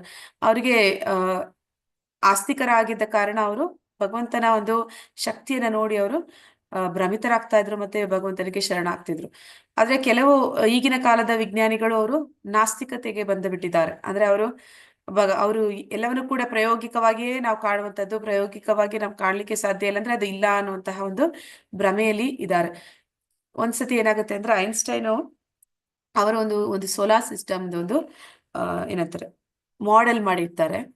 ಆಗ ಅವರು ಬೇರೆ ವಿಜ್ಞಾನಿಗಳು, ಅವರ ಸ್ನೇಹಿತರು ಅಲ್ಲಿ ಅವರ ಮನೆಗೆ ಬರ್ತಾರೆ. ಅದನ್ನ ನೋಡಿ ಅವರು ವಿಸ್ಮಯಗೊಳ್ತಾರೆ. ಮತ್ತೆ ಅವ್ರು ಹೇಳ್ತಾರೆ, ತುಂಬಾ ಚೆನ್ನಾಗಿದೆ, ಇದು ಹೇಗೆ ಮಾಡಿದೆ ಅಂತ. ಅದಕ್ಕೆ ಅವನು ಐನ್ಸ್ಟೈನ್ ಏನಂತ ಹೇಳ್ತಾನೆ, ಅರೆ ಇದು ನಾ ಮಾಡಿದ್ದಲ್ಲಪ್ಪ, ಅದು ರಾತ್ರಿ ಏನೋ ಆಯ್ತು, ಕರೆಂಟ್ ಹೆಚ್ಚು ಕಮ್ಮಿ ಆಯ್ತು, ಆಮೇಲೆ ಬೆಳಿಗ್ಗೆದ್ಮೇಲೆ ಅದು ತಂತಾನೆ ಆಗಿದೆ ಅಂತ ಹೇಳ್ತಾರೆ. ಆಗ ಅಲ್ಲಿ ಯಾರು ಅವ್ರ ಸ್ನೇಹಿತರು ಬರ್ತಾರೆ, ಅವ್ರು ನಗಾಡ್ಬಿಟ್ಟು ಅದು ಹೇಗೆ ಅದು ತಂತಾನೆ ಆಗೋದಕ್ಕೆ ಸಾಧ್ಯ ಅಂತ ಹೇಳ್ತಾರೆ. ಇಲ್ಲಪ್ಪ ನೀವೆಲ್ಲ ಹಾಗೆ ತಾನೇ ಹೇಳಿದ್ರಿ, ನೀವು ಸೃಷ್ಟಿ ಹೇಗೆ ಆಗಿದೆ ಅಂತಂದ್ರೆ ಒಂದು ಘರ್ಷಣೆ ಆಯ್ತು, ಆ ಘರ್ಷಣೆಯಿಂದ ಒಂದು ರಾಸಾಯನಿಕ ಕ್ರಿಯೆ ಆಯ್ತು, ಆ ರಾಸಾಯನಿಕ ಕ್ರಿಯೆಯಿಂದ ಎಲ್ಲ ಈ ಜೀವರಾಶಿಗಳು ಉತ್ಪತ್ತಿಯಾದವು. ಉತ್ಪತ್ತಿಯಾಗಿ ಈ ಒಂದು ಪ್ರಕೃತಿಯಲ್ಲಿ ಈ ಎಲ್ಲ ಒಂದು ನಾವೇನ್ ನೋಡ್ತಾ ಇದೀವಿ, ಈ ಜೀವರಾಶಿಗಳು ಬಂದಿದೆ ಅಂತ ಹೇಳ್ತಾ ಇದ್ದೀರಲ್ಲ, ಮತ್ತೆ ಈ ಒಂದು ಗ್ರಹ ವ್ಯೂಹಗಳು ಅದೇ ರೀತಿ ಆಗಿದೆ ಅಂತ ಹೇಳ್ತಾ ಇದ್ದೀರಲ್ಲ, ಅದನ್ನ ನೀವು ಹೇಳೋದು ಸತ್ಯ ಅನ್ನೋದೇ. ಆದ್ರೆ ನಿನ್ನೆ ರಾತ್ರಿ ಕರೆಂಟ್ ಹೋಗಿ ಅಥವಾ ಇನ್ನೇನೋ ಆಗಿ ಇಲ್ಲಿ ನನ್ನ ಮನೆಯಲ್ಲಿ ಇದೆಲ್ಲ ಬರೋದಕ್ಕೆ ನಿಜ ಅದು ಹಾಗೆ ಆಗ್ಬೋದಲ್ವಾ ಅಂತ. ಅದಕ್ಕೆ ಅವರು ಹೇಳ್ತಾರೆ, ಇಲ್ಲ ಇದು ನೀನೇ ಮಾಡಿದ್ಯಾ ಅದಕ್ಕೆ ಆಗಿದೆ ಅಂತ. ಒಂದು ಮಾಡೆಲ್ನ ನಾನ್ ಮಾಡಿಲ್ಲ ಅಂದ್ರೆ ಅದು ಆಗಲ್ಲ ಅನ್ನುವಂತಹ ಜ್ಞಾನ ನಿಮ್ಗಿರೋವಾಗ ಇಷ್ಟೆಲ್ಲ ದೊಡ್ಡ ಸೃಷ್ಟಿ ಏನಾಗಿದೆ ಅದನ್ನ ಮಾಡಿದವನು ಒಬ್ಬ ಇರ್ಬೇಕಲ್ವಾ, ಅಲ್ಲಿ ಒಬ್ಬ ವ್ಯಕ್ತಿ ಇರ್ಬೇಕಲ್ವಾ, ಅದನ್ನ ನೀವ್ ಯಾಕೆ ಒಪ್ಪೋದಿಲ್ಲ ಅಂತ ಹೇಳ್ತಾನೆ. ಅಂದ್ರೆ ಯಾರಿಗೆ ಒಂದು ಆತ್ಮ ಸಾಕ್ಷಾತ್ಕಾರದ ನೆಲೆಯಲ್ಲಿದ್ದಾರೆ ಮತ್ತೆ ಆಧ್ಯಾತ್ಮಿಕವಾದಿಗಳಿದ್ದಾರೆ, ಅವರು ಆ ಒಂದು ಭಗವಂತನಿಗೆ ಶರಣಾಗ್ತಾರೆ. ಅವನೊಬ್ಬ ವ್ಯಕ್ತಿ, ಅವನು ಈ ಒಂದು ಭೌತಿಕ ಪ್ರಪಂಚ ಇರ್ಬೋದು, ಆಧ್ಯಾತ್ಮಿಕ ಪ್ರಪಂಚ ಇರ್ಬೋದು, ಇದೆಲ್ಲವನ್ನ ಅವನು ಅವನು ತಾನಾಗಿ ಮಾಡಿದ್ದಾನೆ, ಅವನ ಒಂದು ಸೃಷ್ಟಿ ಅನ್ನೋದನ್ನ ಅವರು ಒಪ್ಪುತ್ತಾರೆ. ಮತ್ತೆ ಅವನ ಒಂದು ಶಕ್ತಿಗೆ, ಅವನ ಒಂದು ಆ ಒಂದು ಸ್ಥಾನಕ್ಕೆ ಅವರು ಶರಣಾಗ್ತಾರೆ. ಅವನಿಗೆ ಶರಣಾಗುವಂತ ಒಂದು ಮನಸ್ಥಿತಿಗೆ ಅವರು ಬರ್ತಾರೆ. ಆದ್ರೆ ಯಾರು ಅಜ್ಞಾನಿಗಳಿರ್ತಾರೆ, ಅವರಿಗೆ ಇದ್ಯಾವುದು ಅರ್ಥ ಆಗೋದಿಲ್ಲ. ಅಂತವರು ಮೂರ್ಖತನದಿಂದ ಏನ್ ಅನ್ಕೊಳ್ತಾರೆ, ಇದೆಲ್ಲವೂ ಕೂಡ ಪ್ರಕೃತಿಯಲ್ಲಿ ತಂತಾನೆ ಉತ್ಪತ್ತಿಯಾಗಿದೆ, ಪ್ರಕೃತಿಯಲ್ಲಿ ತಂತಾನೆ ನಡೀತಿದೆ, ಇದೆಲ್ಲವೂ ಕೂಡ ಅದಂದ್ರೆ ಅದೇ ಆಗ್ತಿದೆ ಅಂತ ಅನ್ಕೋತಾರೆ. ಅಂದ್ರೆ ಈಗ ಯಾವ್ದಾದ್ರು ಒಂದು ಎಲಿವೇಟರ್ ಹತ್ರ ನಾವು ಹೋಗಿ ನಿಂತ್ಕೊಂಡಾಗ ಅದು ಎಲಿವೇಟರ್ ಮೂವ್ ಆಗುತ್ತೆ, ಅದಕ್ಕೆ ಸೆನ್ಸರ್ ಇರುತ್ತೆ, ಅದು ಮೂವ್ ಆಗುತ್ತೆ. ಆದ್ರೆ ಮಕ್ಕಳು ಹೋಗಿ ನಿಂತ್ಕೊಂಡಾಗ ಮೊದಲ ಬಾರಿಗೆ, ಅಂದ್ರೆ ತುಂಬಾ ಪುಟ್ಟ ಮಕ್ಕಳು ಹೋಗಿ ನಿಂತ್ಕೊಂಡಾಗ ಏನ್ ಅನ್ಕೊಳ್ತಾರೆ, ಅವ್ರು ಆಶ್ಚರ್ಯ ಪಡ್ತಾರೆ, ಇದು ಹೇಗೆ ನಮ್ಮನ್ನ ಎತ್ಕೊಂಡು ಹೋಗ್ತಾ ಇದೆ, ಇಲ್ಲಿ ಯಾರು ಇಲ್ಲ, ಸ್ವಿಚ್ ಆನ್ ಮಾಡಿಲ್ಲ, ಅದು ಹೆಂಗ್ ಆಗ್ತಿದೆ ಅಂತ. ಆ ರೀತಿ ಒಂದು ಅಜ್ಞಾನದಲ್ಲಿ ಇರುವಂತ ಜನ ಏನಂತಾರೆ, ಇದು ತಂತಾನೆ ಆಗ್ತಿದೆ ಅನ್ಕೋತಾರೆ. ಅಲ್ಲಿ ಒಬ್ಬ ಪ್ರೋಗ್ರಾಮರ್ ಇದ್ದಾರೆ, ಅವ್ನು ಪ್ರೋಗ್ರಾಮಿಂಗ್ ಮಾಡಿದ್ದಾನೆ, ಅದ್ರ ಪ್ರಕಾರ ಅದನ್ನ ನಡೀತಿದೆ. ಆ ಒಂದು ಜ್ಞಾನ ಅವರಲ್ಲಿ ಇರೋದಿಲ್ಲ. ಆದ ಕಾರಣ ಅವರು ಆ ರೀತಿ ಯೋಚನೆ ಮಾಡ್ತಾರೆ. ಅದನ್ನ ಇಲ್ಲಿ ಹೇಳ್ತಾ ಇದ್ದಾನೆ. ಯಾರಿಗೆ ಒಂದು ಜ್ಞಾನ ಇದೆ, ಆತ್ಮ ಸಾಕ್ಷಾತ್ಕಾರದ ಜ್ಞಾನ ಇದೆ, ಆಧ್ಯಾತ್ಮಿಕವಾದಿ ಆಗಿದ್ದಾನೆ, ಅವನಿಗೆ ಈ ಒಂದು ಹುಟ್ಟು ಸಾವು ಪುನರ್ಜನ್ಮ ಅನ್ನುವಂಥದ್ದು, ಮತ್ತೆ ಮತ್ತೆ ಬೇರೆ ಬೇರೆ ದೇಹಗಳಲ್ಲಿ ಈ ಜೀವಾತ್ಮ ಹೋಗ್ತಾ ಇದ್ದಾನೆ ಅನ್ನುವಂಥದ್ದು, ಇದು ಹರೇ ಕೃಷ್ಣ, ನಿಮ್ಗೆ ಯಾರಿಗಾದ್ರೂ ಅನಿಸುತ್ತಾ ನಾವು ಸತ್ತಿ ಇನ್ನೊಂದು ಜನ್ಮ ಇದೆ ಅಂತ? ಹರೇ ಕೃಷ್ಣ ಮಾತಾಜಿ. ಪ್ರಶ್ನೆ ಏನ್ ಮಾತಾಜಿ? ನಿಮ್ಗೆ ಯಾವತ್ತಾದ್ರೂ ಅನ್ಸುತ್ತಾ ನಾವು ಸತ್ ಮೇಲೆ ಇನ್ನೊಂದು ಜನ್ಮ ಇದೆ ನಮ್ಗೆ ಅಂತ? ಜನ್ಮ ಇದೆ.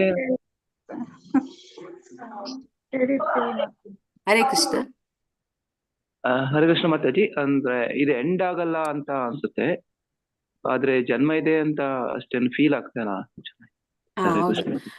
ನಮ್ಮ ಒಂದು ಎಜುಕೇಶನ್ ಸಿಸ್ಟಮ್ ಅದು ನಮ್ಮನ್ನ ಎಲ್ಲ ಪ್ರಾಯೋಗಿಕವಾಗಿ ಪ್ರಾಕ್ಟಿಕಲ್ ಆಗಿ ನೋಡಿ ನೋಡಿ ಅಂತ ಹೇಳ್ತಾರೆ. ಆ ಪ್ರಾಕ್ಟಿಕಲ್ ಅನ್ನುವಂಥದ್ದಕ್ಕೆ ಎಷ್ಟು ಕೆಪಾಸಿಟಿ ಇದೆ ಅಂತಂದ್ರೆ ಅದಕ್ಕೆ ತುಂಬಾ ಲಿಮಿಟೆಡ್ ಕೆಪಾಸಿಟಿ ಇದೆ. ಅಂದ್ರೆ ನಾವೇ ಲಿಮಿಟೆಡ್ ಕೆಪಾಸಿಟಿ ಇಟ್ಕೊಂಡಿದೀವಿ. ಮತ್ತೆ ನಾವು ಮಾಡಿರುವಂತಹ ಒಂದು ಏನು ಮೈಕ್ರೋಸ್ಕೋಪ್ ಇರ್ಬೋದು, ಟೆಲಿಸ್ಕೋಪ್ ಇರ್ಬೋದು, ಮಾಡಿರೋದೇ ನಾವು. ಮತ್ತೆ ಅದಕ್ಕಿಂತ ಕೆಪಾಸಿಟಿ ಇರುತ್ತೆ. ಮಾಡಿದವನ್ಗೆ ಕೆಪಾಸಿಟಿ ಇಲ್ಲ ಅಂದ್ಮೇಲೆ ಮಾಡಿರೋ ವಸ್ತುಗೆ ಎಷ್ಟು ಕೆಪಾಸಿಟಿ ಇರುತ್ತೆ. ಆ ಒಂದು ಕೆಪಾಸಿಟಿನಲ್ಲಿ ಇಟ್ಕೊಂಡು ನಾವು ಅಂದ್ಕೊಳ್ತೀವಿ ಇದು ಇಷ್ಟೇ ಅಂತ. ಆದ್ರೆ ಇನ್ನೂ ಕೆಲವು ಜನ ಏನ್ ಅನ್ಕೋತಾರೆ ಅಂದ್ರೆ, ನಾನೀಗ ಮನುಷ್ಯನಾಗಿ ಸತ್ತಿದ್ದೀನಿ, ಪುನರ್ಜನ್ಮ ಅಂತ ಇದ್ರೆ ನಾನು ಮತ್ತೆ ಮನುಷ್ಯನಾಗೆ ಹುಟ್ಟುತ್ತೀನಿ ಅಂತ ಯೋಚನೆ ಮಾಡ್ತಾರೆ.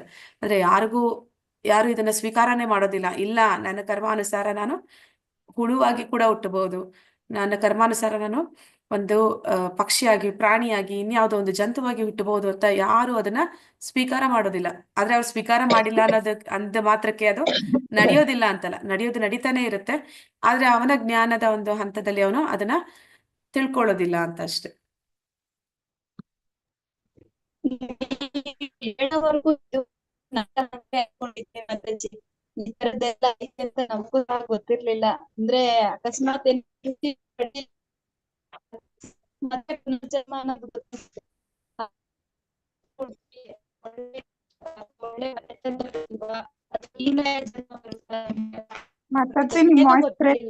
ವಾಯ್ಸ್ ಬ್ರೇಕ್ ಆಗ್ತಿದೆ ಮಾತಾಜಿ, ಸ್ಪಷ್ಟ ಇಲ್ಲ. ಆಮೇಲೆ ಹೇಳೋರಂತೆ ಮಾತಾಜಿ.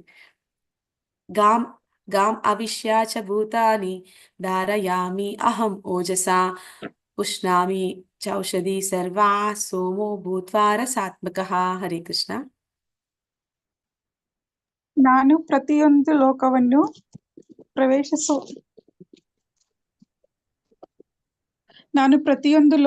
ಪ್ರವೇಶಿಸುತ್ತೇನೆ ಮತ್ತು ನನ್ನ ಶಕ್ತಿಯಿಂದ ಅವು ತಮ್ಮ ಪಥದಲ್ಲಿ ಉಳಿಯುತ್ತವೆ.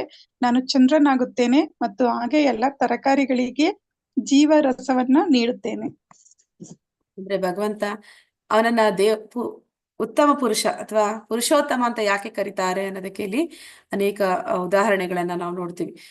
ಈ ಒಂದು ಗ್ರಹ ವ್ಯೂಹಗಳು ಅದು ತನ್ನ ಪಥದಲ್ಲಿ ಇದೆ. ಅವೆಲ್ಲವೂ ಕೂಡ ಸರಿಯಾದ ರೀತಿಯಲ್ಲಿ ಅನೇಕ ಕಾಲದಿಂದ, ಅನಂತ ಕಾಲದಿಂದ ಅವುಗಳು ತಮ್ಮ ಪಥದಲ್ಲಿ ನಡೀತಾ ಇವೆ. ಅದನ್ನೆಲ್ಲ ನಡೆಸ್ತಾ ಇರುವಂತಹ ಒಂದು ಶಕ್ತಿ ಇದೆ. ಆ ಒಂದು ಶಕ್ತಿ ನಮ್ಮ ಕಣ್ಣಿಗೆ ಕಾಣದ ಶಕ್ತಿ. ಆದ್ರೆ ನಾ ಹೇಳಿದೆ, ಒಂದು ದಾರ ಅಂದ್ರೆ ಒಂದು ಹಾರ, ಹೂವಿನ ಹಾರ ಅಂದ್ರೆ ಅದನ್ನ ಹೂವಿನ ಹಾರದಲ್ಲಿ ಆ ಹೂಗಳನ್ನ ಅದರ ಜಾಗದಲ್ಲಿ ನಿಲ್ಲಿಸಿರುವಂತದ್ದು, ಅದಕ್ಕೆ ಒಂದು ಆಕಾರವನ್ನು ಕೊಡ್ತಾ ಇರುವಂತದ್ದು, ಹಾರದ ರೂಪವನ್ನು ಕೊಡ್ತಾ ಇರುವಂತದ್ದು ಆ ದಾರ. ಆದ್ರೆ ಆ ದಾರ ನಮ್ಗೆ ಹಾರನ್ನು ನೋಡಿದಾಗ ಕಾಣಿಸೋದಿಲ್ಲ. ಹಾಗೇನೆ ಈ ಒಂದು ಭೌತಿಕ ಒಂದು ಬಾಹ್ಯಾಕಾಶದಲ್ಲಿ ನಾವು ಏನೆಲ್ಲ ನೋಡ್ತಾ ಇದೀವಿ ಅದೆಲ್ಲವನ್ನು ಕೂಡ ನಾವು ಕಾಣೋದಕ್ಕೆ ಸಾಧ್ಯ ಆಗ್ತಿದೆ. ಅದರ ಹಿಂದೆ ಒಂದು ಅವುಗಳನ್ನ ನಿಯಂತ್ರಣ ಮಾಡ್ತಿರುವಂತಹ ಶಕ್ತಿ ಇದೆ, ಭಗವಂತನ ಶಕ್ತಿ ಇದೆ. ಆ ಶಕ್ತಿ ನಮ್ಗೆ ಅಗೋಚರವಾಗಿದೆ. ಅದನ್ನೇ ಇಲ್ಲಿ ಭಗವಂತ ಹೇಳ್ತಾ ಇದ್ದಾನೆ. ಈ ಪ್ರತಿಯೊಂದು ಲೋಕವನ್ನು ಭಗವಂತ ಅವನ ಶಕ್ತಿಯಿಂದ ಅದನ್ನ ತನ್ನ ಪಥದಲ್ಲಿ ಉಳಿಸ್ತಾ ಇದ್ದಾನೆ. ಆದ್ರೆ ಇಲ್ಲಿ ಏನೆಲ್ಲ ಹೇಳ್ತಾ ಇದ್ದಾನೆ, ನಾನು ಚಂದ್ರನಾಗುತ್ತೇನೆ, ಹಾಗೆ ಎಲ್ಲಾ ತರಕಾರಿಗಳಿಗೆ ಜೀವರಸವನ್ನು ತುಂಬುತ್ತೇನೆ. ಅಂದ್ರೆ ನಾವು ಸೂರ್ಯನ ಶಕ್ತಿಯನ್ನ ಯೋಚನೆ ಮಾಡಿದ್ರೇನೆ ಕೂಡ, ಈಗ ಆಮ್, ಸೂರ್ಯ ಇಲ್ಲ ಅಂದ್ರೆ ನಮ್ಗೆ ಏನಾಗುತ್ತೆ ಅಂತ ಊಹೆ ಮಾಡ್ಬೋದಾ? ಹರೇ ಕೃಷ್ಣ. ಸೂರ್ಯನೇ ಇಲ್ಲ ಅಂತಂದ್ರೆ ಯಾವ ಗಿಡಗಳು ಹೂ ಹಣ್ಣು ಕಾಯಿ ಬಿಡೋದಿಲ್ಲ. ಪತ್ರ ಹರಿತನ್ನ ಉತ್ಪತ್ತಿ ಮಾಡೋದಕ್ಕೆ ಸೂರ್ಯನ ಕಿರಣ ಬೇಕು. ಹಾ, ಈಗ ಸೂರ್ಯನೇ ಇಲ್ಲ ಮತ್ತೆ ಏನಾಗ್ಬೋದು ಅಂತ? ಬೆಳಕು ಇರಲ್ಲ. ಬೆಳಕು ಇರೋದಿಲ್ಲ. ಆಮೇಲೆ ಮಾತಾಜಿ, ಬೆಳಕಿಲ್ಲ ಅಂದ್ರೆ ನಾವು ಲೈಟ್ ಹಾಕೋಬೋದಲ್ಲ ಮಾತಾಜಿ, ವಿದ್ಯುತ್ ಶಕ್ತಿ ಅಥವಾ ಬೆಂಕಿ ಹಚ್ಬೋದು. ಆಹಾರ ಉತ್ಪಾದನೆ ಆಗೋದಿಲ್ಲ ಮಾತಾಜಿ, ಸೂರ್ಯನ್ ಬೆಳಕಿಲ್ಲ ಅಂತ ಅಂದ್ರೆ. ಹಾಗಾದ್ರೆ ನಾವೆಲ್ ಬದುಕ್ತಿವಿ? ಓಕೆ ಮಾತಾಜಿ, ಬೈ ಚಾನ್ಸ್ ನಾವು ಬದುಕ್ತೀವಿ ಅನ್ಕೊಳ್ಳಿ, ಆಗ ನಾವು ಚೈತನ್ಯ ಶಕ್ತಿನೇ ಇರಲ್ಲ ಮಾತಾಜಿ. ಆ ಈಗ ಸೂರ್ಯನ ಒಂದು ಬೆಳಕಿಲ್ಲ ಅಂತಂದ್ರೆ ಅದು ಸಮುದ್ರದ ನೀರನ್ನ ಹೀರಿ ಮೋಡಗಳಾಗಿ ಮಳೆ ಬರೋದಿಲ್ಲ. ಮಳೆ ಬಂದಿಲ್ಲ ಅಂದ್ರೆ ನಾವು ನೀರಿನಿಂದ ಏನು ಕರೆಂಟ್ ಉತ್ಪತ್ತಿ ಮಾಡ್ತಾ ಇದೀವಿ ಅದಾಗೋದಿಲ್ಲ. ಮತ್ತೆ ಬೆಂಕಿ ಅಂಟಿಸೋದಕ್ಕೆ ಮರಗಿಡಗಳು ಕೂಡ ಉಳಿಯೋದಿಲ್ಲ. ಮತ್ತೆ ಅದಿಲ್ಲ ಅಂತಂದ್ರೆ ಆಕ್ಸಿಜನ್ ಇರೋದಿಲ್ಲ. ಮತ್ತೆ ಯಾರು ಬದುಕೋದಕ್ಕೂ ಸಾಧ್ಯ ಇಲ್ಲ. ಒಂದು ಸೂರ್ಯ ಅಂದ್ರೆ ಅವನು ಯಾವ ರೀತಿ ಒಂದು ಭಗವಂತ ರಚನೆ ಮಾಡಿದ್ದಾನೆ ಅಂದ್ರೆ, ಈ ಒಂದು ಗ್ರಹವ್ಯೂಹಗಳು ಅದರ ಪಥದಲ್ಲಿ ಇದೆ. ಸ್ವಲ್ಪ ಮಾತ್ರ, ಜಾಸ್ತಿ ಬೇಡ, ಒಂದು ಚೂರು ನಾವು ಸೂರ್ಯನಿಗೆ ಹತ್ರ ಹೋದ್ವಿ ಅಂದ್ರೆ, ಈಗ ಸಮ್ಮರ್ ಅಂತ ಅಂದ್ರೆ ಬೇಸಿಗೆ ಕಾಲದಲ್ಲಿ ಕೂಡ ಅದೇ ಆಗುತ್ತೆ. ಒಂದು ಸೂರ್ಯನ ಸುತ್ತ ಈ ವಿಜ್ಞಾನಿಗಳು ಏನಂತ ಹೇಳ್ತಾರೆ ಅಂದ್ರೆ, ಒಂದು ಭೂಮಿ ಅನ್ನುವಂಥದ್ದು ಅದು ಏನಂತಾರೆ, ವೃತ್ತಾಕಾರವಾಗಿ ಅದು ಚಲಿಸ್ತಾ ಇಲ್ಲ, ಅದು ಓವೆಲ್ ಶೇಪ್ ಅಂತ ಹೇಳ್ತಾರೆ. ಓವೆಲ್ ಅಲ್ಲ ಮತ್ತೆ ಓವೆಲ್ ಶೇಪ್ ಅಲ್ಲಿ ಅದು ಹೋಗುತ್ತೆ ಅಂತಾರೆ. ಓವೆಲ್ ಶೇಪ್ ಅಂದ್ರೆ ಅದು ಸ್ವಲ್ಪ ಹತ್ರ ಆಗುತ್ತೆ, ಸ್ವಲ್ಪ ದೂರ ಆಗುತ್ತೆ ಒಂದು ಜಾಗದಲ್ಲಿ. ಹತ್ರ ಆದಾಗ ಈ ಸಮ್ಮರ್ ಬೇಸಿಗೆ ಆಗುತ್ತೆ ನಮ್ಗೆ, ಈ ಸೀಸನ್ಗಳೆಲ್ಲ ಅದರಿಂದ ಆಗುತ್ತೆ ಅಂತ ಹೇಳ್ತಾರೆ. ಸ್ವಲ್ಪ ದೂರ ಆದಾಗ ನಮ್ಗೆ ಥಂಡಿ ಜಾಸ್ತಿ ಆಗುತ್ತೆ, ಆಗ ಒಂದು ವಿಂಟರ್ ಸೀಸನ್ ಇರುತ್ತೆ ಅಂತ ಅವರು ಹೇಳ್ತಾರೆ. ಆದ್ರೆ ಇನ್ನೊಂದ್ ಚೂರು ಹತ್ರ ಆದ್ರೂ ಸಾಕು, ನಾವೆಲ್ಲರೂ ಕೂಡ ಸುಟ್ಟು ಭಸ್ಮ ಆಗ್ತೀವಿ. ಹೋಗ್ಲಿ, ಇನ್ನೊಂದ್ ಚೂರು ಜಾಸ್ತಿನೇ ದೂರ ಆದ್ರೂ ಸಾಕು, ನಾವೆಲ್ಲರೂ ಮಂಜುಗಟ್ಟಿ ಸತ್ತೋಗ್ತೀವಿ.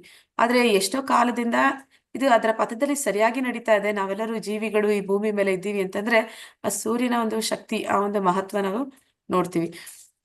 ಹಾಗೆ ಈ ಸೂರ್ಯನಿಗೆ ಶಕ್ತಿ ಕೊಡ್ತಾ ಇರುವಂತವನು ಸ್ವತಃ ಭಗವಂತ. ಮತ್ತೆ ಆ ಸೂರ್ಯನಿಂದ ಈ ಚಂದ್ರ ಬೆಳಕನ್ನ ಪಡ್ಕೋತಾ ಇದ್ದಾನೆ.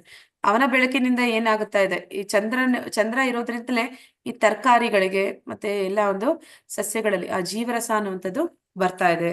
ಅದನ್ನ ಇಲ್ಲಿ ಭಗವಂತ ಹೇಳ್ತಾ ಇದ್ದಾನೆ, ಅದಕ್ಕೆ ಜೀವರಸವನ್ನು ತುಂಬ್ತಾ ಇರುವಂತದ್ದು ನಾನೇ ಅಂತ. ಅಷ್ಟು ಮಾತ್ರ ಅಲ್ಲ, ಭಗವಂತನ ಒಂದು ಅದ್ಭುತವನ್ನ ನೋಡ್ಬೇಕಂದ್ರೆ, ಅಹಂ ವೈಶ್ವನರೋ ಭೂತ್ವಾ ಪ್ರಾಣಿನಾಂ ದೇಹಂ ಆಶ್ರಿತಃ ಪ್ರಾಣಾಪಾನ ಸಮಾಯುಕ್ತ ಪಚಾಮಿ ಅನ್ನ ಚತುರ್ವಿಧಂ. ಹರೇ ಕೃಷ್ಣ. ಎಲ್ಲಾ ಜೀವಿಗಳ ದೇಹಗಳಲ್ಲಿ ಜಠರಾಗ್ನಿ ನಾನು. ದೇಹದಿಂದ ಹೊರಕ್ಕೆ ಹೋಗುವ ಮತ್ತು ಒಳಕ್ಕೆ ಬರುವ ಪ್ರಾಣವಾಯುವಿನೊಂದಿಗೆ ಸೇರಿ ನಾನು 4 ವಿಧವಾದ ಆಹಾರವನ್ನು ಜೀರ್ಣ ಮಾಡುತ್ತೇನೆ. ಅಂದ್ರೆ ಈ ಭಗವಂತ ನಮಗೋಸ್ಕರ ಈ ಭೌತಿಕ ಜಗತ್ತನ್ನ ಸೃಷ್ಟಿ ಮಾಡ್ದ, ಮತ್ತೆ ಅಲ್ಲಿ ನಮಗೆ ಬೇಕಾಗಿರುವಂತಹ ಸೂರ್ಯ ಚಂದ್ರರನ್ನ ಇಟ್ಟ. ಆ ಮೂಲಕ ನಮಗೆ ಏನೆಲ್ಲ ಬೇಕು, ಅವಶ್ಯಕತೆಗಳು ಏನಿದೆ, ತರಕಾರಿ ಬೇಕು, ಆಹಾರ ಬೇಕು, ಅದಕ್ಕೆ ಒಂದು ಜೀವರಸವನ್ನು ತುಂಬ್ದ. ಮತ್ತೆ ನಮಗೆ ಸೂರ್ಯನಿಂದ ನಮ್ಮ ಒಂದು ಭೂಮಿ ಮೇಲೆ ಜೀವಿಗಳು ಬದುಕುವಂತೆ ಮಾಡ್ದ. ಈ ಜೀವಿಗಳ ಒಂದು ದೇಹ ರಚನೆ ಕೂಡ ಅವನೇ ಮಾಡಿದ್ದಾನೆ. ಇಂತಹ ಒಂದು ರೋಬೋಟಿಕ್ಸ್ ಇಂದ ಯಾರು ಕೂಡ ಇಂತ ಒಂದು ಒಳ್ಳೆ ಮಾಡೆಲ್ ಮಾಡೋದಕ್ಕೆ ಸಾಧ್ಯ ಇಲ್ಲ. ಅದು ಯಾವ್ದೇ ಒಂದು ರೋಬೋಟಿಕ್ ಮಾಡಿದ್ರು ಕೂಡ ಒಂದು ರೋಬೋಟ್ ಅಂದ್ರೆ ಒಂದು ರೋಬೋ ಇಂದ ಇನ್ನೊಂದು ಮತ್ತೊಂದು ರೋಬೋನ ಉತ್ಪತ್ತಿ ಮಾಡೋದಕ್ಕೆ ಸಾಧ್ಯ ಇಲ್ಲ. ಆದ್ರೆ ಭಗವಂತನ ಸೃಷ್ಟಿ ಹೇಗಿದೆ ಅಂದ್ರೆ, ಅವನು ಮಾಡಿರುವಂತಹ ಈ ಮೆಷಿನ್ ಏನಿದೆ, ಈ ಮನುಷ್ಯ ಅನ್ನುವಂತಹ ಒಂದು ದೇಹ, ಆ ಒಂದು ರಚನೆ ಹೇಗಿದೆ, ಅದೆಲ್ಲವೂ ಕೂಡ ಅದ್ಭುತವಾದ ಒಂದು ಕಾರ್ಯ ಮಾಡುತ್ತೆ. ಅದನ್ನೇ ಇಲ್ಲಿ ಹೇಳ್ತಾ ಇದ್ದಾನೆ. ಅದನ್ನು ಕೂಡ ಮಾಡಿರುವಂತದ್ದು ಅವನೇ. ಅಂದ್ರೆ ನಮ್ಮ ಒಂದು ದೇಹದಲ್ಲಿ ಆಹಾರ ಕೊಟ್ಮೇಲೆ ಅದನ್ನ ಸೇವನೆ ಮಾಡಿದ್ಮೇಲೆ ಅದನ್ನ ಜೀರ್ಣ ಆಗ್ಬೇಕು ಅಂದ್ರೂ ಕೂಡ ಅವನ ಒಂದು ಕೃಪೆ ಬೇಕು. ಅವನನ್ನೇ ನಾವು ಅವಲಂಬಿಸ್ತೀವಿ. ಅದಕ್ಕೆ ಅವನು ಹೇಳ್ತಾ ಇದ್ದಾನೆ, ಆ ದೇಹದಲ್ಲಿ ಇರುವಂತಹ ಜಠರಾಗ್ನಿ ನಾನು, ಅದಿಲ್ಲ ಅಂತಂದ್ರೆ ನನಗೆ ಹಸಿವಾಗೋದಿಲ್ಲ.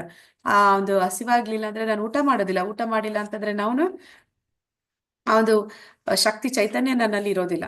ಈ ದೇಹದಿಂದ ಹೊರಕ್ಕೆ ಹೋಗುವ ಮತ್ತೆ ಒಳಕ್ಕೆ ಬರುವ ಪ್ರಾಣ ವಾಯುವಿನೊಂದಿಗೆ, ಅಂದ್ರೆ ಆ ಒಂದು ಉಸಿರಾಟ, ಆ ಮೂಲಕ ಜೊತೆಯಲ್ಲಿ ಆ ಉಸಿರಾಟ ಅಂದ್ರೆ ಗಾಳಿ ಒಳಗಡೆ ಬಂದು ಹೋಗ್ತಾ ಇದೆ. ಅದೇ ಸಮಯದಲ್ಲಿ 4 ವಿಧದ ಆಹಾರವನ್ನು ಜೀರ್ಣ ಮಾಡುತ್ತೇನೆ ಅಂತ ಹೇಳ್ತಾನೆ. 4 ವಿಧದ ಆಹಾರ ಯಾವ್ದು ಅಂತಂದ್ರೆ ಅಗಿಯುವಂಥದ್ದು. ಕೆಲವೊಂದು ಆಹಾರವನ್ನ ನಾವು ಅಗಿತೀವಿ, ಕೆಲವೊಂದು ಆಹಾರವನ್ನ ನಾವು ನೆಕ್ಕುತ್ತೀವಿ, ಕೆಲವೊಂದು ಆಹಾರವನ್ನ ನಾವು ಹೀರ್ತೀವಿ, ಕೆಲವೊಂದು ಆಹಾರಗಳನ್ನ ನಾವು ಕುಡಿತೀವಿ. ಈ 4 ಏನು ಆಹಾರಗಳಿದೆ ಅದು ಜಠರಾಗ್ನಿ, ಆ ಒಂದು ದೇಹದಲ್ಲಿ ನಮ್ಮಲ್ಲಿ ಇರುವಂತಹ ಒಂದು ಅಗ್ನಿ.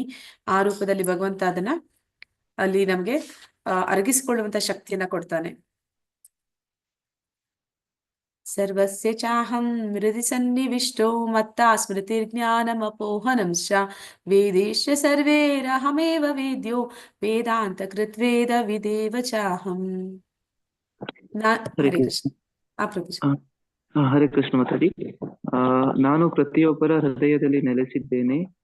ಸ್ಮರಣೆ, ಜ್ಞಾನ ಮತ್ತು ಮರೆವು ನನ್ನಿಂದ ಬರುತ್ತದೆ. ಎಲ್ಲಾ ವೇದಗಳಿಂದ ತಿಳಿಯಬೇಕಾದವನು ನಾನು. ವೇದಾಂತ ಕರ್ತೃ ನಾನು.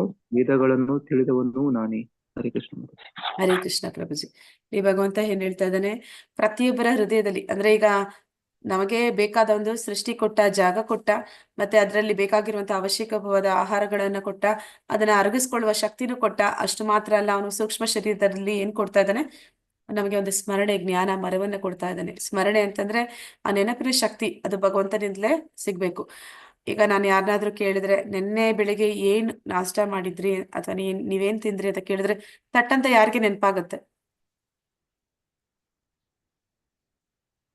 ಯೋಚನೆ ಮಾಡ್ತೀವಲ್ಲ. ತಟ್ಟಂತ ಆಗಲ್ಲ, ಯೋಚನೆ ಮಾಡಿರ್ತೀವಿ. ಆ ಜ್ಞಾನ, ಸ್ಮರಣೆ, ಮರೆವು ಕೂಡ ನಾನೇ ಕೊಡ್ತೀನಿ ಅಂತ ಹೇಳ್ತಾನೆ. ಆದ್ರೆ ಮರೆವು ಅಂತಂದ್ರೆ ಈಗ ಹಿಂದಿನ ಜನ್ಮದಲ್ಲಿ ನಮ್ಗೆ ಏನೆಲ್ಲ ಆಯ್ತು, ಮುಂದಿನ ಜನ್ಮ ನಾವ್ ಯಾವ್ದು ಪಡಿತೀವಿ ಆ ಜನ್ಮದಲ್ಲಿ ನಮ್ಗೆ ಅದೆಲ್ಲ ನೆನಪಿರೋದಿಲ್ಲ. ಒಂದು ವೇಳೆ ನೆನಪಿದ್ರೆ ಅದು ನಮಗೆ ತುಂಬಾ ನೋವನ್ನ ಕೊಡುತ್ತೆ, ಅಥವಾ ಅದರಿಂದ ನಮಗೆ ತುಂಬಾ ಮನಸ್ಸಿಗೆ ಬೇಸರ ಕೂಡ ಆಗ್ಬೋದು. ಅಂದ್ರೆ ನಾವ್ ಎಂತ ಜನ್ಮ ಪಡೆದಿದ್ವೋ, ಆ ಜನ್ಮದಲ್ಲಿ ಏನೆಲ್ಲ ಮಾಡಿದ್ವೋ ಅದೆಲ್ಲವೂ ಕೂಡ ಮತ್ತೆ ನೆನಪಾಗುವುದೇ ಇರೋ ಹಾಗೆ ಭಗವಂತ ನಮ್ಗೆ ಮರವನ್ನು ಕೂಡ ಕೊಡ್ತಾನೆ. ಕೆಲವೊಂದು ಸಲ ಭೌತಿಕ ಜಗತ್ತಿನಲ್ಲೂ ಕೂಡ ಕೆಲವೊಬ್ರು ಈ ಮರೆವು ಅನ್ನುವಂಥದ್ದು ಇಲ್ಲದಿರ ಆತ್ಮಹತ್ಯೆ ಮಾಡ್ಕೊಳ್ಳೋರು ಇರ್ತಾರೆ. ಅಂದ್ರೆ ಅವರ ಜೀವನದಲ್ಲಿ ಎಂತಹ ಒಂದು ಕಹಿ ಘಟನೆ ನಡೆದೋಗುತ್ತೆ ಅಂದ್ರೆ ಅದನ್ನ ಮರೆಯಕ್ಕೆ ಆಗದಿರ ಒಂದು ಮಾನಸಿಕ ವ್ಯಥೆಯನ್ನ ತಡಿಲಾರದವರು ಸಾವನ್ನಪ್ಪುವಂತವ್ರು ಕೂಡ ಇರ್ತಾರೆ. ಈ ಒಂದು ಮರವು ಅನ್ನೋದು ಕೂಡ ಭಗವಂತ ಕೊಡುವಂತಹ ಒಂದು ವರವೇ ಆಗಿರುತ್ತೆ. ಅಂದ್ರೆ ಕಾಲ ಕಳೆದ ಹಾಗೆ ನಮ್ಮಲ್ಲಿ ಮರವು ಅನ್ನುವಂಥದ್ದು ಇರುತ್ತೆ. ಅದು ಕೂಡ ನಮ್ಗೆ ಭಗವಂತನೇ ಕೊಡ್ತಾ ಇದ್ದಾನೆ. ಎಲ್ಲಾ ವೇದಗಳಿಂದ, ಅಂದ್ರೆ ಇದಕ್ಕೆ ಇನ್ನೊಂದು 4ನೇ ಅಧ್ಯಾಯದಲ್ಲಿ ನಾವು ನೋಡ್ತೀವಿ, ಅರ್ಜುನ ಕೇಳ್ತಾನೆ, ನೀನ್ ಹೇಗೆ ಸೂರ್ಯನಿಗೆ ಹೇಳಿದೆ, ಮತ್ತೆ ಅದೆಲ್ಲ ನಿನ್ಗೆ ಹೇಗೆ ನೆನಪಿದೆ ಅಂತ. ನಾವು ಈ ಹುಟ್ಟಿ ಸಾಯೋದ್ರಿಂದನೇ ಈ ಒಂದು ಮರೆವು ನಮ್ಮಲ್ಲಿ ಹಿಂದಿನ ಜನ್ಮದ್ದು ಎಲ್ಲವನ್ನ ಮರೆಯುವಂತಹ ಒಂದು ಪರಿಸ್ಥಿತಿಗೆ ನಾವು ಬರ್ತೀವಿ. ಎಲ್ಲಾ ವೇದಗಳಿಂದ ತಿಳಿಯಬೇಕಾದವನು ನಾನು, ವೇದಾಂತ ಕರ್ತೃ ನಾನು, ವೇದಗಳನ್ನು ತಿಳಿದವನು ನಾನೇ. ಅಂದ್ರೆ ವೇದಗಳನ್ನ ಕೊಟ್ಟಂತವನು ಕರ್ತೃ, ಅಂದ್ರೆ ಅದು ಬಂದಂತದ್ದು ಭಗವಂತನಿಂದಲೇ. ಮತ್ತೆ ಅದನ್ನ ಪರಿಪೂರ್ಣವಾಗಿ ಯಾರು ತಿಳಿದಿದ್ದಾರೆ ಅಂದ್ರೆ ಅದು ಯಾರು ಬರ್ದಿದ್ದಾನೋ ಅವನಿಗೆ ಗೊತ್ತಿರುವಂತದ್ದು. ಮತ್ತೆ ಅದರಿಂದ ನಾವು ಏನನ್ನ ತಿಳಿಬೇಕು, ವೇದಗಳನ್ನ ಅಧ್ಯಯನ ಮಾಡೋದ್ರಿಂದ ನಾವು ಅಲ್ಲಿ 4 ಪುರುಷಾರ್ಥಗಳನ್ನ ಕೊಟ್ಟಿದ್ದಾರೆ. ಸಾಧಾರಣವಾಗಿ ಎಲ್ಲರೂ 4 ಪುರುಷಾರ್ಥಗಳ ವರೆಗೆ ಮಾತ್ರನೇ ತಿಳಿತಾರೆ. ಧರ್ಮ, ಅರ್ಥ, ಕಾಮ, ಮೋಕ್ಷ ಅಂತ ಒಂದು 5ನೇ ಒಂದು ಪುರುಷಾರ್ಥ ಇದೆ, ಅದು ಭಗವಂತನನ್ನ ಅರಿಯುವಂಥದ್ದು. ಈ ವೇದಗಳ ಅಂತಿಮ ಒಂದು ಉಪನಿಷತ್ತುಗಳ ಅಂತಿಮ ಸಾರ ಏನು ಅಂತಂದ್ರೆ ಅದು ಭಗವಂತನನ್ನ ತಿಳಿಯುವಂಥದ್ದು. ಅದನ್ನ ಇಲ್ಲಿ ಭಗವಂತ ಹೇಳ್ತಾ ಇದ್ದಾನೆ. ಹರೇ ಕೃಷ್ಣ ಮಾತಾಜಿ. ಇಲ್ಲಿ ಹೃದಯದಲ್ಲಿ ಅಂದ್ರೆ ಇದು ಹೃದಯ ನಮ್ಮ ದೇಹದ ಅಂಗ ಹೃದಯನ ಅಥವಾ ಜನರಲ್? ಕೃಷ್ಣ ಅಂಗ ಹೃದಯ ಅಲ್ಲ ಪ್ರಭುಜಿ, ಇದನ್ನ ನನ್ಗೆ ಅನೇಕ ಜನ ಪ್ರಶ್ನೆ ಮಾಡಿದ್ದಾರೆ. ಅಂಗ ಹೃದಯ ಅಲ್ಲ, ಅಂಗ ಹೃದಯ ಇರುವಂತಹ ಒಂದು ಜಾಗ, ಆ ಜಾಗ ಅದ್ರಲ್ಲಿ ಅಲ್ಲ. ಅದಕ್ಕೆ ಕೆಲವರು ಕೇಳಿದ್ರೆ ಹಾರ್ಟ್ ಟ್ರಾನ್ಸ್ಪ್ಲೇಟ್ ಆದಾಗ ಆತ್ಮ ಕೂಡ ಹೊಟ್ಟೋಗುತ್ತ ಅಂತ. ಅಂದ್ರೆ ಅದು ಅಲ್ಲಿಲ್ಲ. ಇಲ್ಲಿ ನಮ್ಮ ದೇಹದಲ್ಲಿ ಪಂಚವಾಯುಗಳಿದೆ ಅಂತ ಹೇಳ್ತಾರೆ. ಆ ವಾಯುಗಳ ಮಧ್ಯದಲ್ಲಿ, ಆ ವಾಯುಗಳ ಮಧ್ಯ ಭಾಗ ಎಲ್ಲಿ ಬರುತ್ತೆ ಅಂದ್ರೆ ನಮ್ಮ ಹೃದಯ ಭಾಗದ ಹತ್ರ ಬರುತ್ತೆ. ಆ ಒಂದು ಹೃದಯ ಅಲ್ಲಿ ಇದೆ, ಆ ಜಾಗದಲ್ಲಿಯೇ ಆತ್ಮ ಕೂಡ ಇದೆ. ಅಲ್ಲಿ ಅದು ಆ ಒಂದು ವಾಯುಗಳ ಮಧ್ಯೆ ಅದು ಸ್ಥಿತವಾಗಿದೆ. ಹರಿ ಮಾತಾಜಿ, ಧನ್ಯವಾದಗಳು. ಹರೇ ಕೃಷ್ಣ ಪ್ರಭುಜಿ. ವಾಯು ಅಂದ್ರೆ ಇದು ಪ್ರಾಣ, ಅಪಾನ, ವ್ಯಾನ, ಉದಾನ, ಸಮಾನ ಅದ್ರ ಏನ್ರಿ ವಾಯು ಅಂದ್ರೆ?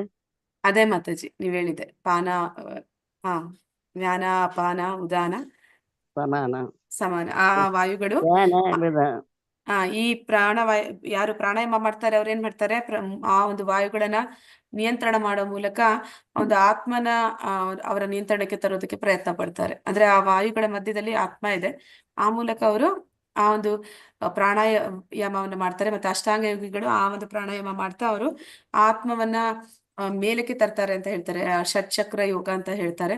ಆ ಷಟ್ಚಕ್ರ ಯೋಗದಲ್ಲಿ ಮೂಲಾಧಾರ, ಸ್ವಾಧಿಷ್ಠಾನ ಈ ರೀತಿ ಹೇಳ್ತಾ ಅವರು ಒಂದು ಸಹಸ್ರಾರ ಚಕ್ರದ ಮೂಲಕ ಆ ಒಂದು ಆತ್ಮವನ್ನ ಅವರೇ ಅಂದ್ರೆ ಏನಂತಾರೆ ಬಲಪೂರ್ವಕವಾಗಿ ಅದನ್ನ ದೇಹದಿಂದ ಹೊರಕ್ಕೆ ಅವರು ಬಯಸಿದ ಸಮಯದಲ್ಲಿ ಅದನ್ನ ತರೋದಕ್ಕೆ ಪ್ರಯತ್ನ ಪಡ್ತಾರೆ ಅಂತ ಹೇಳ್ತಾರೆ. ಸೊ ಮಾತಾಜಿ, ಚಕ್ರ ಮೆಡಿಟೇಷನ್ ಮಾಡ್ತೀವಿ ಅಂದ್ರೆ ಡಿಫ್ರೆಂಟ್ ಚಕ್ರ ಇದೆ, ಸ್ವಾಧಿಷ್ಠಾನ ಚಕ್ರ, ಬೇರೆ ಬೇರೆ ಚಕ್ರ ಇದೆಯಲ್ಲ, ಸೊ ಅದು ಬೇರೆ, ಇದು ಬಟ್ ಆತ್ಮ ಇರೋ ಜಾಗ ಬೇರೆನಾ ಅದು, ಅಥವಾ ಸೇಮ್? ಆತ್ಮ ಅನ್ನುವಂಥದ್ದು ಇರೋದು ಹೃದಯ ಭಾಗದಲ್ಲಿ ಪ್ರಭುಜಿ. ಅದನ್ನ ಓಕೆ. ಅವರು ಈ ಷಟ್ಚಕ್ರ ಯೋಗದ ಮೂಲಕ ಅದನ್ನ ಮೇಲೆ ತರುವಂತದ್ದು, ಅಥವಾ ಈಗ ಹೇಳ್ತಾರೆ ಯಾವ ಒಂದು ಈ ನವದ್ವಾರಗಳಿದೆ ದೇಹಕ್ಕೆ ಅಂತ, ಯಾವ ದ್ವಾರದ ಮೂಲಕ ಒಂದು ಆತ್ಮ ಹೊರಗಡೆ ಹೋಗುತ್ತೆ ಅದಕ್ಕೆ ತಕ್ಕಂತ ಒಂದು ಜನ್ಮವನ್ನ ಮುಂದೆ ಪಡಿತಾರೆ, ಅದಕ್ಕೆ ತಕ್ಕಂತ ಲೋಕಗಳಿಗೆ ಅವರು ಹೋಗ್ತಾರೆ ಅಂತ. ಅಂದ್ರೆ ಅವರು ಆ ಸಹಸ್ರಾರ ಚಕ್ರದಿಂದ ಅದು ಹೊರಗಡೆ ಹೋದ್ರೆ ಮಾತ್ರ ಊರ್ಧ್ವ ಲೋಕಗಳಿಗೆ ಹೋಗುತ್ತೆ ಅಂತ ಹೇಳ್ತಾರೆ. ಕೆಲವೊಬ್ರು ನಾವು ನೋಡ್ತೀವಿ ಸಾವಿನ ಸಂದರ್ಭದಲ್ಲಿ ಕಣ್ಣಿನ ಮೂಲಕ, ಅಂದ್ರೆ ಕಣ್ಣನ್ನ ಅರಳಿಸ್ತಾರೆ, ಅಂದ್ರೆ ಆ ಒಂದು ಆತ್ಮ ಕಣ್ಣಿನ ಮೂಲಕ ಹೋಯ್ತು ಅಂತ ಹೇಳ್ತಾರೆ. ಕೆಲವೊಬ್ರು ಬಾಯಿನ ತೆಗೆದು ಉಸಿರನ್ನ ಬಿಡ್ತಾರೆ, ಅಂದ್ರೆ ಬಾಯಿಯ ಮೂಲಕ ಹೋಯ್ತು ಅಂತ ಹೇಳ್ತಾರೆ. ಕೆಲವೊಬ್ರು ಮೋಷನ್ಸ್ ಮಾಡ್ಕೊಂತಾರೆ ಅಂತ ಹೇಳ್ತಾರೆ, ಅಂದ್ರೆ ಅವ್ರದ್ದು ಆ ಮೂಲಾಧಾರ ಚಕ್ರದಿಂದ ಹೋಯ್ತು ಅಂತ ಹೇಳ್ತಾರೆ. ಕೆಲವೊಬ್ಬರಿಗೆ ಈ ಯೋಗಿಗಳು ಏನ್ ಮಾಡ್ತಾರೆ, ಸಹಸ್ರಾರ ಚಕ್ರ ಅಂದ್ರೆ ಅವರ ಒಂದು ಕಪೋಲ ಇರುತ್ತೆ, ಆ ಭಾಗದಲ್ಲಿ ಅದು ಅಲ್ಲಿ ಆ ಮೂಲಕ ಅದು ಹೊರಗಡೆ ಬರುತ್ತೆ ಅಂತ. ಸರಿ ಮಾತಾಜಿ, ಹರೇ ಕೃಷ್ಣ. ಅವ್ರ ಹರೇ ಕೃಷ್ಣ. ಕರ್ಮದ ಅನುಸಾರ ಆ ಕಡೆಗಳಲ್ಲಿ ಹೋಗುತ್ತೆ ಅಂತ ಹೇಳ್ತೀರಾ? ಕರ್ಮಗಳ ಅನುಸಾರ ಅಂದ್ರೆ ಮಾತಾಜಿ ಅದು ಎಲ್ಲರಿಗೂ ಸಾಧಾರಣವಾಗಿ ಆಗುತ್ತೆ. ಆದ್ರೆ ಈ ಯೋಗಿಗಳೇನ್ ಮಾಡ್ತಾರೆ, ಅವರು ಪ್ರಯತ್ನ ಪೂರ್ವಕವಾಗಿ ಮಾಡ್ತಾರೆ. ಆದ್ರೆ ಕೃಷ್ಣ ನಮ್ಗೆ ಏನ್ ಹೇಳ್ತಾನೆ, ಅಷ್ಟಾಂಗ ಯೋಗದ ಅಂದ್ರೆ ಅಷ್ಟಾಂಗ ಯೋಗ ಒಂದು ಅಧ್ಯಾಯದಲ್ಲಿ ಏನಂತ ಹೇಳ್ತಾನೆ, ಭಕ್ತನಾದವನು ಇದನ್ನೆಲ್ಲ ನೀನ್ ತಲೆ ಕೆಡಿಸ್ಕೋಬೇಡ, ನೀನು ಎಲ್ಲಿಂದ ಹೋಯ್ತು, ಹೇಗೆ ಹೋಯ್ತು, ಯಾವಾಗ ಹೋಯ್ತು, ಯಾವ ಸಮಯದಲ್ಲಿ ಹೋಯ್ತು, ನೀನ್ ಇದೆಲ್ಲ ಯೋಚನೆ ಮಾಡ್ಬೇಡ, ನಿನಗೆ ಆ ಸಮಯದಲ್ಲಿ ನಿನ್ನನ್ನ ಕರ್ಕೊಂಡು ಹೋಗೋ ಜವಾಬ್ದಾರಿ ನಂದು, ನೀನ್ ತಲೆ ಕೆಡಿಸ್ಕೋಬೇಡ. ಯಾವ ಅಂದ್ರೆ ಉತ್ತರಾಯಣನೋ, ದಕ್ಷಿಣಾಯನನೋ, ಶುಕ್ಲ ಪಕ್ಷನೋ, ಕೃಷ್ಣ ಪಕ್ಷನೋ, ಅಂದ್ರೆ ಹಗಲಿನ ಸಮಯನೋ, ರಾತ್ರಿಯ ಸಮಯನೋ, ಇದೆಲ್ಲ ನೀನು ಆ ಒಂದು ಕಾಲ ಗಳಿಗೆ ಇದ್ರ ಬಗ್ಗೆ ಎಲ್ಲ ನೀನು ಯೋಚನೆ ಮಾಡ್ಬೇಡ ಅಂತ ಹೇಳ್ತಾನೆ. ಅಂದ್ರೆ ನಿನ್ನ ಸಾವಿನ ಸಂದರ್ಭದಲ್ಲಿ, ಅಂದ್ರೆ ನೀನು ಇಡೀ ಜೀವನ ಪರ್ಯಂತ ನನ್ನ ಧ್ಯಾನ ಮಾಡಿದ್ಯಾ, ನನ್ನ ಸೇವೆ ಮಾಡಿದ್ಯಾ, ಆ ಕೊನೆಯ ಒಂದು ಗಳಿಗೆಯಲ್ಲಿ ನಿನ್ನನ್ನ ಕರ್ಕೊಂಡು ಹೋಗೋ ಜವಾಬ್ದಾರಿ ನಂದು ಅಂತ ಹೇಳ್ತಾರೆ. ಆದ ಕಾರಣ ಭಕ್ತರ ಅದ್ರ ಬಗ್ಗೆ ಏನು ಯೋಚನೆ ಹೆಚ್ಚು ತಲೆ ಕೆಡಿಸ್ಕೊಳ್ಳೋದಕ್ಕೆ ಹೋಗೋದಿಲ್ಲ. ಅಂದ್ರೆ ಜೀವ ಕಣ್ಣಲ್ಲಿ ಹೋಗ್ಲಿ ಸಾವು ಬಾಯಲ್ಲಿ ಹೋಗ್ಲಿ ಏನ್ ವ್ಯತ್ಯಾಸ ಇಲ್ಲ ಅಂತ ಹೇಳ್ತಾ ಇದೀರ ಮಾತಾಜಿ. ಅದು ಏನಂತ ಹೇಳ್ತಾರೆ ಅಂದ್ರೆ ಮಾತಾಜಿ, ನಿಮ್ಗೆ ಕೋಮಾ ಸ್ಟೇಜ್ಗೆ ಹೋದಾಗ ನೀವು ಕೃಷ್ಣನ ಧ್ಯಾನ ಮಾಡೋದಾಗ್ಲಿ, ಅವನ ಹೆಸರು ಹೇಳೋದಾಗ್ಲಿ ನಿಮ್ಗೆ ಸಾಧ್ಯನೇ ಆಗದೆ ಹೋಗ್ಬೋದು, ಅಥವಾ ಒಂದು ಆಕ್ಸಿಡೆಂಟ್ ಆಗ್ಬಿಡ್ಬೋದು ಸಡನ್ ಆಗಿ, ಆಗ್ಲೂ ನೀವು ಅವನ ಒಂದು ಸ್ಮರಣೆ ಮಾಡ್ದಿರಾ ಇರ್ಬೋದು. ಆದ್ರೆ ಅವ್ರು ಹೇಳ್ತಾನೆ, ನೀನ್ ನನ್ನ ಒಂದು ಸೇವೆ ಮಾಡಿದ್ಯಾ, ನಿನ್ನ ಒಂದು ಸಾಧನೆ ಅಂದ್ರೆ ಏನು ಇಡೀ ಜೀವನ ಪರ್ಯಂತ ನೀನ್ ಮಾಡಿದ್ಯಾ, ಅದರ ಫಲವಾಗಿ ನಿನ್ನ ಒಂದು ಆ ಜವಾಬ್ದಾರಿ ನಾ ತಗೋತೀನಿ ಅಂತ. ವಾಂ ಇಮೌ ಪುರುಷೌ ಲೋಕೆ ಕ್ಷರಂ ಚಾಕ್ಷರ ಏವ ಚಾಕ್ಷರಾ ಸರ್ವಾಣಿ ಭೂತಾನಿ ಕೂಟಸ್ಥೋ ಅಕ್ಷರ ಉಚ್ಯತೆ. ಉತ್ತಮ ಪುರುಷಸ್ತು ಅನ್ಯ ಪರಮಾತ್ಮತಿ ಉದಾಹೃತಃ ಯೋ ಲೋಕತ್ರಯಂ ಅವಿಶ್ಯ ಬಿಭರ್ತಿ ಅವ್ಯಯ ಈಶ್ವರಃ. ಪುರುಷರಲ್ಲಿ 2 ವರ್ಗಗಳು, ಕ್ಷರರು ಮತ್ತು ಅಕ್ಷರರು. ಈ ಐಹಿಕ ಜಗತ್ತಿನಲ್ಲಿ ಎಲ್ಲಾ ಜೀವಿಗಳು ಕ್ಷರ, ಆಧ್ಯಾತ್ಮಿಕ ಜಗತ್ತಿನಲ್ಲಿ ಎಲ್ಲಾ ಜೀವಿಗಳು ಅಕ್ಷರ. ಅಂದ್ರೆ ಈ ಒಂದು ಆಧ್ಯಾತ್ಮಿಕ ಜಗತ್ತು, ಭೌತಿಕ ಜಗತ್ತು 2 ಇದೆ. ಆ ಒಂದು ಆಧ್ಯಾತ್ಮಿಕ ಜಗತ್ತಿನಲ್ಲಿ ಇರುವಂತವರೆಲ್ಲರೂ ಕೂಡ ಅಕ್ಷರರು ಅಂತ ಹೇಳ್ತಾರೆ. ಅಕ್ಷರರು ಅಂದ್ರೆ ಅವರು ನಾಶವನ್ನ ಹೊಂದದೇ ಇರುವಂತವ್ರು. ಕ್ಷರರು ಅಂದ್ರೆ ಕ್ಷೀಣಿಸ್ತಾರೆ, ಅಂದ್ರೆ ಅವರು ಅವರ ಒಂದು ದೇಹದಲ್ಲಿ ಆತ್ಮಕ್ಕೆ ಸಾವಿಲ್ಲ, ಆದ್ರೆ ಆ ದೇಹ ಅನ್ನುವಂಥದ್ದು ಅದು ಬದಲಾಗ್ತಾ ಇರುತ್ತೆ. ಅದಕ್ಕೆ ಇಲ್ಲಿ ಕ್ಷರರು ಅಂತ ಭೌತಿಕ ಜಗತ್ತಿನಲ್ಲಿ ಇರುವಂತ ಜೀವಿಗಳಿಗೆ ಹೇಳ್ತಾರೆ. ಆದ್ರೆ ವಾಸ್ತವದಲ್ಲಿ ನಾವು ಕೂಡ ಅಕ್ಷರರೇ, ಆದ್ರೆ ಈ ಒಂದು ಭೌತಿಕ ಜಗತ್ತಿನಲ್ಲಿ ಭೌತಿಕ ದೇಹ ಪಡೆದಾಗ ನಾವು ಆ ಒಂದು ಕ್ಷರರು ಅಂತ ಅನಿಸ್ಕೋತಾ ಇದೀವಿ. ಮತ್ತೆ ಆಧ್ಯಾತ್ಮಿಕ ಜಗತ್ತಿನಲ್ಲಿರುವಂತವರಲ್ಲಿ ಈ ಬದಲಾವಣೆಗಳು ಆಗೋದಿಲ್ಲ, ಅಂದ್ರೆ ಅವರು ಸದಾ ಶಾಶ್ವತವಾಗಿ ಇರುವಂತವ್ರು. ಇವರಿಬ್ಬರಲ್ಲದೆ ಅತ್ಯುತ್ತಮವಾದ ಜೀವಂತ ವ್ಯಕ್ತಿಯಾದ ಪರಮಾತ್ಮನು ಸ್ವತಃ ಅವಿನಾಶಿ. ಅವನು 3 ಜಗತ್ತುಗಳನ್ನು ಪ್ರವೇಶಿಸುತ್ತಿದ್ದಾನೆ ಮತ್ತು ಅವುಗಳನ್ನು ಪಾಲಿಸುತ್ತಿದ್ದಾನೆ. ಅಂದ್ರೆ ಭಗವಂತ ಅವನು ಕೂಡ ಅಕ್ಷರ, ಅವನು ಕೂಡ ಈ ಇಬ್ಬರು ಯಾರು ಕ್ಷರರು ಅಕ್ಷರರು ಇದ್ದಾರೆ, ಭೌತಿಕ ಜಗತ್ತಿನಲ್ಲಿರುವಂತಹ ಜೀವಿಗಳು ಮತ್ತು ಆಧ್ಯಾತ್ಮಿಕ ಜಗದಲ್ಲಿ ಇರುವಂತಹ ಜೀವಿಗಳು, ಇವರಿಬ್ಬರಲ್ಲದೆ ಇನ್ನೂ ಒಬ್ಬ ಇದ್ದಾನೆ. ಅವನನ್ನ ಇಲ್ಲಿ ಪುರುಷೋತ್ತಮ ಅಂತ ಕರೀತಾ ಇದ್ದಾರೆ. ಅವನು ಅತ್ಯುತ್ತಮವಾದ ಜೀವಂತ ವ್ಯಕ್ತಿ, ಅವನು ಕೂಡ ಒಬ್ಬ ವ್ಯಕ್ತಿ ಅಂತ ಇಲ್ಲಿ ಹೇಳ್ತಾ ಇದ್ದಾರೆ. ಅವನು ಬರೀ ಶಕ್ತಿ ಅಲ್ಲ, ಅವನು ವ್ಯಕ್ತಿ, ಅವನು ಪರಮಾತ್ಮ, ಸ್ವತಃ ಅವನು ಅವಿನಾಶಿ, ಅಂದ್ರೆ ಅವನು ಕೂಡ ಅಕ್ಷರ. ಅವನೇನ್ ಮಾಡ್ತಾ ಇದ್ದಾನೆ, ಈ 3 ಜಗತ್ತುಗಳನ್ನು ಪ್ರವೇಶಿಸಿದ್ದಾನೆ ಮತ್ತೆ ಅದನ್ನ ಪಾಲಿಸ್ತಾ ಇದ್ದಾನೆ. ಅವನೇ ಈ ಒಂದು ಜಗತ್ತನ್ನ ಸೃಷ್ಟಿ ಮಾಡಿ ಅದನ್ನ ಪಾಲನೆ ಮಾಡ್ತಾ ಇದ್ದಾನೆ ಅಂತೇಳಿ ತಿಳಿಸ್ತಾ ಇದ್ದಾರೆ. ಯಸ್ಮಾತ್ ಕ್ಷರಂ ಅತಿತೋ ಅಹಂ ಅಕ್ಷರಾದ್ ಅಪಿ ಚೋತ್ತಮ ಅತೋ ಅಸ್ಮಿ ಲೋಕೆ ವೇದೇ ಚ ಪ್ರದಿತಾ ಪುರುಷೋತ್ತಮ. ನಾನು ಕ್ಷರ ಮತ್ತು ಅಕ್ಷರಗಳಿಗೆ ಅತೀತನು ಮತ್ತು ಅತ್ಯುತ್ತಮನು. ಆದುದರಿಂದ ಪ್ರಪಂಚವು ವೇದಗಳು ಪುರುಷೋತ್ತಮನೆಂದು ನನ್ನನ್ನು ಪ್ರಾರ್ಥನೆ ಮಾಡುತ್ತವೆ. ಅಂದ್ರೆ ಭಗವಂತ ಈ ಒಂದು ಅಕ್ಷರರು ಭೌತಿಕ ಜಗತ್ತಿನ ಜೀವಿಗಳು ಮತ್ತೆ ಅಕ್ಷರರು ಆಧ್ಯಾತ್ಮಿಕ ಜಗತ್ತಿನಲ್ಲಿರುವಂತಹ ಜೀವಿಗಳು ಅವರೆಲ್ಲರಿಗಿಂತ ಅತ್ಯುತ್ತಮ, ಅವರನ್ನೆಲ್ಲರನ್ನು ಮೂಲದಲ್ಲಿ ಸೃಷ್ಟಿ ಮಾಡಿದವನು. ಆದ ಕಾರಣ ಅವನನ್ನ ಎಲ್ಲ ವೇದಗಳು ಅಂದ್ರೆ ಎಲ್ಲ ಒಂದು ಶಾಸ್ತ್ರಗಳು ಅವನನ್ನ ಪುರುಷೋತ್ತಮ ಅಂತ ಕರಿತಾ ಇವೆ ಅನ್ನೋದನ್ನಲ್ಲಿ ಹೇಳ್ತಾ ಇದ್ದಾನೆ. ಇಲ್ಲಿ ನೋಡ್ತಾ ಇದೀವಿ, ಇದು ಕ್ಷೀರೋದಕ ಶಾಯಿ ವಿಷ್ಣು ಪರಮಾತ್ಮ, ನಮ್ಮ ಹೃದಯದಲ್ಲಿ ಇರುವಂತಹ ಪರಮಾತ್ಮ. ಅವನು ಇಲ್ಲಿ ನಾವು ನೋಡ್ತಾ ಇದೀವಿ ಬೇರೆ ದೇವತೆಗಳೆಲ್ಲ ಅವನಿಗೆ ಶರಣಾಗ್ತಾ ಇದ್ದಾರೆ. ಅಂದ್ರೆ ನಮ್ಮ ಹೃದಯದಲ್ಲಿ ಪರಮಾತ್ಮ ಏನ್ ಮಾಡ್ತಾನೆ, ಅವನ ಕೆಲಸ ಏನು?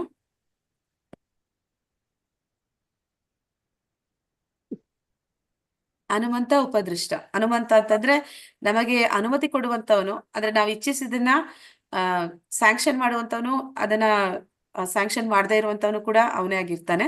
ಮತ್ತೆ ಉಪದೃಷ್ಟ ಅಂದ್ರೆ ನಾವು ಮಾಡ್ತಾ ಇರೋ ಪ್ರತಿಯೊಂದನ್ನು ಕೂಡ, ನಾವು ಅನ್ಕೊಳ್ತಾ ಇರುವಂತದ್ದು, ನಮ್ಮ ಬುದ್ಧಿ ಮನಸ್ಸಿನಲ್ಲಿ ನಡೀತಾ ಇರುವಂತದ್ದು ಪ್ರತಿಯೊಂದನ್ನು ಕೂಡ ಸೂಕ್ಷ್ಮವಾಗಿ ನೋಡ್ತಾ ಇರುವಂತವನು ಪರಮಾತ್ಮ. ಈ ಒಂದು ದೇವತೆಗಳ ಆರಾಧನೆಯನ್ನ ಮಾಡುವಂತವ್ರು ಇರ್ತಾರೆ. ಅಂದ್ರೆ ಅವರಿಗೆ ಪರಮಾತ್ಮ ಏನು ಅಂತಂದ್ರೆ ನಾವು ಇಚ್ಛಿಸಿದನ್ನ ಅವನು ಕೂಡ್ಲೆ ಕೊಡಲ್ಲ ಅಂತ ಹೇಳ್ತಾರೆ. ಅಂದ್ರೆ ನಮ್ಮನ್ನ ಆ ಒಂದು ಏನೇ ಬಯಸ್ತಾ ಇದೀವಿ ಅದನ್ನ ಪಡ್ಕೊಳ್ಳೋದಕ್ಕೆ ಯೋಗ್ಯರನ್ನಾಗಿ ನಮ್ಮನ್ನ ಮೊದಲು ಮಾಡ್ತಾನೆ, ನಂತರ ಅವನು ಕೊಡ್ತಾನೆ. ಅದಕ್ಕೆ ಸಮಯ ಹಿಡಿಯುತ್ತೆ. ಆದ್ರೆ ಈ ದೇವತೆಗಳಿಗೆ ಮೊರೆ ಹೋಗುವಂತವ್ರಿಗೆ ದೇವತೆಗಳು ಅವ್ರು ಕೇಳಿದ ಕೂಡಲೇ ಅವರಿಗೆ ಕೊಟ್ಟು ಬಿಡ್ತಾರೆ ಅಂತ ಹೇಳ್ತಾರೆ. ಅದಕ್ಕಾಗಿ ಜನ ಏನ್ ಮಾಡ್ತಾರೆ, ಅವ್ರಿಗೆ ಬೇಕಾಗಿದ್ದು ಬೇಗ ಬೇಕು ಅಂತಂದ್ರೆ ಅವರು ದೇವತೆಗಳಿಗೆ ಆರಾಧನೆ ಮಾಡ್ತಾರೆ. ಆಗ ಆ ದೇವತೆಗಳು ಅದನ್ನ ನಮ್ಗೆ ಕೊಡ್ಬೇಕು ಅಂದ್ರೂ ಕೂಡ ಅವರು ಅದನ್ನ ಭಗವಂತನಿಂದಲೇ ಕೊಡ್ಬೇಕು. ಆ ವಾಸ್ತವದಲ್ಲಿ ಎಲ್ಲವೂ ಕೂಡ ಭಗವಂತನಿಗೆ ಸೇರಿದ್ದು. ಅದನ್ನ ಅವ್ರು ಕರುಣಿಸ್ಬೇಕು ಅಂತಂದ್ರೆ ಅವರು ಭಗವಂತನಿಂದ ಪಡೆದು ನಮಗೆ ಕೊಡುವಂಥದ್ದು. ಅದನ್ನೇ ಇಲ್ಲಿ ನಾವು ನೋಡ್ತಾ ಇದ್ವಿ. ದೇವತೆಗಳನ್ನ ಮತ್ತೆ ಭಗವಂತನನ್ನ ಯಾವ ರೀತಿ ಒಂದು ಹೋಲಿಕೆ ಮಾಡ್ತಾರೆ ಅಂದ್ರೆ, ತಾಯಿ ದೇವತೆ ಆದ್ರೆ ಅಕ್ಕ ಒಂದು ತಾಯಿ ದೇವೋತ್ತಮ ಪರಮ ಪುರುಷ ಆದ್ರೆ ಅಕ್ಕ ಒಂದು ದೇವತೆ ಅಂತ ಹೇಳ್ತಾರೆ. ಅಂದ್ರೆ ಇಲ್ಲಿ ಒಮ್ಮೆ ಏನಾಗುತ್ತೆ ಅಂದ್ರೆ, ಮಗುವಿಗೆ ಜಾಂಡಿಸ್ ಬಂದಿರುತ್ತೆ, ತಾಯಿ ಒಳ್ಳೆ ಅಡಿಗೆ ಮಾಡುವಂತವಳು ಮನೆಯಲ್ಲಿ ಎಲ್ಲ ಭಕ್ಷ್ಯಗಳನ್ನ ಮಾಡಿಟ್ಟಿದ್ದಾಳೆ, ಆದ್ರೆ ಮಗು ತಿನ್ನುವಂತಿಲ್ಲ ಎಣ್ಣೆ ಪದಾರ್ಥಗಳನ್ನ. ಅದಕ್ಕೆ ಹಾಗೆ ಅದನ್ನ ಅಟ್ಟದ ಮೇಲೆ ಬಚ್ಚಿಟ್ಟಿದ್ದಾಳೆ. ಆದ್ರೆ ಅಟ್ಟಕ್ಕೆ ಅಂದ್ರೆ ಹತ್ತಿ ಅದನ್ನ ಎತ್ಕೊಳ್ಳೋದಕ್ಕೆ ಅಕ್ಕನ ಕೈಯಲ್ಲಿ ಆಗತ್ತೆ, ಅಂದ್ರೆ ದೇವತೆಗಳು. ಆದ್ರೆ ಇಲ್ಲಿ ತಾಯಿ ಸ್ಟ್ರಿಕ್ಟ್ ಆಗಿ ಹೇಳಿದ್ದಾಳೆ ಅವ್ನು ತಿನ್ನಬಾರ್ದು, ಅದು ಆರೋಗ್ಯಕ್ಕೆ ಒಳ್ಳೇದಲ್ಲ ಅಂತ. ಆದ್ರೆ ಅವನಿಗೆ ತಿನ್ನೋ ಆಸೆ ಇದೆ. ಅದಕ್ಕೆ ಅವನೇನ್ ಮಾಡ್ತಾನೆ, ತಾಯಿ ಇಲ್ಲದ ಸಮಯದಲ್ಲಿ ಅಕ್ಕನ ಹತ್ರ ಹೋಗಿ ಕೇಳ್ಕೊತಾನೆ, ಕೊಡು ನನಗೆ ಅದನ್ನ ತಿನ್ಬೇಕು ಅಂತ. ಹಾಗೆ ಅಕ್ಕ ಏನ್ ಮಾಡ್ತಾಳೆ, ಯೋಚನೆ ಮಾಡೋದಿಲ್ಲ, ಅವನಿಗೆ ಅದು ಒಳ್ಳೇದ ಕೆಟ್ಟದ ಅಂತ ಯೋಚನೆ ಮಾಡೋದಿಲ್ಲ. ಅವಳು ಏನ್ ಮಾಡ್ತಾಳೆ, ಕೂಡಲೇ ಎತ್ತಿ ಕೊಡ್ತಾಳೆ. ಹಾಗೆ ಈ ದೇವತೆಗಳು ಕೂಡ ನಾವ್ ಏನನ್ನೇ ಬಯಸಿ ಅವ್ರನ್ನ ಬೇಡಿ ಹೋದ್ರು ಅವರು ಯೋಚನೆ ಮಾಡೋದಿಲ್ಲ, ಅದು ನಮ್ಗೆ ಸಿಕ್ಕಿದ್ರೆ ಅದು ನಮ್ಗೆ ಒಳ್ಳೇದ ಕೆಟ್ಟದ ಅಂತ. ಆದ್ರೆ ತಾಯಿ ಇದ್ದ ಹಾಗೆ ಭಗವಂತ, ಅವನು ನಾವು ಕೇಳಿದ ಕೂಡಲೇ ಅದನ್ನ ಕೊಡೋದಿಲ್ಲ, ಅದು ನಮಗೆ ಸರಿನೋ ತಪ್ಪು ಅಂತ ಯೋಚನೆ ಮಾಡಿ ಕೊಡ್ತಾನೆ. ಆದ ಕಾರಣ ಏನ್ ಮಾಡ್ತಾರೆ, ಎಲ್ಲರೂ ಭಗವಂತನನ್ನ ಆರಾಧನೆ ಮಾಡೋದಕ್ಕಿಂತ ಹೆಚ್ಚಾಗಿ ದೇವತೆಗಳನ್ನ ಆರಾಧನೆ ಮಾಡ್ತಾರೆ. ಯೋ ಮಾಮೇವ ಮಾ ಸಮ್ಮೂಢೋ ಜಾನಾತಿ ಪುರುಷೋತ್ತಮಂ ಸಾ ಸರ್ವ ವಿದ್ಭಜತಿ ಮಾಂ ಸರ್ವಭಾವೇನ ಭರತ ವಂಶಜನಾದ ಅರ್ಜುನನೇ, ಯಾರು ಸಂದೇಹವಿಲ್ಲದೆ ದೇವೋತ್ತಮ ಪರಮ ಪುರುಷನೆಂದು ತಿಳಿಯುತ್ತಾನೋ, ನನ್ನನ್ನು ಸಂದೇಹವಿಲ್ಲದೆ ದೇವೋತ್ತಮ ಪರಮ ಪುರುಷನೆಂದು ತಿಳಿಯುತ್ತಾನೋ ಅವನು ಎಲ್ಲವನ್ನೂ ತಿಳಿದವನು. ಆದ್ದರಿಂದ ಆತನು ಸಂಪೂರ್ಣ ಭಕ್ತಿ ಸೇವೆಯಲ್ಲಿ ನಿರತನಾಗಿರುತ್ತಾನೆ. ನಾವಿಲ್ಲಿ ನೋಡ್ತಾ ಇದೀವಿ ಸದಾಶಿವ ಅಂದ್ರೆ ಈಶ್ವರ, ಅವನು ಮಹಾ ವೈಷ್ಣವ ಅಂತ ಕರೀತಾರೆ ಅವನನ್ನ. ಮಹಾವೈಷ್ಣವ ಅಂತಂದ್ರೆ ಅವನು ಭಗವಂತನ ಒಂದು ಅಸ್ತಿತ್ವವನ್ನ, ಭಗವಂತನ ಒಂದು ಅವನ ಒಂದು ದೇವೋತ್ತಮ ಪರಮ ಪುರುಷ ಅನ್ನುವಂತ ಅವನ ಸ್ಥಾನವನ್ನ ತಿಳಿದಂತವನು. ಅವನು ಸದಾ ಅವನ ಒಂದು ಕೈಲಾಸದಲ್ಲಿ ಏನ್ ಮಾಡ್ತಾ ಇರ್ತಾನೆ, ಭಗವಂತನನ್ನ ಕುರಿತಂತ ಭಾಗವತ ಪ್ರವಚನಗಳನ್ನ ಅವನು ಸದಾ ಮಾಡ್ತಾ ಇರ್ತಾನೆ ಅಂತ ಹೇಳ್ತಾರೆ. ಅಂದ್ರೆ ಅವನು ಆ ಮೂಲಕ ಭಗವಂತನ ವಿಷಯವನ್ನ ಕುರಿತು ಮಾತನಾಡ್ತಾ ಇರ್ತಾನೆ, ಮತ್ತೆ ಅವನ ಒಂದು ಭಕ್ತಿ ಸೇವೆಯಲ್ಲಿ ತೊಡಗಿರ್ತಾನೆ ಅನ್ನೋದಕ್ಕೆ ಇಲ್ಲಿ ಒಂದು ಚಿತ್ರಣವನ್ನ ಕೊಟ್ಟಿದ್ದಾರೆ. ಅಂದ್ರೆ ಯಾರು ಅವನನ್ನ ಅರ್ಥ ಮಾಡ್ಕೊಂಡಿದ್ದಾರೆ, ಅವನು ಪುರುಷೋತ್ತಮ ಅನ್ನೋದನ್ನ, ಅವನ ಒಂದು ಉತ್ತಮ ಪುರುಷ ಅನ್ನೋದನ್ನ ತಿಳಿದಿದ್ದಾರೆ, ಅಂತವರು ಭಗವಂತನ ಸೇವೆಯಲ್ಲಿ ನಿರತರಾಗ್ತಾರೆ ಅಂತ ಹೇಳಿ ಹೇಳ್ತಾ ಇದ್ದಾರೆ. ಹರೇ ಕೃಷ್ಣ ಮಾತಾಜಿ, ಒಂದು ಪ್ರಶ್ನೆ. ಸೊ ಹಿಂದಿನ ಶ್ಲೋಕದಲ್ಲಿ ಹೇಳಿದ್ರಿ, ಭಗವಂತ ಹೇಳ್ತಾರೆ ನಾನು ಶಕ್ತಿಯಲ್ಲ ಅತ್ಯುತ್ತಮ ವ್ಯಕ್ತಿ ಅಂತ. ಸೊ ನಮ್ಗೆ ಈಗ ಭಗವಂತ ಹೇಳ್ತಾರೆ ಪ್ರತಿಯೊಂದು ಈ ವಿಶ್ವದಲ್ಲಿರೋ ಪ್ರತಿಯೊಂದು ಹಿಂದೆನೂ ನಾನಿದ್ದೀನಿ ಅಂತಾರೆ, ಎಲ್ಲೋದ್ರ ಹಿಂದೆನೂ. ಈಗ ರಾತ್ರಿನ ಮೇಲ್ಗಡೆ ನೋಡಿದ್ರೆ ತುಂಬಾ ಆಕಾಶದಲ್ಲಿ ತುಂಬಾ ಲಕ್ಷಗಟ್ಟಲೆ ನಕ್ಷತ್ರ ಅದರ ಕಾಣಿಸುತ್ತೆ, ನಮ್ಗೆ ಅದ್ರ ಬಿಯಾಂಡ್ ಏನೂ ಗೊತ್ತಿಲ್ಲ. ಸೊ ಯೂನಿವರ್ಸ್ ಅಲ್ಲಿ ಪ್ರತಿಯೊಂದು ನಾನೇ ಅಂತಾರೆ. ಸೊ ಸೊ ಅಂತ ಇದ್ರಲ್ಲಿ ಈಗ ನಾವು ಆ ಈ ವಿಶ್ವದಲ್ಲಿರುವ ಪ್ರತಿಯೊಂದರ ಹಿಂದೆ ಇರುವ ಶಕ್ತಿನ ನಾವು ಈ ವ್ಯಕ್ತಿ ಅಂತ ಹೇಗೆ ಅದನ್ನ ಫೀಲ್ ಮಾಡೋದು ಆಕ್ಚುಲಿ. ವ್ಯಕ್ತಿ ಅಂತ ನಮ್ಗೆ ಅದೊಂದು ಸ್ವಲ್ಪ ಲಿಮಿಟೇಷನ್ ತರ ಅನ್ಸುತ್ತೆ. ಸೊ ಗೊತ್ತಾಯ್ತಾ ಪ್ರಶ್ನೆ ಮಾತಾಜಿ? ಆಕ್ಚುಲಿ ಪ್ರಭುಜಿ, ನೀವೇನ್ ಹೇಳ್ತಾ ಇದ್ದೀರಾ ಅಂದ್ರೆ ಇಲ್ಲಿ ಭಗವದ್ಗೀತೆಯಲ್ಲಿ ನಮಗೆ ಮೂಲದಲ್ಲಿ ಅದನ್ನೇ ಅರ್ಥ ಮಾಡಿಸ್ತಾರೆ. ಆದ್ರೆ ಇಲ್ಲಿ 3 ಸಾಕ್ಷಾತ್ಕಾರಗಳ ಬಗ್ಗೆ ತಿಳಿಸ್ತಾರೆ. ಬ್ರಹ್ಮನ್ ಸಾಕ್ಷಾತ್ಕಾರ, ಪರಮಾತ್ಮ ಸಾಕ್ಷಾತ್ಕಾರ ಮತ್ತೆ ಭಗವಾನ್ ಸಾಕ್ಷಾತ್ಕಾರ ಅಂತ. ಆದ್ರೆ ವ್ಯಕ್ತಿ ಯಾವಾಗ ಅವನು ಆಧ್ಯಾತ್ಮಿಕವಾಗಿ ಪ್ರಗತಿಯನ್ನ ಹೊಂದುತ್ತಾನೆ, ಮೊದಲ ಹೆಜ್ಜೆ ಇಟ್ಟಾಗ ಅವನು ತನ್ನನ್ನ ತಾನು ಅರ್ಥಕೋತಾನೆ. ಅಂದ್ರೆ ನನಗೆ ಇವಾಗ ಯಾರಾದ್ರೂ ಬಂದೆ ನೀನು ದೇಹ ಅಲ್ಲ ಆತ್ಮ ಅಂತಂದ್ರೆ ನಾನು ಕೂಡ್ಲೆ ಒಪ್ಕೊಳ್ಳೋದಿಲ್ಲ. ಯಾಕಂದ್ರೆ ನನ್ನ ಆತ್ಮ ನನಗೆ ನೋಡಿಲ್ಲ, ನನ್ನ ಕಣ್ಣಿಗೆ ಕಾಣಿಸ್ತಿಲ್ಲ. ಆತ್ಮ ಅಂತಂದ್ರೆ ಏನು ಅಂತ ನನಗೆ ತಿಳಿಯೋದಿಲ್ಲ. ಆ ಒಂದು ಜ್ಞಾನವನ್ನ ತಿಳಿಸ್ಕೊಡ್ತಾರೆ. ಆತ್ಮ ಅಂದ್ರೆ ಏನು, ಆತ್ಮ ಇಲ್ಲ ಅಂದ್ರೆ ನಿನ್ನ ದೇಹ ಏನಾಗುತ್ತೆ, ಅದೊಂದು ಜಡ ಆಗುತ್ತೆ, ಅದೊಂದು ಶವ ಆಗುತ್ತೆ. ಅದರಲ್ಲಿ ಚೈತನ್ಯ ತುಂಬ್ತಾ ಇರುವಂತದ್ದು ಆತ್ಮ. ನೀನು ಒಂದು ದೇಹ ಅಲ್ಲ, ನೀನೊಂದು ಆತ್ಮ.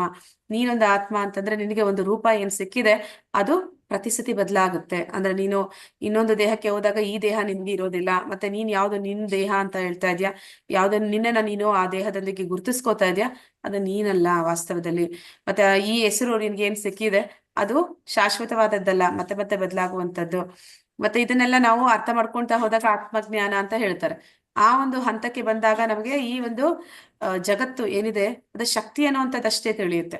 ಅಂದ್ರೆ ಇಲ್ಲಿ ಒಂದು ಶಕ್ತಿ ಇದೆ, ಆ ಒಂದು ಶಕ್ತಿ ಎಲ್ಲ ಕೆಲಸ ಮಾಡ್ತಿದೆ ಅನ್ನುವಂಥದ್ದಷ್ಟನ್ನೇ ಈ ವಿಜ್ಞಾನಿಗಳು ಕೂಡ ಅಲ್ಲಿವರೆಗೂನೇ ಅರ್ಥ ಮಾಡ್ಕೊಳ್ಳೋಕೆ ಸಾಧ್ಯ. ಆದ ಕಾರಣ ಅವ್ರು ಏನಂತಾರೆ, ಆ ಒಂದು ದೇವರು ಅಂತ ಇದ್ರೆ ಅವನು ಬರೀ ಶಕ್ತಿ ಅಷ್ಟೇ ಅಂತ ತಿಳಿತಾರೆ. ಆದ್ರೆ ಈ ಒಂದು ಅಷ್ಟಾಂಗ ಯೋಗಿಗಳು ಏನ್ ಮಾಡ್ತಾರೆ, ಆ ಒಂದು ಆತ್ಮನನ್ನ ಒಂದು ಏನ್ ಮಾಡ್ತಾರೆ, ನಾ ಹೇಳ್ದೆ ಒಂದು ಷಟ್ಚಕ್ರ ಯೋಗ, ಪ್ರಾಣಾಯಾಮ ಮಾಡ್ತಾರೆ, ಮತ್ತೆ ಅವರು ಆಸನಗಳನ್ನ ಮಾಡ್ತಾರೆ. ಈ ರೀತಿ ಮಾಡೋ ಮೂಲಕ ಆತ್ಮದ ಜೊತೆಲಿ ಇರೋ ಪರಮಾತ್ಮನನ್ನ ಅವರು ಕಾಣುವ ಒಂದು ಪ್ರಯತ್ನ ಮಾಡ್ತಾರೆ. ಆ ಧ್ಯಾನದ ಮೂಲಕ ಅದನ್ನ ನೋಡುವಂತ ಪ್ರಯತ್ನ ಮಾಡ್ತಾರೆ. ಅಂದ್ರೆ ನಿಮ್ಗೆ ಯಾವ ಒಂದು ಮೈಕ್ರೋಸ್ಕೋಪ್ ಅಥವಾ ಟೆಲಿಸ್ಕೋಪ್ ಇಂದ ಕಾಣಿಸೋಕೆ ಸಾಧ್ಯ ಇಲ್ವೋ ಅದನ್ನ ಅವರು ಧ್ಯಾನ ಮಾಡಿ ಅವರಲ್ಲಿ ಅವರು ಸಾಕ್ಷಾತ್ಕಾರ ಮಾಡ್ಕೋತಾರೆ. ಅಂದ್ರೆ ಅದನ್ನ ನೋಡುವಂತ ಶಕ್ತಿನ ಅವರು ಪಡಿತಾರೆ. ಆದ್ರೆ ಯಾರು ಶುದ್ಧ ಭಕ್ತರಿರ್ತಾರೆ, ನೀವು ಇದನ್ನ ಹೇಳಿದ್ರೆ ಕಟ್ಟುಕತೆ ಅಂತ ಹೇಳ್ತೀರಿ, ಯಾಕಂದ್ರೆ ನಿಮ್ಗೆ ಆ ಅನುಭವ ಇಲ್ಲ, ಮತ್ತೆ ಆ ಒಂದು ಶಕ್ತಿನೂ ಇಲ್ಲ. ಅದು ಸುಲಭವಾಗಿ ಎಲ್ಲರಿಗೂ ಸಿಗುವಂತದ್ದು ಅಲ್ಲ. ಅಂದ್ರೆ ಈ ಜೀವನದಲ್ಲಿ ಅದಕ್ಕೆ ನಾವು ಸಾಧನೆ ಮಾಡ್ಬೇಕು ಅಂತ ಹೇಳ್ತಾರೆ. ಬರೀ ಒಂದು ಪರಮಾತ್ಮನನ್ನ ಆತ್ಮನನ್ನ ಕಾಣೋದಕ್ಕೆ ಅವನು ಕಾಡಿಗೆ ಹೋಗಿ ಎಷ್ಟೋ ವರ್ಷಗಳ ಕಾಲ ಆ ಒಂದು ಧ್ಯಾನದಲ್ಲಿ ತೊಡಗ್ತಾನೆ. ಅದಕ್ಕೆ ಎಷ್ಟೊಂದು ನಿಯಮಗಳನ್ನ ಅವನು ಪಾಲನೆ ಮಾಡ್ತಾನೆ, ಬ್ರಹ್ಮಚರ್ಯ ಪಾಲನೆ ಮಾಡ್ತಾನೆ, ಹೆದರ್ಕೊಳ್ದಿರ ಕಾಡಲ್ಲಿ ಒಬ್ನೇ ಇರ್ತಾನೆ. ಮತ್ತೆ ಸದಾಕಾಲ ಎಲ್ಲ ಒಂದು ಇಂದ್ರಿಯ ಭೋಗಗಳಿಂದ, ಇಂದ್ರಿಯ ವಿಷಯಗಳಿಂದ, ವಿಚಾರಗಳಿಂದ ಮನಸ್ಸಿನಲ್ಲೂ ಕೂಡ ಅವುಗಳನ್ನ ಅವನು ಬರ್ದೇ ಇರೋ ಹಾಗೆ ನೋಡ್ಕೋತಾನೆ. ಅಷ್ಟೆಲ್ಲ ಕಷ್ಟಪಟ್ಟು ಅವನು ಅದನ್ನ ನೋಡ್ತಾನೆ. ಆದ್ರೆ ಭಗವಂತ ಅಂತಂದ್ರೆ ಒಬ್ಬ ವ್ಯಕ್ತಿ ಅನ್ನುವಂಥದ್ದು, ಆ ವ್ಯಕ್ತಿ ನಮ್ಮಂತೆ ಅಲ್ಲ ಅನ್ನುವಂಥದ್ದು ಈ ಬ್ರಹ್ಮ ಸಂಹಿತೆ ಅಂತ ಬರುತ್ತೆ. ಅಂದ್ರೆ ಬ್ರಹ್ಮ 50 ವರ್ಷಗಳ ಕಾಲ ಅವನು ಸೃಷ್ಟಿ ಆದ ಮೇಲೆ ಅವನು ತಪಸ್ಸನ್ನು ಮಾಡ್ತಾನೆ ಕೃಷ್ಣನನ್ನ ತಿಳಿಬೇಕು ಅಂತ. ಅಂದ್ರೆ ಅವನನ್ನ ಫಸ್ಟ್ ತಿಳಿಬೇಕು ಅಂತ. ನಾನ್ ಯಾರು, ನಾನ್ ಯಾಕೆ ಬಂದೆ, ನಾನ್ ಯಾಕೆ ಈ ಕಮಲದ ಮೇಲೆ ಕೂತಿದ್ದೀನಿ, ನನ್ನ ಈ ಒಂದು ಅಸ್ತಿತ್ವಕ್ಕೆ ಕಾರಣ ಏನು ಅದು ಯಾವ ರೀಸನ್ಗೆ ನಾನು ಇಲ್ಲಿ ಇದ್ದೀನಿ ಅಂತ ಅವನು ಯೋಚನೆ ಮಾಡ್ತಾ ಇರ್ತಾನೆ. ಆಗ ತಪಸ್ಸನ್ನ ಮಾಡ್ತಾನೆ. ನಂತರ 50 ವರ್ಷಗಳು ಅಂದ್ರೆ ಒಂದು ಕಾಲವನ್ನು ಕೂಡ ಇಲ್ಲಿ ತಿಳಿಸ್ತಾರೆ ಭಗವದ್ಗೀತೆಯಲ್ಲಿ. 50 ವರ್ಷ ಅಂತಂದ್ರೆ ಅದು ನಮ್ಮ 50 ವರ್ಷ ಅಲ್ಲ. ಆ ದೇವತೆಗಳಿಗೆ ನಮ್ಮ 1 ವರ್ಷ ಅಂದ್ರೆ ದೇವತೆಗಳಿಗೆ 10,000 ವರ್ಷ. ಆ ಒಂದು ದೇವತೆಗಳ 10,000 ವರ್ಷದಷ್ಟು 1 ವರ್ಷ ಅನ್ನುವಂತಹ ಆ ಲೆಕ್ಕದಲ್ಲಿ 50 ವರ್ಷಗಳ ಕಾಲ ಅವನು ತಪಸ್ಸನ್ನ ಮಾಡ್ತಾನೆ. ಆಗ ಅವನಿಗೆ ಭಗವಂತನ ಸಾಕ್ಷಾತ್ಕಾರ ಅಂದ್ರೆ ಭಗವಂತನನ್ನ ಸದಾ ಅಂದ್ರೆ ಕಣ್ಣೆದುರುಗಡೆ ಕಾಣ್ತಾನೆ, ನೋಡ್ತಾನೆ. ಆಗ ಪರಮಾತ್ಮ ಅವನಿಗೆ ತಿಳಿಸ್ತಾನೆ ಅವನ ಒಂದು ಸೃಷ್ಟಿಗೆ ಕಾರಣ ಏನು, ಮತ್ತೆ ಅವನ ಕೆಲಸ ಕರ್ತವ್ಯ ಏನು, ಯಾಕೆ ಅವನನ್ನ ಸೃಷ್ಟಿ ಮಾಡಿದ್ದಾರೆ, ಅವನ ಜವಾಬ್ದಾರಿ ಏನು ಅಂತ ಹೇಳ್ತಾನೆ. ಆಗ ಅವನು ಭಗವಂತನನ್ನ ಏನ್ ನೋಡ್ತಾನೆ ಅದನ್ನ ಅವನು ಶ್ಲೋಕಗಳ ಮೂಲಕ, ಕೀರ್ತನೆಗಳ ಮೂಲಕ ಬ್ರಹ್ಮ ಸಂಹಿತ ಅಂತ ಒಂದು ರಚನೆ ಮಾಡಿ ಇಟ್ಟಿದ್ದಾರೆ ಅವನ ಹೇಳಿದಂತ ಶ್ಲೋಕಗಳನ್ನು. ಅದರಲ್ಲಿ ನಮಗೆ ಈ ಒಂದು ಎಲ್ಲಾ ವಿಚಾರಗಳು ಬರುತ್ತೆ. ಭಗವಂತ ಅಂದ್ರೆ ಯಾರು, ಅವನು ಯಾರನ್ನ ನೋಡ್ದ, ಆ ವ್ಯಕ್ತಿ ಯಾವ ರೀತಿ ಇದ್ದ, ಅವನ ಬಗ್ಗೆ ಅವನು ವರ್ಣನೆಗಳನ್ನ ಕೊಡ್ತಾನೆ. ಅಂಗಾನಿ ಯಸ್ಯ ಸಕಲೇಂದ್ರಿಯ ವೃತ್ತಿಮಂತಿ ಅಂತ ಹೇಳ್ತಾನೆ. ಅಂದ್ರೆ ಆ ವ್ಯಕ್ತಿಯನ್ನ ನೀನು ಸಾಧಾರಣ ಅಂತ ತಿಳಿಬೇಡ. ಆ ವ್ಯಕ್ತಿ ಅವನು ಹೇಗಿದ್ದಾನೆ ಅಂತಂದ್ರೆ ಅವನ ಒಂದು ಅಂಗ ನಮ್ಮ ಉಳಿದ ಅಂಗಗಳು ಮಾಡುವ ಎಲ್ಲ ಕೆಲಸಗಳನ್ನು ಮಾಡುತ್ತೆ ಅಂತ. ಅಂದ್ರೆ ಅವನು ಬರೀ ಕಣ್ಣಿನಿಂದ ನೋಡಿದ್ರೆ ಅಲ್ಲಿ ಸೃಷ್ಟಿ ಸ್ಟಾರ್ಟ್ ಆಗುತ್ತೆ ಅಂತ. ಅಂತ ಒಂದು ವ್ಯಕ್ತಿ ಅಂದ್ರೆ ಲಿಮಿಟೇಷನ್ಸ್ ಅಂತ ನೀವೇನ್ ಹೇಳ್ತಾ ಇದ್ದೀರಾ, ಆ ವ್ಯಕ್ತಿ ನಾವು, ಅವನು ಅಲ್ಲ.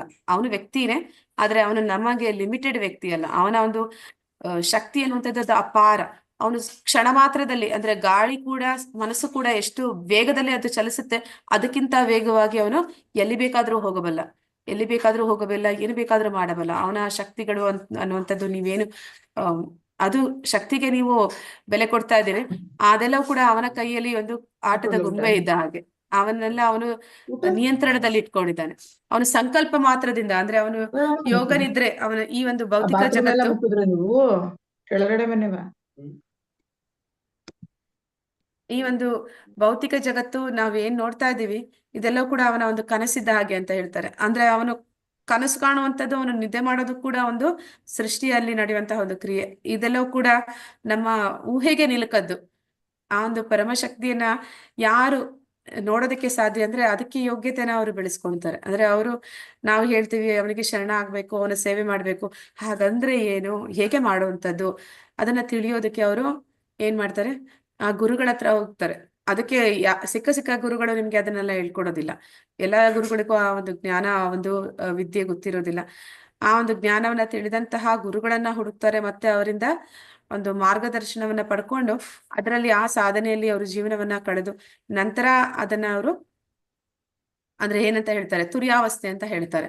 ಅಂದ್ರೆ ನಾವು ಇವಾಗ ಕೆಲವೊಂದು ಜನ ಮಾಡ್ತಾರೆ, ಅಂದ್ರೆ ಏನಂತಾರೆ, ಜಾಗೃತಾವಸ್ಥೆ, ಸ್ವಪ್ನಾವಸ್ಥೆ, ಸುಷುಪ್ತಿ ಅಂತ ಹೇಳ್ತಾರೆ. ಸುಷುಪ್ತಿ ಅಂತಂದ್ರೆ ಕೆಲವೊಬ್ರು ತೋರಿಸ್ತಾರೆ, ಅಂದ್ರೆ ಒಂದು ವ್ಯಕ್ತಿಯನ್ನ ಮಲಗಿಸ್ಬಿಟ್ಟು ಅವನ ಹಿಂದಿನ ಜನ್ಮದಲ್ಲಿ ಏನಾಗಿದ್ದ, ಅವನಿಗೆ ಏನೆಲ್ಲ ಆಗಿತ್ತು ಅದನ್ನೆಲ್ಲ ಅವನು ನಿದ್ರೆ ಮಲಗಿರೋ ರೂಪದಲ್ಲಿ ಅವನು ಅದನ್ನೆಲ್ಲ ನೋಡೋ ಹಾಗೆ ಮಾಡ್ತಾರೆ.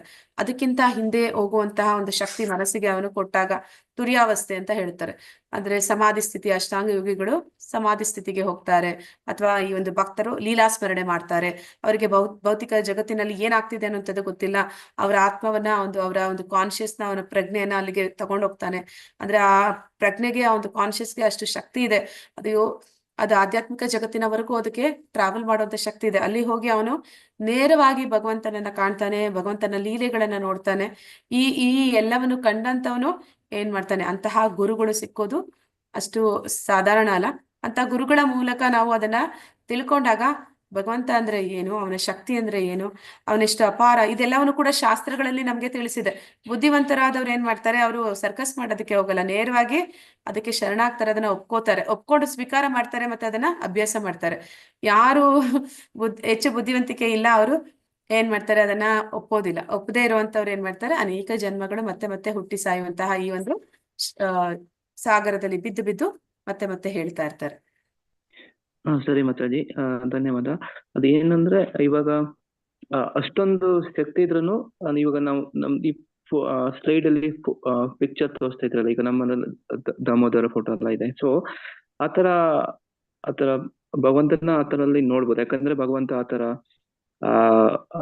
ಆ ವ್ಯಕ್ತಿ ತರಾಗಿ ಬಂದಿದ್ದಾರೆ, ಅಂದ್ರೆ ಭೂಮಿಗೆ ಬಂದಿದ್ದಾರೆ. ಸೊ ಅದಕ್ಕೆ ಆತರ ನೋಡ್ಬೋದು. ಅಂದ್ರೆ ಗೊತ್ತಾಯ್ತಾ ಮಾತಾಜಿ? ಅಂದ್ರೆ ದಾಮೋದರ ಅಂದ್ರೆ ಅವನ್ನ ಕಟ್ಟಾಕಿದಾರೆ ಅಂತನಾ ಪ್ರಭುಜಿ? ಅಂದ್ರೆ ನಾವ್ ಏನ್ ಕ್ವೆಶನ್ ಅಂದ್ರೆ, ಈಗ ನಾವು ಫೋಟೋ ಮೂರ್ತಿ ಎಲ್ಲ ನೋಡ್ತೀವಿ, ಮೂರ್ತಿಯಲ್ಲಿ ಭಗವಂತನ ಅಷ್ಟು ಶಕ್ತಿ ಇರೋ ಭಗವಂತನ ಆತರ ಐಡಲ್ ಅಲ್ಲಿ ನೋಡ್ತೀವಿ, ಆತರದ್ರಲ್ಲಿ ನೋಡ್ತೀವಿ. ಸೊ ಆತರಲ್ಲಿ ನೋಡ್ಬೋದಾ, ಅಂದ್ರೆ ಅದು ಕರೆಕ್ಟ್ ಭಗವಂತನ ಆಕ್ಚುಯಲ್ ರೂಪ ಆತರ ಇರತ್ತಾ ಅಂತ? ಆಕ್ಚುಲಿ ಬೇಕಂದ್ರೆ ಗೊತ್ತಾಯ್ತಾ, ಅಂದ್ರೆ ಅಷ್ಟೊಂದು ಶಕ್ತಿ ಇದೆ, ಹೋಲ್ ಯೂನಿವರ್ಸ್ ಕ್ರಿಯೇಟ್ ಮಾಡಿರೋ ಭಗವಂತ. ಸೊ ಅಂದ್ರೆ ಪ್ರಭುಜಿ, ಆ ವ್ಯಕ್ತಿಗೆ ಕೆಲವೊಂದು ಭಾವನೆಗಳು ಕೂಡ ಇದೆ. ವ್ಯಕ್ತಿ ಅಂದ ಮೇಲೆ ಭಾವನೆಗಳಿರುತ್ತೆ. ಅಂದ್ರೆ ಅವನ ಒಂದು ಶಕ್ತಿಯ ರೂಪನ ಅವನು ವಿಷ್ಣು ರೂಪದಲ್ಲಿ ಅವನು ತೋರಿಸಿದಾಗ ದೇವತೆಗಳು, ನಾವು ನೋಡಿದ್ವಿ ಅಲ್ಲಿ ಕ್ಷೀರೋದಕಶಾಹಿ ವಿಷ್ಣುವಿಗೆ ಅವರು ಸಾಷ್ಟಾಂಗ ನಮಸ್ಕಾರಗಳನ್ನ ಮಾಡ್ತಾರೆ, ಅಂದ್ರೆ ಭಯಭಕ್ತಿಯಿಂದ ಇರ್ತಾರೆ. ಆದ್ರೆ ಭಗವಂತನಿಗೆ ಆತರ ಎಲ್ಲಾ ಜೀವಿಗಳು ಅವನಿಂದ ದೂರ ಇದ್ದು ಅವನ ನೋಡಿ ಹೆದರ್ಕೊಂಡು ಭಯಭಕ್ತಿಯಿಂದ ಅವನಿಗೆ ಡಿಸ್ಟೆನ್ಸ್ ಮೇಂಟೈನ್ ಮಾಡೋದು ಅವನಿಗೆ ಇಷ್ಟ ಆಗಲ್ಲ ಕೆಲವೊಂದ್ಸಲ. ಅವಾಗ ಅವನೇನ್ ಮಾಡ್ತಾನೆ, ಅವನ ಭಕ್ತರ ಜೊತೆಯಲ್ಲಿ ಅವನು ಆ ಒಂದು ಪ್ರೀತಿ ಅನ್ನುವಂಥದ್ದು, ಅವರ ಜೊತೆಯಲ್ಲಿ ಒಂದು ಏನಂತಾರೆ ಸ್ನೇಹ ಅನ್ನುವಂಥದ್ದು, ಆ ಒಂದು ಭಾವನೆಗಳು ಕೂಡ ಅವನಿಗೆ ಇಷ್ಟ ಆಗುತ್ತೆ. ಆ ಒಂದು ಭಾವನೆಗಳನ್ನ ಇಷ್ಟಪಟ್ಟಾಗ ಅವನೇನ್ ಮಾಡ್ತಾನೆ, ಅವನು ಒಂದು ವ್ಯಕ್ತಿಯಾಗಿ, ಒಂದು ಸಾಧಾರಣ ಅವರಲ್ಲಿ ಒಬ್ಬನನ್ನಾಗಿ ಅವನು ತೋರಿಸ್ಕೊಳ್ತಾನೆ. ಅದು ತಿಳಿದೇ ಇದ್ದಾಗ ಏನ್ ಮಾಡ್ತಾರೆ ಕೆಲವೊಂದು ಜನ, ಅವ್ರಿಗೆ ಸಾಧಾರಣ ವ್ಯಕ್ತಿ ಅಂತ ತಿಳಿದು ಅವ್ರು ಏನ್ ಮಾಡ್ತಾರೆ, ಎಲ್ಲರ ಜೊತೆ ಯಾವಾಗ್ಲೂ ಯಾವ ರೀತಿ ತಾಯಿ ಆದವಳು ಇರ್ತಾಳೆ ಅಥವಾ ಸ್ನೇಹಿತರಾದವ್ರು ಇರ್ತಾರೆ, ಆ ರೀತಿ ಅವರು ಅವನ ಜೊತೆ ಇರ್ತಾರೆ. ಆದ್ರೆ ಅವನಿಗೆ ಅದು ತುಂಬಾ ಇಷ್ಟ. ಅವನಿಗೂ ಕೂಡ ಅಷ್ಟು, ಅಂದ್ರೆ ಅವನು ಕೂಡ ವ್ಯಕ್ತಿ ಆದ ಕಾರಣ ಅವನಿಗೂ ಆ ಪ್ರೀತಿ ಅನ್ನುವಂಥದ್ದು, ಸ್ನೇಹ ಅನ್ನುವಂಥದ್ದು ತುಂಬಾ ಇಷ್ಟ. ಆದ್ರೆ ನಿಷ್ಕಲ್ಮಶವಾದದ್ದು ಅವನಿಗಿಷ್ಟ. ಅವನ ತಾಯಿ ಅದನ್ನೇ ಮಾಡ್ತಾಳೆ, ಅವನು ಒಂದು ಕೋಲನ್ನ ಹಿಡ್ಕೊಂಡು ಅವನನ್ನ ಹೆದರಿಸ್ತಾಳೆ. ಅಂದ್ರೆ ಅದನ್ನ ಯಾರು ಗುರುಗಳಿರ್ತಾರೆ ಮತ್ತೆ ಯಾರೆಲ್ಲ ಭಕ್ತರಿರ್ತಾರೆ ಅದನ್ನ ಹಾಡಿ ಹೊಗಳ್ತಾರೆ. ಎಲ್ಲರನ್ನು ಕೂಡ ಹೆದರಿಸುವ ಶಕ್ತಿ ಅವನು, ಎಂತೆಂತ ರಾಕ್ಷಸರನ್ನ ಸದಬಡಿಯುವ ಶಕ್ತಿ ಅವನು. ಅವನು ತನ್ನ ತಾಯಿಗೆ ಹೆದರಿ, ಅವಳ ಕೋಲಿಗೆ ಹೆದರಿ ಅವನು ಅಳ್ತಾನೆ ಅಂತಂದಾಗ ಅದು ಅದನ್ನ ಭಕ್ತರು ಅದನ್ನ ಏನಂತ ಹೇಳ್ತಾರೆ, ಅವ್ರು ಅದನ್ನ ಆಸ್ವಾದಿಸ್ತಾರೆ. ಅವ್ರಿಗೆ ತುಂಬಾ ಇಷ್ಟ ಆಗುತ್ತೆ, ಭಕ್ತರಿಗೂ ಇಷ್ಟ ಆಗುತ್ತೆ, ಭಗವಂತನಿಗೂ ಇಷ್ಟ ಆಗುತ್ತೆ. ಮತ್ತೆ ಅವನೇನ್ ಮಾಡ್ತಾನೆ, ಅವರ ಗೋಪಪಾಲಕರ ಜೊತೆ ಕೂಡಿ ಅವರು ಒಂದು ಈ ಹಸುಗಳನ್ನ ಮೇಯ್ಸಕ್ಕೆ ಹೋದಾಗ ಅವ್ರ ಜೊತೆ ಆಟ ಆಡ್ತಾನೆ. ಅವನಿಗೆ ತುಂಬಾ ಖುಷಿ ಕೊಡುವಂತ ವಿಷಯ ಅವೆಲ್ಲವೂ ಕೂಡ. ಅಂದ್ರೆ ಅವನು ನಾನು ದೇವರು, ಮತ್ತೆ ನನಗೆಲ್ಲರೂ ಹೆದರ್ಕೋಬೇಕು, ಮತ್ತೆ ಎಲ್ಲರೂ ನನ್ನನ್ನ ಹೆದರ್ಕೊಂಡು ನನ್ನಿಂದ ದೂರದಿಂದ ನೋಡಿ ನನಗೆ ನಮಸ್ಕಾರ ಮಾಡ್ಬೇಕು, ಅಷ್ಟು ಅವನಿಗೆ ಅದರಲ್ಲಿ ಅವನಿಗೆ ಸಂತೋಷ ಅನ್ನುವಂಥದ್ದು ಇರೋದಿಲ್ಲ. ಅದಕ್ಕಿಂತ ಹೆಚ್ಚು ಸಂತೋಷ ಅವನಿಗೆ ಎಲ್ಲರ ಜೊತೆ ಬೆರೆತು ಅವ್ರ ಜೊತೆಯಲ್ಲಿ ನಿಜವಾದ ಪ್ರೀತಿಯನ್ನು ಆಸ್ವಾದಿಸುವಾಗ ಅವನಿಗಿರುತ್ತೆ. ಆ ಕಾರಣದಿಂದ ಅವನು ಆ ಲೀಲೆಗಳಲ್ಲಿ ತೊಡಗ್ತಾನೆ. ಆ ಕಾರಣಕ್ಕಾಗಿ ಅವನ ಒಂದು ಜಾಗ ಏನಿದೆ, ಅವನ ಒಂದು ಪ್ರೈವೇಟ್ ಜಾಗ, ಅಡ್ರೆಸ್ ಯಾವ್ದಂತಂದ್ರೆ ಗೋಲೋಕ ವೃಂದಾವನ ಅಂತ ಹೇಳ್ತಾರೆ. ಆ ಒಂದು ಗೋಲೋಕ ವೃಂದಾವನದಲ್ಲಿ ಏನು ಲೀಲೆಗಳಾಗ್ತಿದೆ ಅದನ್ನ ಅವನು ಭೂಮಿಗೆ ತರ್ತಾನೆ. ಯಾಕೆ ತಂದ? ಗೋಲೋಕ ವೃಂದಾವನದಲ್ಲಿ ಆಗೋ ಲೀಲೆಗಳನ್ನ ಅವನು ಭೂಮಿ ಮೇಲೆ ಯಾಕೆ ಮಾಡ್ದ ಅಂತಂದ್ರೆ, ಆ ಮೂಲಕ ಅವನು ಬೇರೆ ಜೀವಿಗಳು ಯಾರೆಲ್ಲ ಇಲ್ಲಿ ಇದ್ದಾರೆ, ಭೌತಿಕ ಜೀವಿಗಳು, ಅವರನ್ನ ಆಕರ್ಷಣೆ ಮಾಡ್ತಾನೆ. ನೀವು ನನ್ನ ಹತ್ರ ಬನ್ನಿ, ನನ್ನ ಒಂದು ಧಾಮ ಈ ರೀತಿ ಇದೆ, ಅಲ್ಲಿ ಇಂಥ ಲೀಲೆಗಳಾಗತ್ತೆ, ಅಲ್ಲಿಗೆ ನಮ್ಮನ್ನ ಆಕರ್ಷಣೆ ಮಾಡೋದಕ್ಕಾಗಿ ಅವನು ಲೀಲೆಗಳನ್ನ ತೊಡಗ್ತಾನೆ. ಅಂದ್ರೆ ಅವನ ಒಂದು ಧಾಮವನ್ನ ಇಲ್ಲಿ ಪರಿಚಯಿಸ್ತಾನೆ. ಸರಿ ಮಾತಾಡಿ. ಅಂದ್ರೆ ಅವರು ಭಗವಂತ ಭೂಮಿಗೆ ಬಂದಾಗ ಅವ್ರ ಲೀಲೆ ತರುವಾಗ ಭೂಮಿಗೆ ಬಂದಾಗ ಯಾವ ರೂಪದಲ್ಲಿ ಬಂದಿದ್ದಾರೋ ಆ ರೂಪದಲ್ಲಿ ನಾವು ಭಗವಂತನ ನೋಡ್ತೀವಿ. ಭೂಮಿಗೆ ಬಂದಾಗ ಯಾವ ರೂಪದಲ್ಲಿ ನೋಡ್ತೀವಿ ಅದನ್ನೇ ಹೇಳ್ತಾನೆ ಕೃಷ್ಣ. ನನ್ನ ಇದು ವೈಯಕ್ತಿಕ ರೂಪ ಅರ್ಜುನ, ಈ ರೂಪವನ್ನ ನೋಡೋದಕ್ಕೆ ದೇವತೆಗಳು, ತಪಸ್ವಿಗಳು, ಮಹರ್ಷಿಗಳು ಸಹ ಅವ್ರಿಗೂ ಕೂಡ ಇದು ದುರ್ಲಭ. ಅವರು ಕೂಡ ನನ್ನನ್ನ ಈ ರೂಪದಲ್ಲಿ ಕಾಣ್ಲಿಕ್ಕೆ ಇಷ್ಟಪಡ್ತಾರೆ, ಆದ್ರೆ ಅವ್ರಿಗೆ ನಾನು ಈ ರೂಪದಲ್ಲಿ ಇದ್ದೀನಿ ಅಂತ ಗೊತ್ತಿಲ್ಲ. ಅಂದ್ರೆ ಅದು ಅವನ ವೈಯಕ್ತಿಕ ರೂಪ, ಅವನ ಒಂದು ರಿಯಲ್ ರೂಪ. ಅವನ ಬೇರೆ ಬೇರೆ ಅವತಾರಗಳಲ್ಲಿ ಬೇರೆ ಬೇರೆ ರೂಪಗಳಲ್ಲಿ ಬರ್ತಾನೆ. ಆದ್ರೆ ಕೃಷ್ಣನನ್ನ ಅವತಾರಿ ಅಂತ ಕರೆಯೋದಿಲ್ಲ, ಅವತಾರ ಅಂತ ಕರೆಯೋದಿಲ್ಲ, ಅವನನ್ನ ಅವತಾರಿ ಅಂತಾರೆ. ಅವತಾರಿ ಅಂತಂದ್ರೆ ಅವನು ಆಸ್ ಇಟ್ ಈಸ್, ಅವನು ಹೇಗಿದ್ದಾನೆ ಹಾಗೆ ಇಳಿದು ಬಂದ ಅಂತ. ರಾಮನಾಗಿ ಬಂದಾಗ ಅವನ ರೂಪ ಬೇರೆ ಇತ್ತು, ನರಸಿಂಹನಾಗಿ ಬಂದಾಗ ಅವನ ರೂಪ ಬೇರೆ ಇತ್ತು, ಅಥವಾ ಅವನು ವರಾಹನಾಗಿ ಬಂದಾಗ ಅವನ ರೂಪ ಬೇರೆ ಇತ್ತು. ಅವೆಲ್ಲವನು ಕೂಡ ಅವತಾರ ಅಂತ ಹೇಳ್ತಾರೆ. ಅಂದ್ರೆ ಅವನು ಬೇರೆ ರೂಪದಲ್ಲಿ ಬಂದ ಅಂತ. ಆದ್ರೆ ಅವನು ಅವತಾರಿ ಅಂತ ಹೇಳಿದ್ರೆ ಅವನು ವಾಸ್ತವದಲ್ಲಿ ಅವನು ಇರುವಂತದ್ದು ಹಾಗೆ ಅಂತ. ಸರಿ ಮಾತಾಜಿ. ಸೊ ಶ್ರೀಕೃಷ್ಣ ಭಗವದ್ಗೀತೆಯಲ್ಲಿ ಬಂದಿರೋ ಆ ರೂಪನೇ ಅಂದ್ರೆ ಆಕ್ಚುಯಲ್ ವಾಸ್ತವವಾಗಿರುವ ರೂಪ. ವಾಸ್ತವವಾಗಿ ಅವನ ಒಂದು ಒರಿಜಿನಲ್ ಫಾರ್ಮ್. ಓಕೆ ಮಾತಾಜಿ, ಧನ್ಯವಾದ. ಹರೇ ಕೃಷ್ಣ. ಹರೇ ಕೃಷ್ಣ. ಇತಿ ಗುಹ್ಯತಮಂ ಶಾಸ್ತ್ರಂ ಇದಂ ಉಕ್ತಾ ಮಯಾ ನಘ ಏತದ್ ಬುದ್ಧ್ವಾ ಬುದ್ಧಿಮಾನ್ ಸ್ಯಾತ್ ಕೃತಕೃತ್ಯಶ್ಚ ಭಾರತ. ಹರೇ ಕೃಷ್ಣ.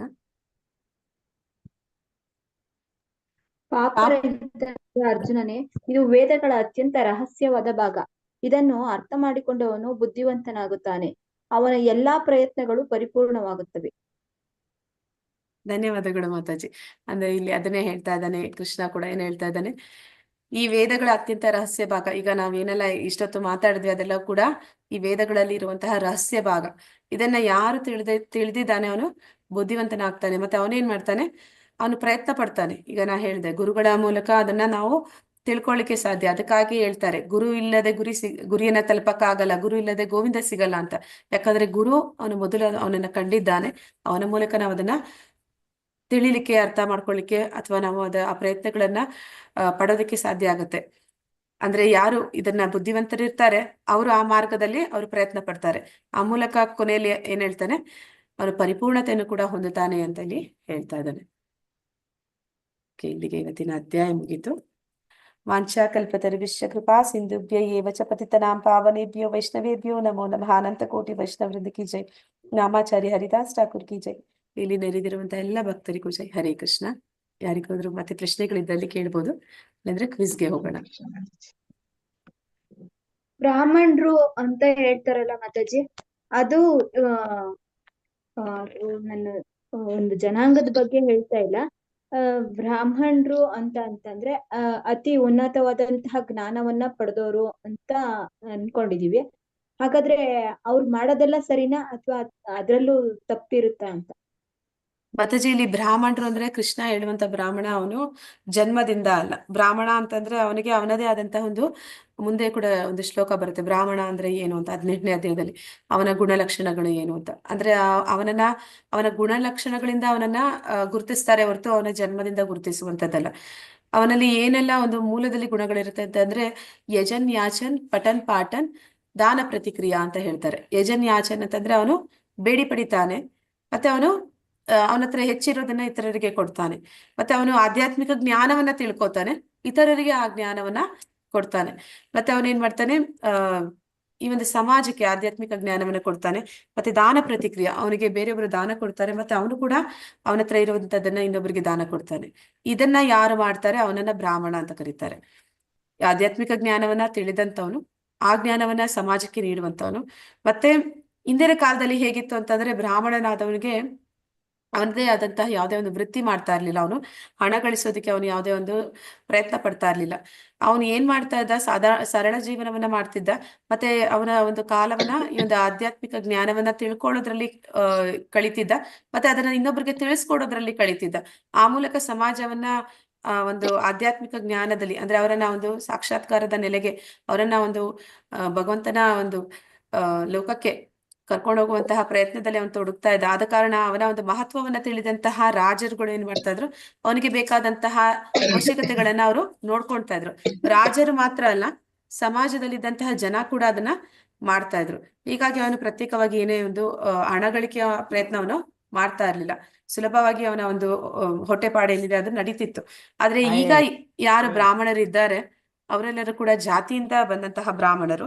ಅವರಲ್ಲಿ ಕೆಲವೊಂದು ಸಲ ಈ ಯಾವುದೇ ಗುಣಗಳು ನಾವು ನೋಡ್ಲಿಕ್ಕೆ ಸಾಧ್ಯ ಇಲ್ಲ. ಅಂದ್ರೆ ಸಾತ್ವಿಕ ಗುಣದಲ್ಲೂ ಕೂಡ ಅವ್ರು ಇರೋದಿಲ್ಲ. ಮತ್ತೆ ಅವರಲ್ಲಿ ಈ ಒಂದು ಆಧ್ಯಾತ್ಮಿಕ ಜ್ಞಾನ ಕಂಪ್ಲೀಟ್ ಆಗಿ ನಾವು ಕೇಳಿದ್ರೆ, ಕೆಲವರಂತೂ ಅದ್ರ ಬಗ್ಗೆ ಏನೇನೋ ಅವ್ರಿಗೆ ಜ್ಞಾನ ಇರೋದಿಲ್ಲ, ಮತ್ತೆ ಅದನ್ನ ಅವ್ರು ಯಾರಿಗೂ ಏನೋ ತಿಳಿಸ್ಕೊಡುವಂತ ಪ್ರಯತ್ನ ಮಾಡೋದಿಲ್ಲ. ಅಂದ್ರೆ ಇಂದಿನ ಕಾಲದಲ್ಲಿ ಬ್ರಾಹ್ಮಣರು ಇದಕ್ಕಾಗಿ ಯಾವುದೇ ಸಂಭಾವನೆ ಪಡಿತಾ ಇರ್ಲಿಲ್ಲ. ಆದ್ರೆ ಆಧ್ಯಾತ್ಮಿಕ ಜ್ಞಾನ ಅನ್ನುವಂಥದ್ದನ್ನ ಹಣಕ್ಕೆ ಯಾರು ಮಾರಾಟ ಮಾಡ್ತಾ ಇರ್ಲಿಲ್ಲ. ಆದ್ರೆ ಈ ರಾಜನಿಗೆ ಯಾವ್ದಾದ್ರು ಒಂದು ಸಮಸ್ಯೆ ಬಂದಾಗ ಅವ್ನಿಗೆ ಏನಾದ್ರು ಪರಿಹಾರ ಕೊಡ್ಬೇಕು ಅಂತಂದ್ರೆ ಈಗಲೂ ಕೂಡ PM ಗೆ CM ಗೆ ಯಾರಾದ್ರೂ ಸಲಹೆ ಕೊಡುವಂತವ್ರು ಇರ್ತಾರೆ. ಆದ್ರೆ ಅವ್ರಿಗೆ ತುಂಬಾ ಜಾಸ್ತಿ ಪೇಮೆಂಟ್ ಕೊಡ್ತಾರೆ. ಅವರನ್ನ ಅವ್ರು ತುಂಬಾ ಹತ್ರ ಇಟ್ಕೊಳ್ತಾರೆ, ಮತ್ತೆ ಅವ್ರಿಗೆ ಸ್ಯಾಲರಿ ಕೂಡ ಹೈ ಸ್ಯಾಲರಿ ಕೊಡ್ತಾರೆ. ಆದ್ರೆ ಹಿಂದಿನ ಕಾಲದಲ್ಲಿ ಈ ಒಂದು ಬ್ರಾಹ್ಮಣರು ನಾವು ನೋಡ್ತೀವಿ, ಚಾಣಕ್ಯ ಪಂಡಿತ, ಅವನು ಎಷ್ಟು ಎಂತಹ ಒಂದು ಬ್ರಾಹ್ಮಣ ಅಂತಂದ್ರೆ, ಅವನು ಒಂದು ಮನೆಯಲ್ಲಿ 2 ದೀಪದ ಬತ್ತಿಗಳನ್ನ ಇಡ್ತಾ ಇದ್ದ, ಅಂದ್ರೆ ಹೊತ್ತಿಸುವಂತ ದೀಪ ಇಡ್ತಾ ಇದ್ದಂತೆ.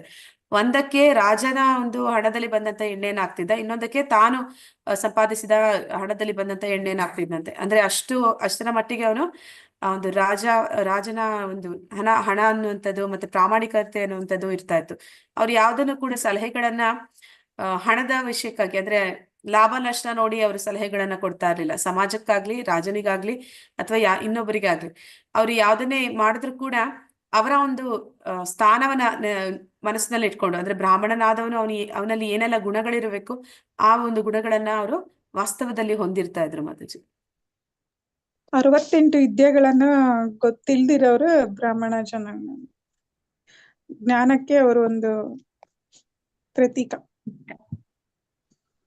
ಮಾತಾಜಿ, ಹಾಗಾದ್ರೆ ಇವಾಗ ನೀವ್ ಹೇಳಿದ್ದೆಲ್ಲ ಇದು ಬ್ರಾಹ್ಮಣರ ಲಕ್ಷಣಗಳು. ಆದ್ರೆ ಇವತ್ತಿನ ಬ್ರಾಹ್ಮಣರು ಅಂತ ನಾವೇನ್ ಕರಿತೀವಿ, ಪೌರೋಹಿತ್ಯ ನಡೆಸೋದಾಗಿರ್ಬೋದು ಅಥವಾ ಇನ್ನೊಂದಾಗಿರ್ಬೋದು, ಇನ್ ಕೇಸ್ ಅವ್ರಿಗೆ ಅವ್ರು ಕೇಳಿದಷ್ಟು ನಾವು ಸಂಭಾವನೆನ ಕೊಡದೆ ಹೋದ್ರೆ, ಅಥವಾ ಅವನು ಬಡವನಾಗಿರ್ತಾನೆ, ಅವ್ರು ಕೇಳಿದಷ್ಟು ಸಂಭಾವನೆ ಕೊಡದೆ ಹೋದ್ರೆ, ಮಾಡ್ದೆ ಹೋದ್ರೆ, ಅವ್ರೇನಾದ್ರೂ ಒಂದು ಅಥವಾ ಶಾಪ ಕೊಟ್ರೆ ಅದು ನಮ್ಗೆ ತಟ್ಟುತ್ತಾ ಅಂತ ಇವತ್ತಿನ ಸಮಾಜದಲ್ಲಿ?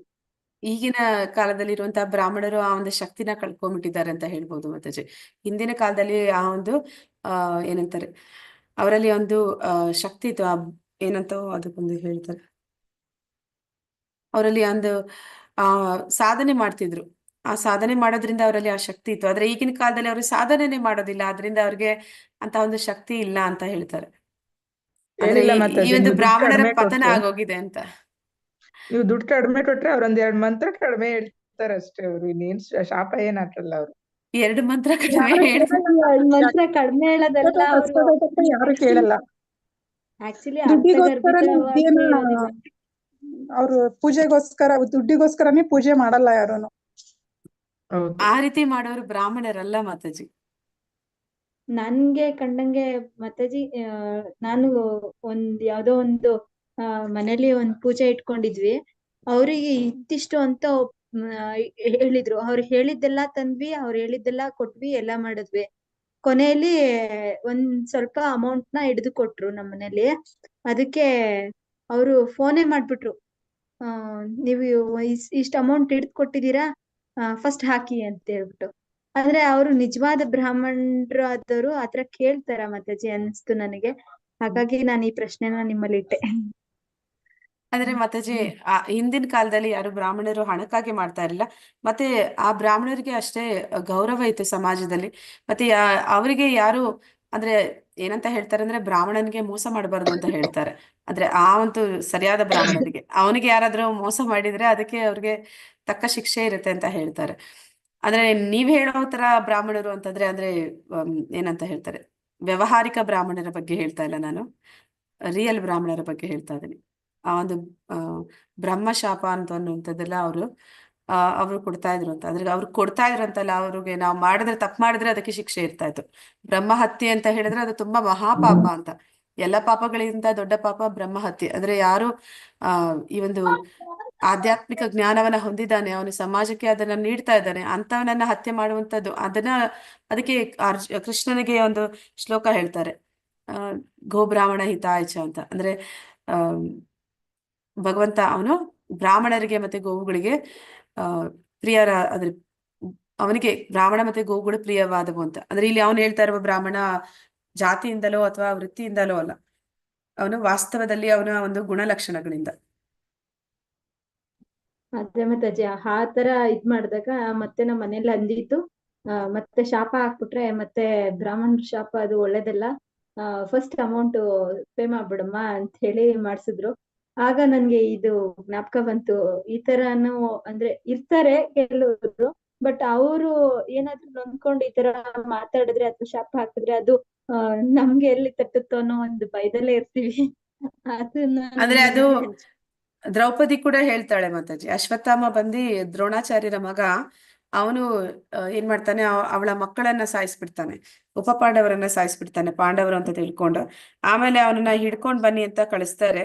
ಹೋಗಿ ಅರ್ಜುನ ಅವನನ್ನ ಕರ್ಕೊಂಡ್ ಬರ್ತಾನೆ, ಅವನಿಗೆ ಶಿಕ್ಷೆ ಕೊಡ್ಬೇಕು, ಮರಣದಂಡನೆ ಕೊಡ್ಬೇಕು ಅಂತಾರೆ. ಆಗ ದ್ರೌಪದಿ ಹೇಳ್ತಾಳೆ, ಬೇಡ ಅವನನ್ನ ಶಿಕ್ಷಿಸ್ಬೇಡಿ, ಅಂದ್ರೆ ಬ್ರಾಹ್ಮಣರ ಶಾಪ ಅದು ಒಳ್ಳೇದಲ್ಲ. ಅವನು ಬ್ರಾಹ್ಮಣ ಅಲ್ಲ, ಆಯ್ತು ಅವನ ಒಂದು ಬ್ರಹ್ಮ ತೇಜಸ್ಸನ್ನ ಅವನು ಕಳ್ಕೊಂಡಿರ್ತಾನೆ. ಆದ್ರೂ ಕೂಡ ಅವಳು ಹೇಳ್ತಾಳೆ, ಬ್ರಾಹ್ಮಣರ ಒಂದು ಕುಲಕ್ಕೆ ಸೇರಿದವನು, ಅವರ ಶಾಪ ನಮಗೆ ಒಳ್ಳೇದಲ್ಲ ಅಂತ. ಆ ಒಂದು ಮನಸ್ಥಿತಿ ಆಗಿನ ಕಾಲದಿಂದಲೂ ಇದ್ದಿದೆ. ಮಾತಾಜಿ ಹಂಗಾಗಿ ಅವ್ರ ಅಕಸ್ಮಾತ್ ಏನಾದ್ರು ನಮ್ಗೆ ಕೆಲವೊಂದು ಮಂತ್ರಗಳು ಗೊತ್ತಿರುತ್ತೆ ಮಾತಾಜಿ, ಅವ್ರು ಅದು ತಪ್ಪಾಗಿ ಉಚ್ಚಾರಣೆ ಮಾಡಿದ್ರು ಅವ್ರ ವಿರುದ್ಧವಾಗಿ ನಾವ್ ಹೇಳಕ್ಕೆ ಹೋಗಲ್ಲ. ಆತರ ಮನಸ್ಥಿತಿ ಬಂದ್ಬಿಟ್ಟೈತೆ ನಮ್ಗೆ ಇವಾಗ. ಅಂದ್ರೆ ಮಾತಾಜಿ ಅವರೆಲ್ಲ ಅದನ್ನೆಲ್ಲ ಗಂಭೀರವಾಗಿ ಫಾಲೋ ಮಾಡ್ತಾ ಇರೋರಲ್ಲ, ಜಸ್ಟ್ ವೃತ್ತಿಪರ ಬ್ರಾಹ್ಮಣರು. ಮಾತಾಜಿ ಕರೆಕ್ಟ್. ಓಕೆ ಮಾತಾಜಿ, ಕ್ವಿಸ್ ಕೇಳ್ಬಿಡ್ತೇನೆ. ಜೀವಿಗಳು ದೋಷಪೂರಿತ ಅಥವಾ ದೋಷರಹಿತವಾಗಿದ್ದರೆ ಕೃಷ್ಣನು ಇತರ ಜೀವಿಗಳಂತೆ ಹೇಗೆ ಭಿನ್ನನಾಗಿದ್ದಾನೆ? ಅಂದ್ರೆ ಈ ಕ್ಷರರು ಮತ್ತೆ ಅಕ್ಷರರು, ಅದಕ್ಕಿಂತ ಅವನು ಭಗವಂತ ಹೇಗೆ ಭಿನ್ನ ಅಂತ ಹೇಳಿ ಕೇಳ್ತಾ ಇದ್ದಾರೆ. ಯಾವುದೇ ವ್ಯತ್ಯಾಸವಿಲ್ಲದೆ ಒಂದು ದಿನ ನಾವೆಲ್ಲರೂ ಕೃಷ್ಣನಾಗುತ್ತೇವೆ. ಅವನು ಮ್ಯಾಜಿಕ್ ತಂತ್ರಗಳನ್ನು ಮಾಡಬಹುದು, ಅವನು ಅತೀಂದ್ರಿಯ ಶಕ್ತಿಯ ಮೂಲಕ ನಿಮ್ಮ ಆಸೆಗಳನ್ನು ಪೂರೈಸಬಹುದು, ಅವನು ಅತೀಂದ್ರಿಯ ದೋಷಪೂರಿತ ಮತ್ತು ದೋಷರಹಿತ ಎರಡನ್ನೂ ಮೀರಿದವನು. ಅಂದ್ರೆ ಈ ಕ್ಷರ ಮತ್ತೆ ಅಕ್ಷರರು ಇಬ್ಬರನ್ನು ಮೀರಿದವನು, ಅದಕ್ಕಿಂತ ಉತ್ತಮನಾದವನು ಅಂತ. ಹ ಸ್ಮರಣೆ, ಜ್ಞಾನ ಮತ್ತು ಮರೆವು ಯಾರಿಂದ ಬರುತ್ತದೆ? ಒಳಗೆ ವೇದಗಳು, ಪರಮಾತ್ಮ, ಪರಮಪುರುಷ, ಒಬ್ಬರ ಸ್ವಂತ ಕರ್ಮದ ಫಲಿತಾಂಶಗಳು. ಪರಮಾತ್ಮ. ಒಬ್ಬನು ಸಾವಿನ ನಂತರ ಜೀವಂತ ಅಸ್ತಿತ್ವಕ್ಕೆ ಏನಾಗುತ್ತದೆ? ಒಬ್ಬನು ಎಂದಿಗೂ ಭಕ್ತಿ ಸೇವೆಯನ್ನು ಮಾಡದೆಯೇ ಭಗವಂತನ ಪರಮ ನಿವಾಸವನ್ನು ತಲುಪುತ್ತಾನೆ ಮತ್ತು ಆಧ್ಯಾತ್ಮಿಕ ಆಕಾಶದಲ್ಲಿ ವಿಲೀನಗೊಳ್ಳುತ್ತಾನೆ. ಜೀವಿಯು ತನ್ನ ಜೀವಿತಾವಧಿಯಲ್ಲಿ ಯಾವ ಪ್ರಜ್ಞೆಯನ್ನು ಬೆಳೆಸಿಕೊಳ್ಳುತ್ತಾನೋ ಅದರ ಪ್ರಕಾರ ಅವನು ಹೊಸ ದೇಹವನ್ನು ಪಡೆಯುತ್ತಾನೆ. 3ನೇದು, ದೇಹದೊಂದಿಗೆ ಆತ್ಮವು ಸಾಯುತ್ತದೆ. 4ನೇದು, ಮೇಲಿನ ಯಾವುದೂ ಅಲ್ಲ. ಸಾವಿನ ನಂತರ ಆ ಒಂದು ಆತ್ಮಕ್ಕೆ ಏನಾಗುತ್ತೆ ಅಂತ ಅಂದ್ರೆ ಇಲ್ಲಿ ಏನ್ ಹೇಳ್ತಾ ಇದ್ರೆ, ಒಬ್ಬನು ಎಂದಿಗೂ ಭಕ್ತಿ ಸೇವೆಯನ್ನು ಮಾಡದೆ ಭಗವಂತನ ಪರಮ ನಿವಾಸವನ್ನು ತಲುಪುತ್ತಾನೆ ಅಥವಾ ಆಧ್ಯಾತ್ಮಿಕ ಆಕಾಶದಲ್ಲಿ ವಿಲೀನಗೊಳ್ಳುತ್ತಾನೆ. ಎರಡನೇದು, ಜೀವಿಯು ತನ್ನ ಜೀವಿತಾವಧಿಯಲ್ಲಿ ಯಾವ ಪ್ರಜ್ಞೆಯನ್ನು ಬೆಳೆಸಿಕೊಳ್ಳುತ್ತಾನೋ ಅದರ ಪ್ರಕಾರ ಅವನು ಹೊಸ ದೇಹವನ್ನು ಪಡೆಯುತ್ತಾನೆ. ಮೂರನೇದು, ದೇಹದೊಂದಿಗೆ ಆತ್ಮವು ಸಾಯುತ್ತದೆ. ನಾಲ್ಕನೇದು, ಮೇಲಿನ ಯಾವುದೂ ಅಲ್ಲ. ಎರಡನೇದು ಮಾತಾಜಿ. ಎರಡನೇದು ಮಾತಾಜಿ. ಅವನ ಜೀವಿತಾವಧಿಯಲ್ಲಿ ಯಾವ ಪ್ರಜ್ಞೆಯಲ್ಲಿ ಬೆಳೆಸ್ಕೊಳ್ತಾನೆ ಅದರ ಪ್ರಕಾರ ಅವನು ಇನ್ನೊಂದು ದೇಹವನ್ನ ಪಡಿತಾನೆ. ಕೃಷ್ಣನ ರಾಜ್ಯವನ್ನು ಪ್ರವೇಶಿಸುವವರಿಗೆ ಏನಾಗುತ್ತದೆ? ಅವರು ದೇವರಾಗುತ್ತಾರೆ. ಅವರು ಈ ಮರಣಾಂತಿಕ ಶೋಚನೀಯ ಭೌತಿಕ ಜಗತ್ತಿಗೆ ಎಂದಿಗೂ ಹಿಂದಿರುಗುವುದಿಲ್ಲ. ಮೂರನೇದು, ಅವರು ತಮ್ಮ ಕಾರ್ಯಗಳ ಫಲವನ್ನು ಅನುಭವಿಸಿದ ನಂತರ ಮತ್ತೆ ಜನನ ಮರಣ ವೃದ್ಧಾಪ್ಯ ರೋಗಗಳ ವೃತ್ತದಲ್ಲಿ ಸಿಕ್ಕಿಕೊಳ್ಳುತ್ತಾರೆ. ಅವರು ತಮ್ಮ ವೈಯಕ್ತಿಕ ಅಸ್ತಿತ್ವವನ್ನು ಕಳೆದುಕೊಳ್ಳುತ್ತಾರೆ ಮತ್ತು ಆಧ್ಯಾತ್ಮಿಕ ಆಕಾಶದಲ್ಲಿ ವಿಲೀನಗೊಳ್ಳುತ್ತಾರೆ.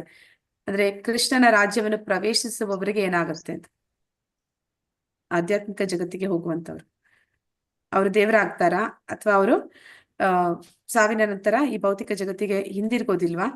ಇನ್ನೊಂದು, ಅವರು ತಮ್ಮ ಕಾರ್ಯಗಳ ಫಲವನ್ನ ಅನುಭವಿಸಿದ ನಂತರ ಮತ್ತೆ ಅಂದ್ರೆ ಈ ಸ್ವರ್ಗ ಸುಖ ಅನುಭವಿಸಿ ಮತ್ತೆ ಅವರು ಭೂಮಿಗೆ ಬರ್ತಾರಲ್ಲ, ಆ ರೀತಿ ಬರ್ತಾರ?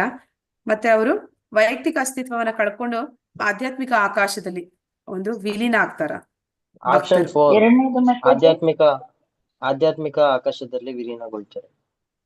ಇಲ್ಲ ಪ್ರಭುಜಿ, ಭಕ್ತರು ಏನ್ ಮಾಡ್ತಾರೆ, ಅವರು ಅವ್ರ ವ್ಯಕ್ತಿತ್ವವನ್ನ ಉಳಿಸ್ಕೊಂತಾರೆ. ಅವರು ವಿಲೀನ ಆಗೋದಕ್ಕೆ ಇಷ್ಟಪಡೋದಿಲ್ಲ. ಅವರು ಈ ಒಂದು ಭೌತಿಕ ಜಗತ್ತಿಗೆ ಹಿಂದಿರುಗೋದಿಲ್ಲ. ಅಂದ್ರೆ ಅವರು ಭಗವಂತನ ಸೇವೆಯಲ್ಲಿ ತೊಡಗೋದಕ್ಕೆ ಅವರ ಒಂದು ವೈಯಕ್ತಿಕ ವ್ಯಕ್ತಿತ್ವ ಅನ್ನುವಂಥದ್ದನ್ನ ಕಳ್ಕೊಳ್ಳೋಕೆ ಅವ್ರು ಇಷ್ಟಪಡೋದಿಲ್ಲ. ಭಗವಾನ್ ಕೃಷ್ಣನ ನಿವಾಸವನ್ನು ತಲುಪಿದ ನಂತರ ಜೀವಿಯು ಏನು ಆನಂದಿಸುತ್ತಾನೆ? ಶಾಶ್ವತ ಆನಂದ, ಶಾಶ್ವತ ಜೀವನ ಮತ್ತು ಪೂರ್ಣ ಜ್ಞಾನ. ಭಗವಂತನ ಭಕ್ತಿ ಸೇವೆ ಮೊದಲ ಎರಡು ಅಥವಾ ಮೇಲಿನ ಯಾವುದೂ ಅಲ್ಲ. ಭಗವಾನ್ ಕೃಷ್ಣನ ನಿವಾಸವನ್ನು ತಲುಪಿದ ನಂತರ ಜೀವಿ ಏನಾಗ್ತಾನೆ? ಜೀವಿ ಏನನ್ನ ಆನಂದಿಸ್ತಾನೆ? ಶಾಶ್ವತ ಆನಂದ, ಜೀವನ ಮತ್ತೆ ಪೂರ್ಣ ಜ್ಞಾನವನ್ನ ಆನಂದಿಸ್ತಾನ. ಮತ್ತೆ ಎರಡನೇದು, ಭಗವಂತನ ಭಕ್ತಿ ಸೇವೆಯಲ್ಲಿ ಆನಂದವನ್ನ ಪಡ್ತಾನ ಅಥವಾ ಮೊದಲ ಎರಡೂ ಸರಿನಾ? ಇಲ್ಲಾಂದ್ರೆ ಯಾವುದು ಅಲ್ಲ? ಮೊದಲ ಎರಡು. ಕೃಷ್ಣನಿಗೆ ಯಾವಾಗ ಶರಣಾಗಬಹುದು? ಅವನು ಅಥವಾ ಅವಳು ವೈದಿಕ ಸ್ತೋತ್ರಗಳನ್ನು ಪರಿಪೂರ್ಣವಾಗಿ ಪಠಿಸಬಹುದು, ಅಂದ್ರೆ ಪಠಿಸುವಾಗ, ಅಥವಾ ಅವಳು ವಿವಿಧ ಯಜ್ಞಗಳನ್ನು ಮಾಡಿದಾಗ, ಅಥವಾ ಅವನು ಹೃದಯವನ್ನು ಶುದ್ಧೀಕರಿಸಿದಾಗ ಮತ್ತು ಎಲ್ಲಾ ವಸ್ತು ಮಾಲಿನ್ಯ ಅಂದ್ರೆ ಈ ಒಂದು ತ್ರಿಗುಣಗಳಿಂದ ಶುದ್ಧಿಯನ್ನು ಪಡೆದಾಗ, ಆಗ ಅವನು ಶರಣಾಗೋದಕ್ಕೆ ಸಾಧ್ಯ ಆಗುತ್ತೆ. ಭಗವಂತನ ಭಕ್ತಿ ಸೇವೆಯಲ್ಲಿ ತೊಡಗುವ ಮೂಲಕ ಒಬ್ಬನು ಎಲ್ಲಾ ಡ್ಯಾಶ್ನಿಂದ ಮುಕ್ತನಾಗುತ್ತಾನೆ. ಮಾಲಿನ್ಯ, ಪಾಪ ಚಟುವಟಿಕೆಗಳು, ಭೌತಿಕ ಚಟುವಟಿಕೆಗಳ ಬಂಧನದಿಂದ ಮೇಲಿನ ಎಲ್ಲವೂ. ಮೇಲಿನ ಎಲ್ಲವೂ. ಮೂರು ನೆಗೆಟಿವ್. ಭಕ್ತಿ ಸೇವೆಯ ಮೂಲ ತತ್ವ ಯಾವುದು? ವಸ್ತು ಚಟುವಟಿಕೆಗಳಿಂದ ಬೇರ್ಪಡುವಿಕೆ ಅಂದ್ರೆ ವೈರಾಗ್ಯವನ್ನು ಬೆಳೆಸ್ಕೊಳ್ಳುವಂಥದ್ದು. ಭಗವಂತನ ಸೇವೆಯಲ್ಲಿ ಬಾಂಧವ್ಯ, ಭಗವಂತನ ಸೇವೆಯಲ್ಲಿ ಆಸಕ್ತಿಯನ್ನು ಬೆಳೆಸ್ಕೊಳ್ಳುವಂಥದ್ದು. ಮೊದಲ ಎರಡು, ಮೇಲಿನ ಯಾವುದೂ ಅಲ್ಲ. ಮೊದಲ ಎರಡು. ಕೃಷ್ಣನು ನಾಶವಾಗದ ಆಲದ ಮರದ ಬಗ್ಗೆ ಮಾತನಾಡುತ್ತಾನೆ. ಅದು ಮಾನವ ಸಮಾಜದ ಫಲಪ್ರದ ಕ್ರಿಯೆಗಳಿಗೆ ಬದ್ಧವಾಗಿರುವ ಬೇರುಗಳನ್ನು ಕೆಳಮುಖವಾಗಿ ಹೊಂದಿದೆ. ಈ ಬಲವಾದ ಬೇರೂರಿರುವ ಮರವನ್ನು ಏನು ಮಾಡಬೇಕು? ಆಳವಾದ ಪ್ರೀತಿ ಮತ್ತು ಕಾಳಜಿಯಿಂದ ಅದನ್ನು ಪೋಷಿಸಬೇಕು. ಜೀವನದ ಕೊನೆಯವರೆಗೂ ಅದನ್ನು ಸಂಪೂರ್ಣವಾಗಿ ಅಧ್ಯಯನ ಮಾಡಿ ಬೇರ್ಪಡುವಿಕೆ ಅಂದ್ರೆ ವೈರಾಗ್ಯದ ಆಯುಧದಿಂದ ಅದನ್ನು ಕತ್ತರಿಸಬೇಕು. ಇವುಗಳಲ್ಲಿ ಯಾವುದೂ ಅಲ್ಲ. ಅಸಂಗ ಶಸ್ತ್ರೀಣ ದೃಢೇನ ಚಿತ್ವ ಅಂತ ಹೇಳ್ದ. ಏನಂತ ಹೇಳ್ದ? ಆ ವೈರಾಗ್ಯವನ್ನು ಅನ್ನುವಂತ ಶಸ್ತ್ರದಿಂದ ಅದನ್ನು ಕಡಿದು ಹಾಕು ಅಂತ ಹೇಳ್ದ. ಅದು ಮೂರನೇ ಆಪ್ಷನ್. ವೇದಾಧ್ಯಯನದ ಉದ್ದೇಶವೇನು? ಇಂದ್ರಿಯ ತೃಪ್ತಿಗಾಗಿ ಅಮರನಾಗು, ಕೃಷ್ಣನನ್ನು ಅರ್ಥ ಮಾಡಿಕೊಳ್ಳು. ಈ ಪ್ರತಿಫಲಿತ ಮರವನ್ನು ಕತ್ತರಿಸಿ ಆಧ್ಯಾತ್ಮಿಕ ಪ್ರಪಂಚದ ನಿಜವಾದ ಮರವನ್ನು ಸಾಧಿಸು. ಕೊನೆಯ ಎರಡು.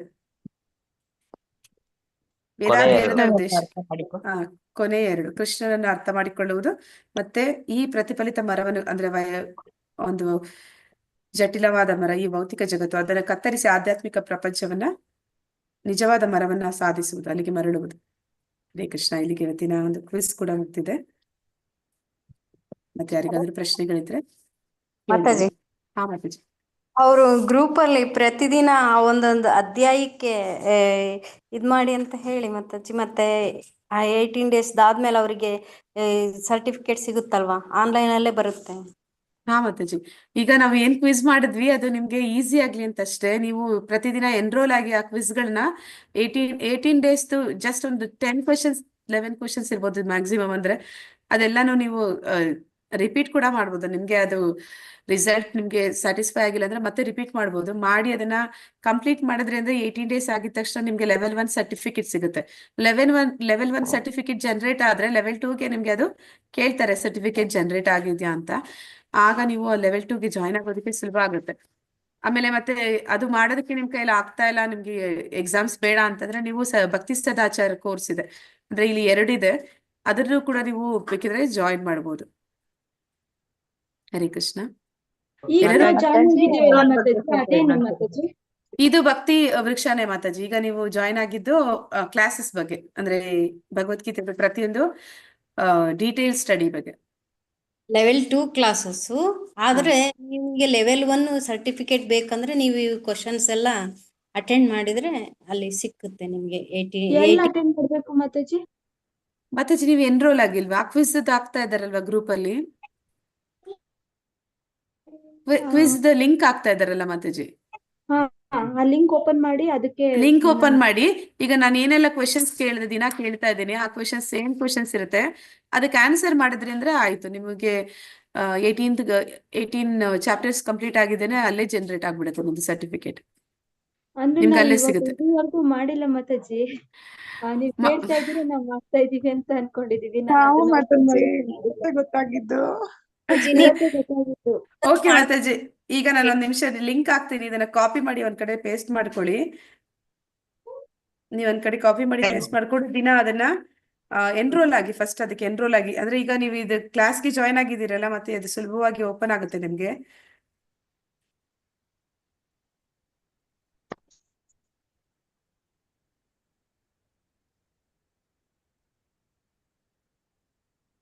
ಚಾಟ್ ಅಲ್ಲಿ ಹಾಕ್ತೀನಿ ಮಾತಾಜಿ, ಇದನ್ನ ನೀವು ಕಾಪಿ ಪೇಸ್ಟ್ ಮಾಡ್ಕೊಳ್ಳಿ ನಿಮ್ ಇದ್ರಲ್ಲಿ.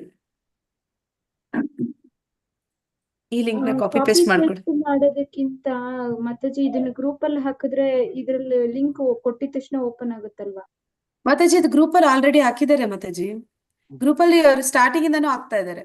ಅಂದ್ರೆ ಒಂದೊಂದ್ ಚಾಪ್ಟರ್ದು ಹಾಕೊಂಡ್ ಬಂದಿದ್ದೀರಾ ಇದುವರೆಗೂ? ನಾನು ಅಲ್ಲ ಮಾತಾಜಿ, ಒಂದ್ಸತಿ ಅದ ಲಿಂಕ್ ಹೋದ್ರೆ ನಿಮ್ಗೆ ಎಲ್ಲಾ ಚಾಪ್ಟರ್ ಓಪನ್ ಆಗುತ್ತೆ. ಚಾಪ್ಟರ್ದು ಬರುತ್ತಾ?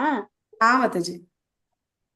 ಈಗ ಇದನ್ನ ಕಾಪಿ ಪೇಸ್ಟ್ ಮಾಡ್ಕೊಂಡ್ರಿ ಅಂದ್ರೆ ನೀವ್ ಒಂದ್ ಕಡೆ ಇಟ್ಕೊಂಡ್ರೆ, ನೀವು ಯಾವಾಗಲೇ ಲಿಂಕ್ ಹೋಗ್ತೀರಾ ನಿಮ್ಗೆ ಅದು ಓಪನ್ ಆಗುತ್ತೆ. ಓಪನ್ ಆಗಿದ ತಕ್ಷಣ ನೀವು ಎಲ್ಲಾ ಅಧ್ಯಾಯನೂ ಕಂಪ್ಲೀಟ್ ಮಾಡ್ಬೋದು. ಓಕೆ ಮಾತಾಜಿ, ಇದನ್ನ ಸ್ಕ್ರೀನ್ ಶಾಟ್ ತಗೊಳ್ತೀನಿ. ಸ್ಕ್ರೀನ್ ಶಾಟ್ ತಗೊಂಡ್ರೆ ಲಿಂಕ್ ಓಪನ್ ಆಗಲ್ಲ ಮಾತಾಜಿ, ಅದ್ರ ಮೇಲೆ ನೀವು ಪ್ರೆಸ್ ಮಾಡಿ ಕಾಪಿ ಆಗುತ್ತೆ. ನಿಮ್ದು ವಾಟ್ಸಪ್ ಹೋಗಿ ಅಲ್ಲಿ ಪೇಸ್ಟ್ ಮಾಡಿ. ಓಕೆ ಮಾತಾಜಿ, ಕಾಪಿ ಇದನ್ನ ಪೇಸ್ಟ್ ವಾಟ್ಸಪ್.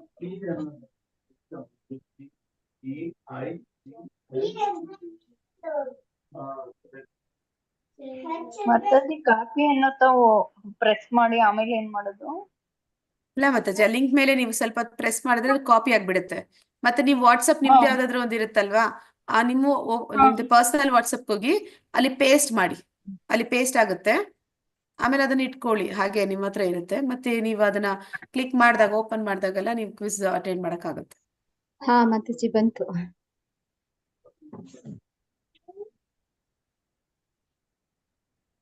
ಕಾಪಿ ಪೇಸ್ಟ್ ಆಯ್ತು ಮಾತಾಜಿ. ಅದು ನಮ್ಗೆ ಇದುವರೆಗೂ ಅದ್ರ ಬಗ್ಗೆ ಗೊತ್ತೇ ಇರ್ಲಿಲ್ಲ ಮಾತಾಜಿ. ನೀವ್ ಕೇಳ್ತಾ ಇದೀರಾ, ನಾವ್ ಹೇಳ್ತಾ ಇದೀವಿ ಅಷ್ಟೇ. ಇದನ್ನ ಮಾಡ್ಬೇಕು ಈ ತರ ಅಂತದ್ ಗೊತ್ತಿರ್ಲಿಲ್ಲ. ಅಂದ್ರೆ ನಿಮ್ಗೆ ಅದು ಕ್ವಿಜ್ ಈಸಿ ಆಗ್ಲಿ ಅಂತಾನೆ ನಾನು ರಿವೈಸ್ ಮಾಡಿಸ್ತಾ ಇದ್ದೆ ಮಾತಾಜಿ ಕ್ಲಾಸ್ ಅಲ್ಲಿ. ನೀವು ಅದನ್ನ ಮಾಡ್ತಾ ಇದ್ದೀರಾ, ನಿಮ್ಗೆ ಅದು ಸುಲಭ ಆಗ್ಲಿ ಅಂತ ಹೇಳಿ ನಾನು ಇಲ್ಲೊಂದ್ಸತಿ ಹೇಳಿಸ್ತಾ ಇದ್ದೆ. ಅದು ಮಾಡ್ತಾ ಇರ್ಲಿಲ್ಲ ಮಾತಾಜಿ. ನಾವು ಏನೋ ನೀವ್ ಕೇಳ್ತಾ ಇದ್ರಿ, ನಾವು ಅದ್ ಮಾಡ್ಬೇಕು ಅನ್ನೋದು ನಮ್ಗೆ ಅರಿವೇ ಇರ್ಲಿಲ್ಲ ನಮ್ಗೆ.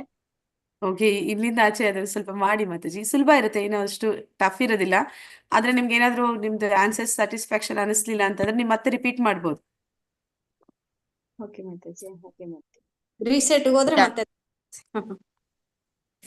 ಆಪ್ಷನ್ಸ್ ಸೇಮ್ ಇವಾಗ ನೀವ್ ಹೆಂಗ್ ಕೇಳಿದ್ರೋ ಹಂಗೆ ಆಪ್ಷನ್ಸ್ ಇರುತ್ತೆ. ಹಾ ಮಾತಾಜಿ.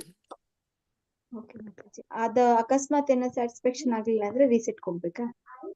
ಹಾ ಮಾತಾಜಿ, ರೀಸೆಟ್ ಅಲ್ಲ, ನಿಮ್ಗೆ ಅದು ಮತ್ತೆ ಚಾನ್ಸ್ ಕೊಡುತ್ತೆ, ಮತ್ತೆ ಮಾಡ್ತೀರಾ ಅಂತ ಕೇಳುತ್ತೆ. ಅವ್ರು ಅಂತಂದ್ರೆ ನೀವು ಮಾಡ್ಬೋದು. ಓಕೆ ಮಾತಾಜಿ, ಧನ್ಯವಾದಗಳು. ನಿನ್ನೆ ವಾಟ್ಸಪ್ ಕೊಟ್ಟಿದ್ದು ಲಿಂಕ್ಗೂ ಜಾಯ್ನ್ ಆಗಿದ್ದೀವಿ, ಇವಾಗ ಕೊಟ್ಟಿದ್ದು ಜಾಯ್ನ್ ಆಗಿದ್ದೀವಿ. ಯಾವ್ದಕ್ಕೆ ಅಟೆಂಡ್ ಆಗೋದು? ಮಾತಾಜಿ ಎರಡು ಒಂದೇ ಮಾತಾಜಿ, ಲೆವೆಲ್ 2 ಕೊಟ್ಟಿದ್ದು. ಹೌದಾ, ಅದಕ್ಕೂ ಜಾಯ್ನ್ ಆಗ್ಬಿಟ್ವಿ. ನಿನ್ನೆ ಕೊಟ್ಟಿದ್ರಲ್ಲ ವಾಟ್ಸಪ್ ಅಲ್ಲಿ. ಹಾ ಮಾತಾಜಿ, ಟೈಮಿಂಗ್ ಎರಡು ಅದಕ್ಕೂ ಒಂದೇ ಜಾಯ್ನ್ ಆಗಿದ್ದು. ಹಾಕಿದ್ರೆ ಸೇಮೇ ಬರುತ್ತೆ ಅಲ್ವಾ ಮಾತಾಜಿ? ಹಾ ಮಾತಾಜಿ 7 o'clock ನಿಮ್ಗೆ ಸಿಗುತ್ತೆ. ಅಕಸ್ಮಾತ್ ಇವಾಗ ಇರೋದು ಟೈಮಿಂಗ್ಸ್ ಗಳು ಮಾತಾಜಿ ಅಂದ್ರೆ ನಾವು ಇದಾಗ್ಬೇಕಂದಾಗ ನೋಡೋದು 6 AM ಒಂದಿದೆ, 3 PM ಒಂದಿದೆ, 7 PM, 9 PM ಅಂತ ಏನೋ ಇದೆ ಮಾತಾಜಿ. ಇಷ್ಟೇನಾ ಅಥವಾ ಅರ್ಲಿ ಮಾರ್ನಿಂಗ್ ಏನಾದ್ರು 5 PM 5 AM ಇಲ್ಲ ಇಲ್ಲ ಇಲ್ಲ ಮಾತಾಜಿ, ಆತರ ಏನಿಲ್ಲ. ನೀವ್ ಇವಾಗ 7ಗೆ ಜಾಯ್ನ್ ಆಗಿದ್ದೀರಾ ಅಂದ್ರೆ ನಿಮ್ದು ಲೆವೆಲ್ 2 ಕೂಡ 7ಗೆ ಇರುತ್ತೆ. ಯಾಕಂದ್ರೆ ಅಕಸ್ಮಾತ್ ಅರ್ಲಿ ಮಾರ್ನಿಂಗ್ ಏನಾದ್ರು ಸಿಕ್ತು ಅಂದ್ರೆ ಅರ್ಲಿ ಮಾರ್ನಿಂಗ್ ಜಾಯ್ನ್ ಆಗ್ತೀನಿ ಮಾತಾಜಿ, ಅದಕ್ಕೆ. ಇಲ್ಲ ಮಾತಾಜಿ, ಅದಕ್ಕಿಂತ ಅರ್ಲಿ ಮಾರ್ನಿಂಗ್ ಯಾವ್ದಿಲ್ಲ. ಮಾತಾಜಿ ಅರ್ಲಿ ಮಾರ್ನಿಂಗ್ ಅಂದ್ರೆ 6 AM ಗಿದೆ ಮಾತಾಜಿ. ಅದು ಥರ್ಸ್ಡೇ ಫ್ರೈಡೆ ಇದೆ ನೋಡಿ, L2 ಲೆವೆಲ್ 2. ಇಲ್ಲ ಮಾತಾಜಿ, ಅಷ್ಟು 6 AM ಗೆ ಅಂದ್ರೆ ಇಲ್ಲಿ ಮುಗ್ಯದೆ 8 o'clock ಆಗ್ಬಿಡುತ್ತೆ. ಮಕ್ಳಿಗೆ ಪ್ರಿಪೇರ್ ಮಾಡಕ್ಕಾಗಲ್ಲ, ತಿಂಡಿ ಎಲ್ಲ ಕಷ್ಟ ಆಗುತ್ತೆ. ನೀವು ವಾರದಲ್ಲಿ ಕೆಲಸ ಮಾಡ್ಬೋದು ಮಾತಾಜಿ. ನೀವು ಅದ್ರ ಮುಂದೆ ಕೂತೆ ಇದು ಮಾಡ್ಬೇಕು ಅಂತ ಏನಿಲ್ಲಲ್ಲ. ನಿಮ್ಮ ಕಾನ್ಸಂಟ್ರೇಷನ್ ಅಲ್ಲಿರ್ಲಿ, ನೀ ಕೆಲಸ ಮಾಡ್ತಾ ಇರೋದಷ್ಟೇ. ಆದ್ರೆ ಉಪ್ಪು ಖಾರ ಹುಳಿ ಏನೂ ಹಾಕಲ್ಲ ಮಾತಾಜಿ. ಈ ಕಡೆ ಗಮನ ಕೊಟ್ರೆ ನಾವು ಹಂಗೆ ಆಗ್ತಿರೋದು. ನಾವ್ ಮುಂದೆ ಕುತ್ಕೊಂಡೇ ಬಿಡ್ಬೇಕು ನಾವು. ಅದು ಕಾನ್ಸಂಟ್ರೇಷನ್ ಅಲ್ಲಿಗೆ ಎಳ್ಕೊಂಡು ಹೋಗ್ಬಿಟ್ಟಿರುತ್ತೆ. ನೀವೇನಾದ್ರೂ ಒಂದ್ ವಿಚಾರ ಹೇಳೋದನ್ನು ಅದು ಆಲಿಸ್ತಾ ಇರ್ಬೇಕು. ನಾವ್ ಅಲ್ಲಿ ತರಕಾರಿ ಹಚ್ತಾ ಇದೀವಿ, ಅಲ್ಲೊಂದು ಒಗ್ಗರಣೆ ಹಾಕ್ತಾ ಇದೀವಿ, ಅದು ಬರೋದೇ ಇಲ್ಲ ಮಾತಾಜಿ ಅದು. ನೀವು 7 PM ಗೆ ಮಾಡಿ ಮಾತಾಜಿ, 2 ದಿನ ಅಲ್ವಾ ವಾರದಲ್ಲಿ. ಹಾ ಮಾತಾಜಿ, ಮಾಡ್ತೀನಿ. ಓಕೆ ಮಾತಾಜಿ, ಎಲ್ಲರಿಗೂ ಧನ್ಯವಾದಗಳು. ಜ್ಯೋತಿಶ್ರೀ ಮಾತಾಜಿ ತುಂಬಾ ತುಂಬಾ ಥ್ಯಾಂಕ್ಸ್ ಮಾತಾಜಿ. ಮ್ಯಾಜಿಕ್ ಆಗ್ತಾ ಇದೆ, ನೀವ್ ಇರ್ಲಿಲ್ಲ ಅಂದಿದ್ರೆ ಇದು ನನಗ್ ಭಯ ಆಗ್ಬಿಟ್ಟಿತ್ತು, ಇದೇ ಕ್ಲಾಸ್ ನಡೆಯುತ್ತೋ ಇಲ್ಲ ನಿಂತೋಗುತ್ತೋ ಅಂತ. ಮಾತಾಜಿ ನಿಮಗೆ ಥ್ಯಾಂಕ್ಸ್ ಹೇಳ್ಬೇಕು, ನೀವ್ ಹೇಳಿದ್ದು. ನಾವ್ ಈ ಕೆಲ್ಸ ಮೊದ್ಲೇ ಮಾಡಿದಿದ್ರೆ ಇನ್ನು ಚೆನ್ನಾಗಿ. ಹೌದು ಮಾತಾಜಿ, ನನಗೀಗ ಆಮೇಲೆ ಅನ್ನಿಸ್ತು. ಎಲ್ಲರಿಗೂ ತುಂಬಾ ತುಂಬಾ ಧನ್ಯವಾದಗಳು. ಹರೇ ಕೃಷ್ಣ. ದಯವಿಟ್ಟು ಎಲ್ರು ಅಟೆಂಡ್ ಮಾಡಿ. ನೀವು ಪ್ರತಿದಿನ ಬನ್ನಿ, ಇನ್ನೊಂದು 3 ದಿನ ಅಷ್ಟೇ, 3-4 ದಿನ. 4 ದಿನ ಇದೆ. 3 ದಿನ ಕ್ವಿಜ್ ಅನ್ನು ಒಂದೇ ಸಾರಿ 18 ಚಾಪ್ಟರ್ಸ್ ಒಂದೇ ಸಾರಿಗೂ ಅಟೆಂಡ್ ಮಾಡ್ಬೋದು ನೀವು, ಪ್ರಾಬ್ಲಮ್ ಇಲ್ಲ. ಹಾ. ನೀವು ಸರ್ಟಿಫಿಕೇಟ್ ತಗೊಳ್ಳಿ, ಮತ್ತೆ L2 ಗೆ ಬನ್ನಿ ದಯವಿಟ್ಟು. ಎಲ್ರು ತಪ್ಪದೆ ಬನ್ನಿ, ಎಲ್ರು ಸೇರಿ. ಹರೇ ಕೃಷ್ಣ. ಹರೇ ಕೃಷ್ಣ ಮಾತಾಜಿ, ಹರೇ ಕೃಷ್ಣ. ಹರೇ ಕೃಷ್ಣ. ಧನ್ಯವಾದಗಳು. ಹರೇ ಕೃಷ್ಣ. ಧನ್ಯವಾದಗಳು ಮಾತಾಜಿ, ಹರೇ ಕೃಷ್ಣ. ಮಾತಾಜಿ